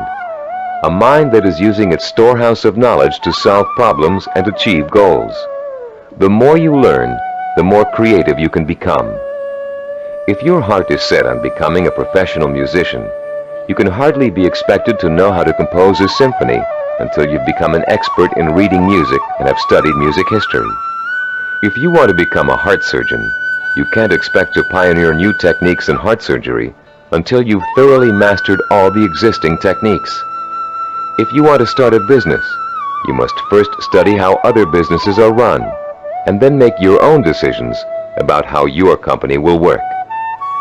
If the realization of your vision requires the mastery of new knowledge and skills, I hope that learning will now be a stepping stone rather than a barrier to the creative realization of your goals. In our next and last session, you'll learn how to develop the twin pillars of the self-disciplined character, persistence and perseverance. And you'll be well equipped to begin your long and fruitful journey towards the goal you've chosen as your most important ambition. I'd like to begin this final session with two true stories that illustrate the value of persistence and perseverance in any of life's endeavors. The first story is about a mountain climber named Don Bennett. After successfully scaling 14,000-foot Mount Rainier, one of the highest mountains and most difficult climbs in the United States, Don Bennett was interviewed about the experience by a local reporter. "How did you do it?" the reporter wanted to know. "How did you keep going for 14,000 feet and not giving up?" Bennett thought for a moment before answering. Then he spoke slowly, trying to get the reporter to understand the mental process that led him to the peak of that mountain. "Starting months before the climb," Bennett said, "I created a vision of myself at the top of the mountain. That vision was so real that I could actually feel the cold wind blowing in my face, and I could see the spectacular mountains and valleys all around me. I saw and felt this vision 100 times a day. It inspired me. It motivated me. It kindled my determination to see the climb through to the end. During the climb itself," he continued, "I drew upon my vision for inspiration. When the going got tough, I saw myself at the top of that mountain just as clear as could be. And then finally, I reached my goal and my vision became a reality." The reporter was impatient with Bennett's explanation. Yeah, he said, "I've heard all that vision stuff before. But that doesn't explain how you did it. You're an amputee. How did a one-legged man climb a 14,000-foot mountain?" Don Bennett looked the reporter straight in the eye and said quietly, "One hop at a time. My vision became a reality, one hop at a time." Our second true story takes place during the last few weeks of World War II. Don McCall was a seaman on the Navy ship Indianapolis, which at the time was cruising the Philippine Sea. Suddenly, the ship was struck by Japanese torpedoes, and immediately it began to sink. McCall was asleep below decks when the first torpedo hit. He instinctively grabbed his life jacket and made his way up to the deck as the ship began to roll over.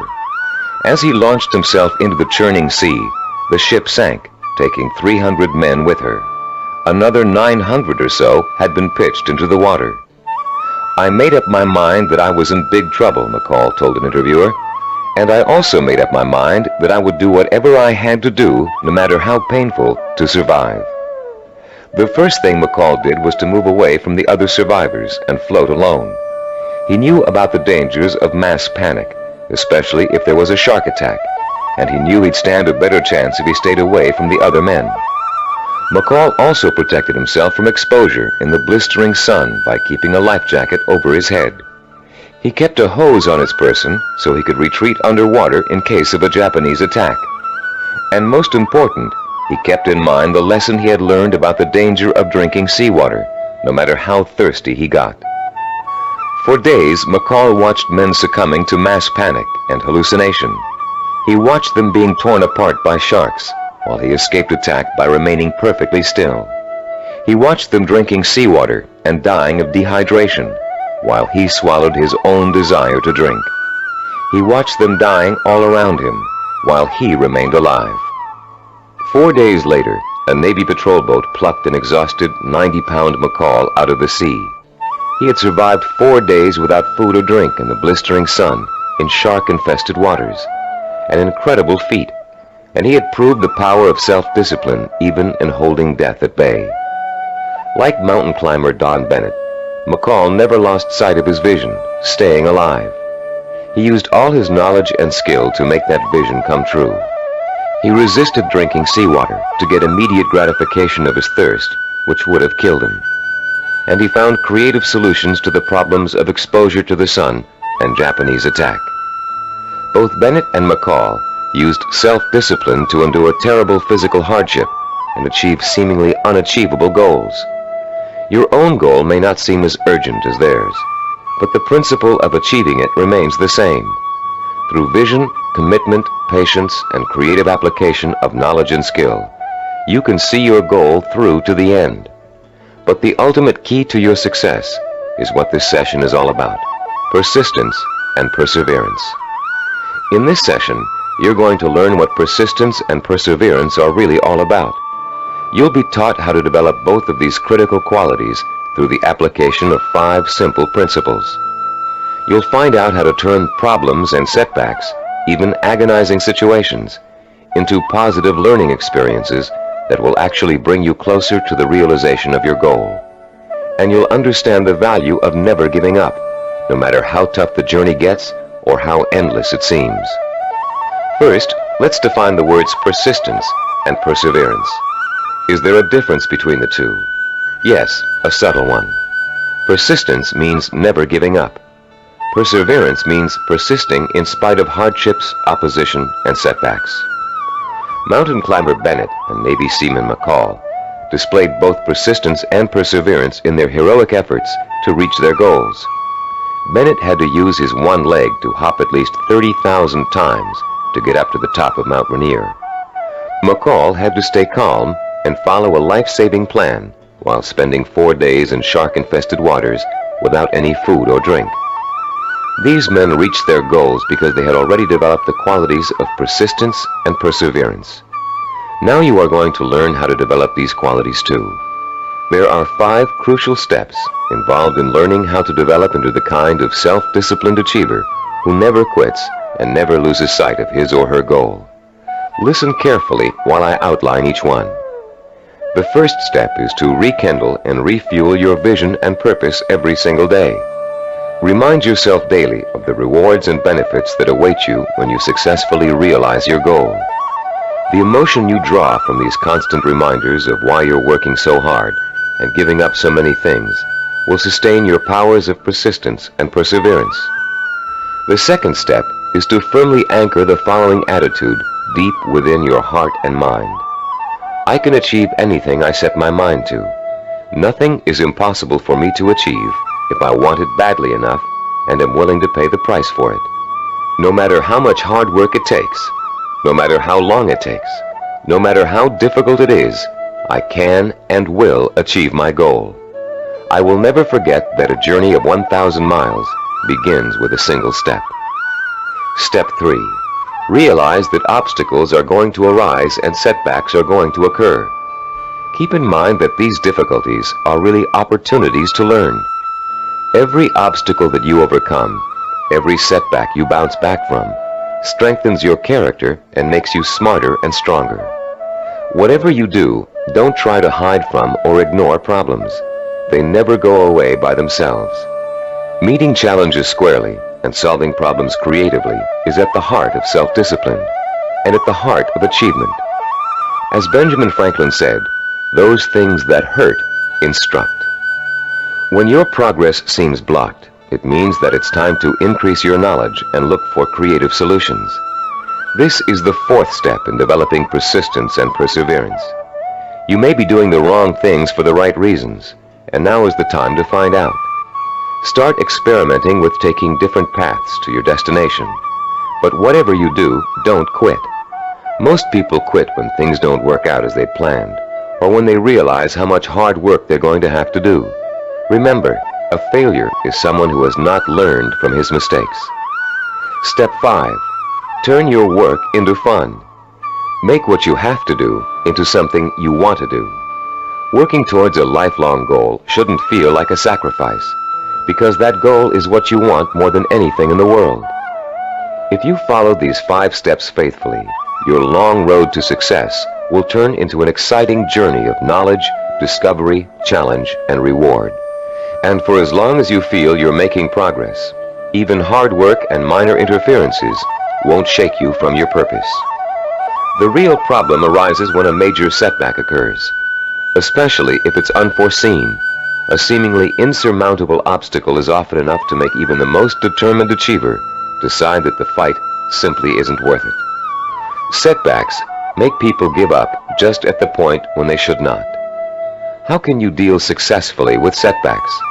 How can you learn not to feel like a failure when it suddenly seems that all of your hard work may have been for nothing? There are 5 ways you can turn every setback you encounter into a learning experience, one that will leave you stronger and wiser and more determined than ever to keep working toward your goal. Listen carefully while I outline each one in turn. First, never try to ignore a problem or handicap. Deal with your problems directly.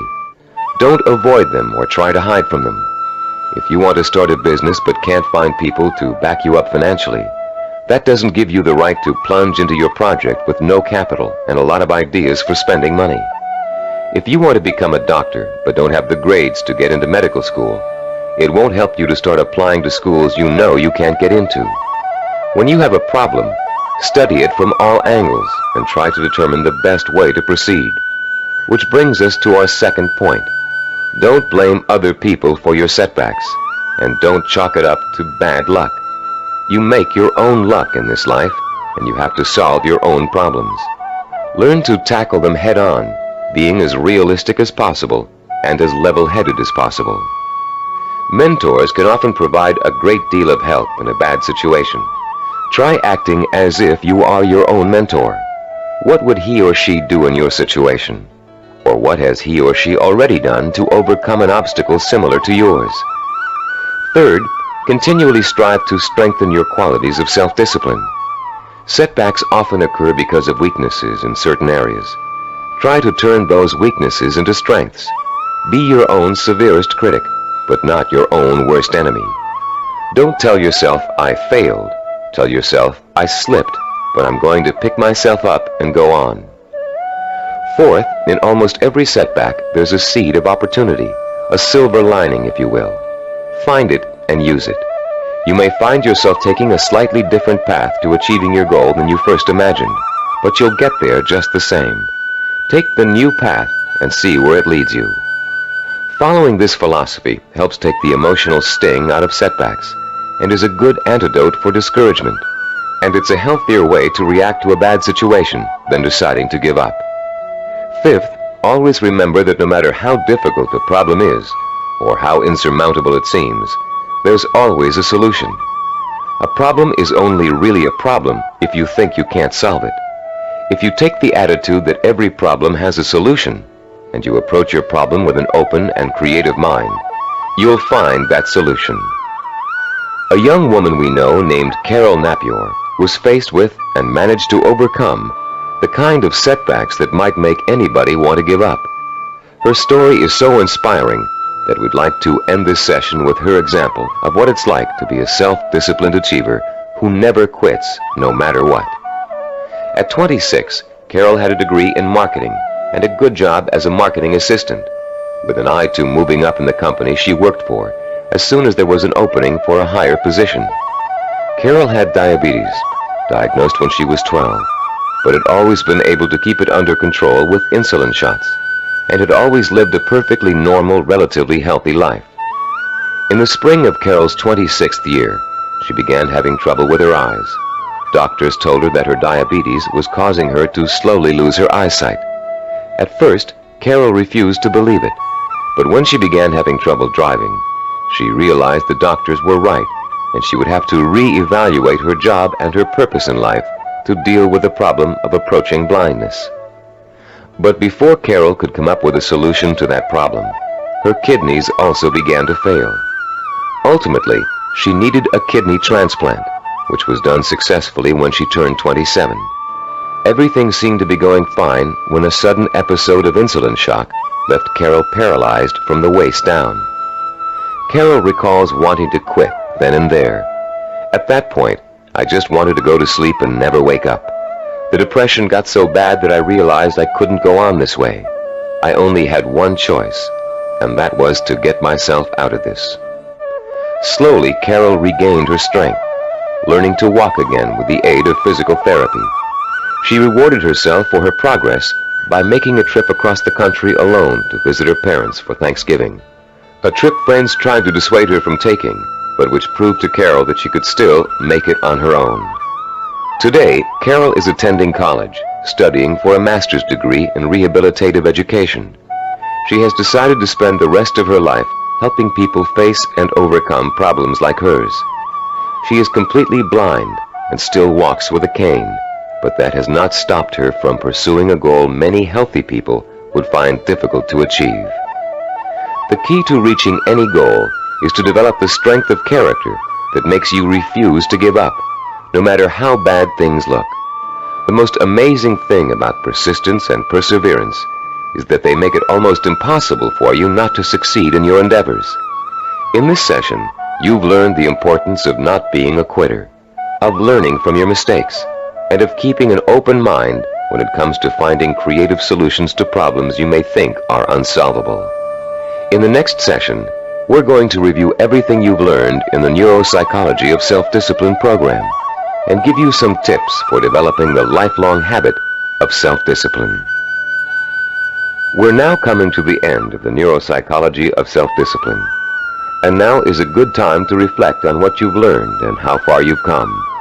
It's also a good time to start thinking about how you're going to maintain and develop your self-disciplined character for the rest of your life, because the process of becoming an achiever never really ends.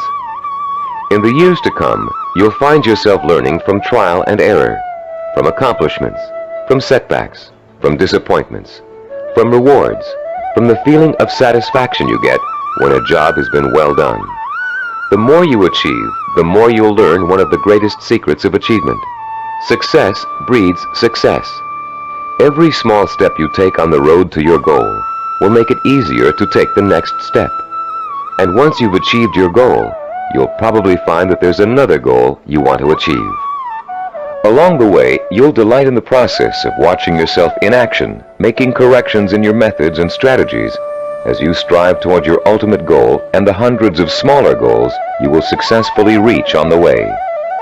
Let's talk about the milestones you've already passed.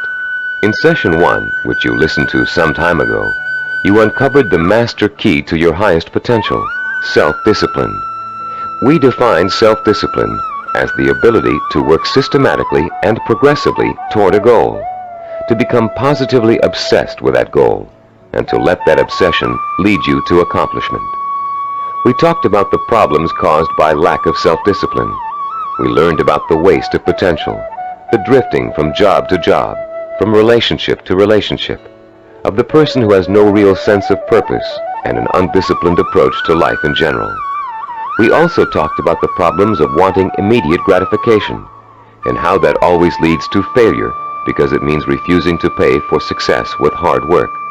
There is no other way to be successful except through hard work. The words "pay for" shouldn't bother you. All accomplishments come with a price tag, just like something you might want to buy. And just as you will save for an item you really want to buy, cutting your budget and making financial sacrifices, you should also be willing to make sacrifices in order to reach your goal. You may have to give up time, recreational activities, other priorities in your life. But it won't be difficult to do, because reaching your goal will become a more important source of pleasure. In session 2, you were introduced to the 10 characteristics of the self-disciplined achiever. These characteristics served as a model against which you could compare your own strengths and weaknesses. Let's review them quickly now to refresh your memory and see how far you've come in absorbing the principles of this program. First, self-disciplined achievers have a strong sense of purpose. They have a cause or direction to which they have chosen to dedicate their lives. This cause gives them meaning in their lives and a reason to exist. Second, the self-disciplined seek out positive role models, called mentors, to teach them how to best approach their goal and overcome setbacks and obstacles along the way. Third, self-disciplined achievers use sensory images to provoke the kind of emotion that keeps them working toward their goal for as long as it takes to achieve it. Fourth, those possessing an iron will dwell on the fulfillment of their vision rather than on fear and failure. They have a positive attitude toward themselves and their goal and refuse to let setbacks get them down. Fifth, the self-disciplined achiever has a deep-rooted belief in his or her ability to achieve. This "I know I can do it" attitude is nurtured by their study of mentors and their realization that the only thing that stands between themselves and their goals is hard work and self-discipline. Sixth, self-disciplined achievers have the ability to plan and organize. They know that a goal can never successfully be reached in a haphazard way. They understand that they must map out a blueprint for success if they are ever to realize their highest ambitions. Seventh, they know how and when to acquire the essential knowledge and skills they need to achieve their goals. This comes from the planning and organization work they did earlier. Eighth, self-disciplined achievers have patience. They understand the concept of seasoning and its importance in reaching any goal. Time does not frighten them. Ninth, people who achieve their goals do so through persistence and perseverance. They are stubborn in their efforts to achieve, and they never give up. 10th, self-disciplined achievers have a mature attitude toward pleasure. Rather than seeking any diversion that will temporarily make them feel better, they take the most pleasure in doing the work that will help them achieve their goal. How many of these 10 characteristics did you remember? We suggest you play session 2 over and over again until you can recall every one of them without prompting. Making these qualities a part of your own personality is what acquiring self-discipline is all about. And the more you listen to them, the more you think about them, the more they will become a part of your own life. In session 3, we delved deeply into the scientific basis for this program. You learned how the key to success is developing the kind of constant internal motivation that keeps you on course through problems and setbacks, through temporary boredom or fatigue, through periods of doubt or discouragement. And you found out why other motivational programs fail to give you the sustenance you need to pursue your goal for weeks, months, or years. You learned about Dr. Carl Pribram's research into images of achievement and the critical role they play in motivating people to be successful. Dr. Pribram's discovery of the power of sensory-rich images to provoke the drive of motivation made the creation of this unique program possible. In session 4, we discussed the power of purpose. Here you learn to focus your energy like a laser beam on what you want to accomplish.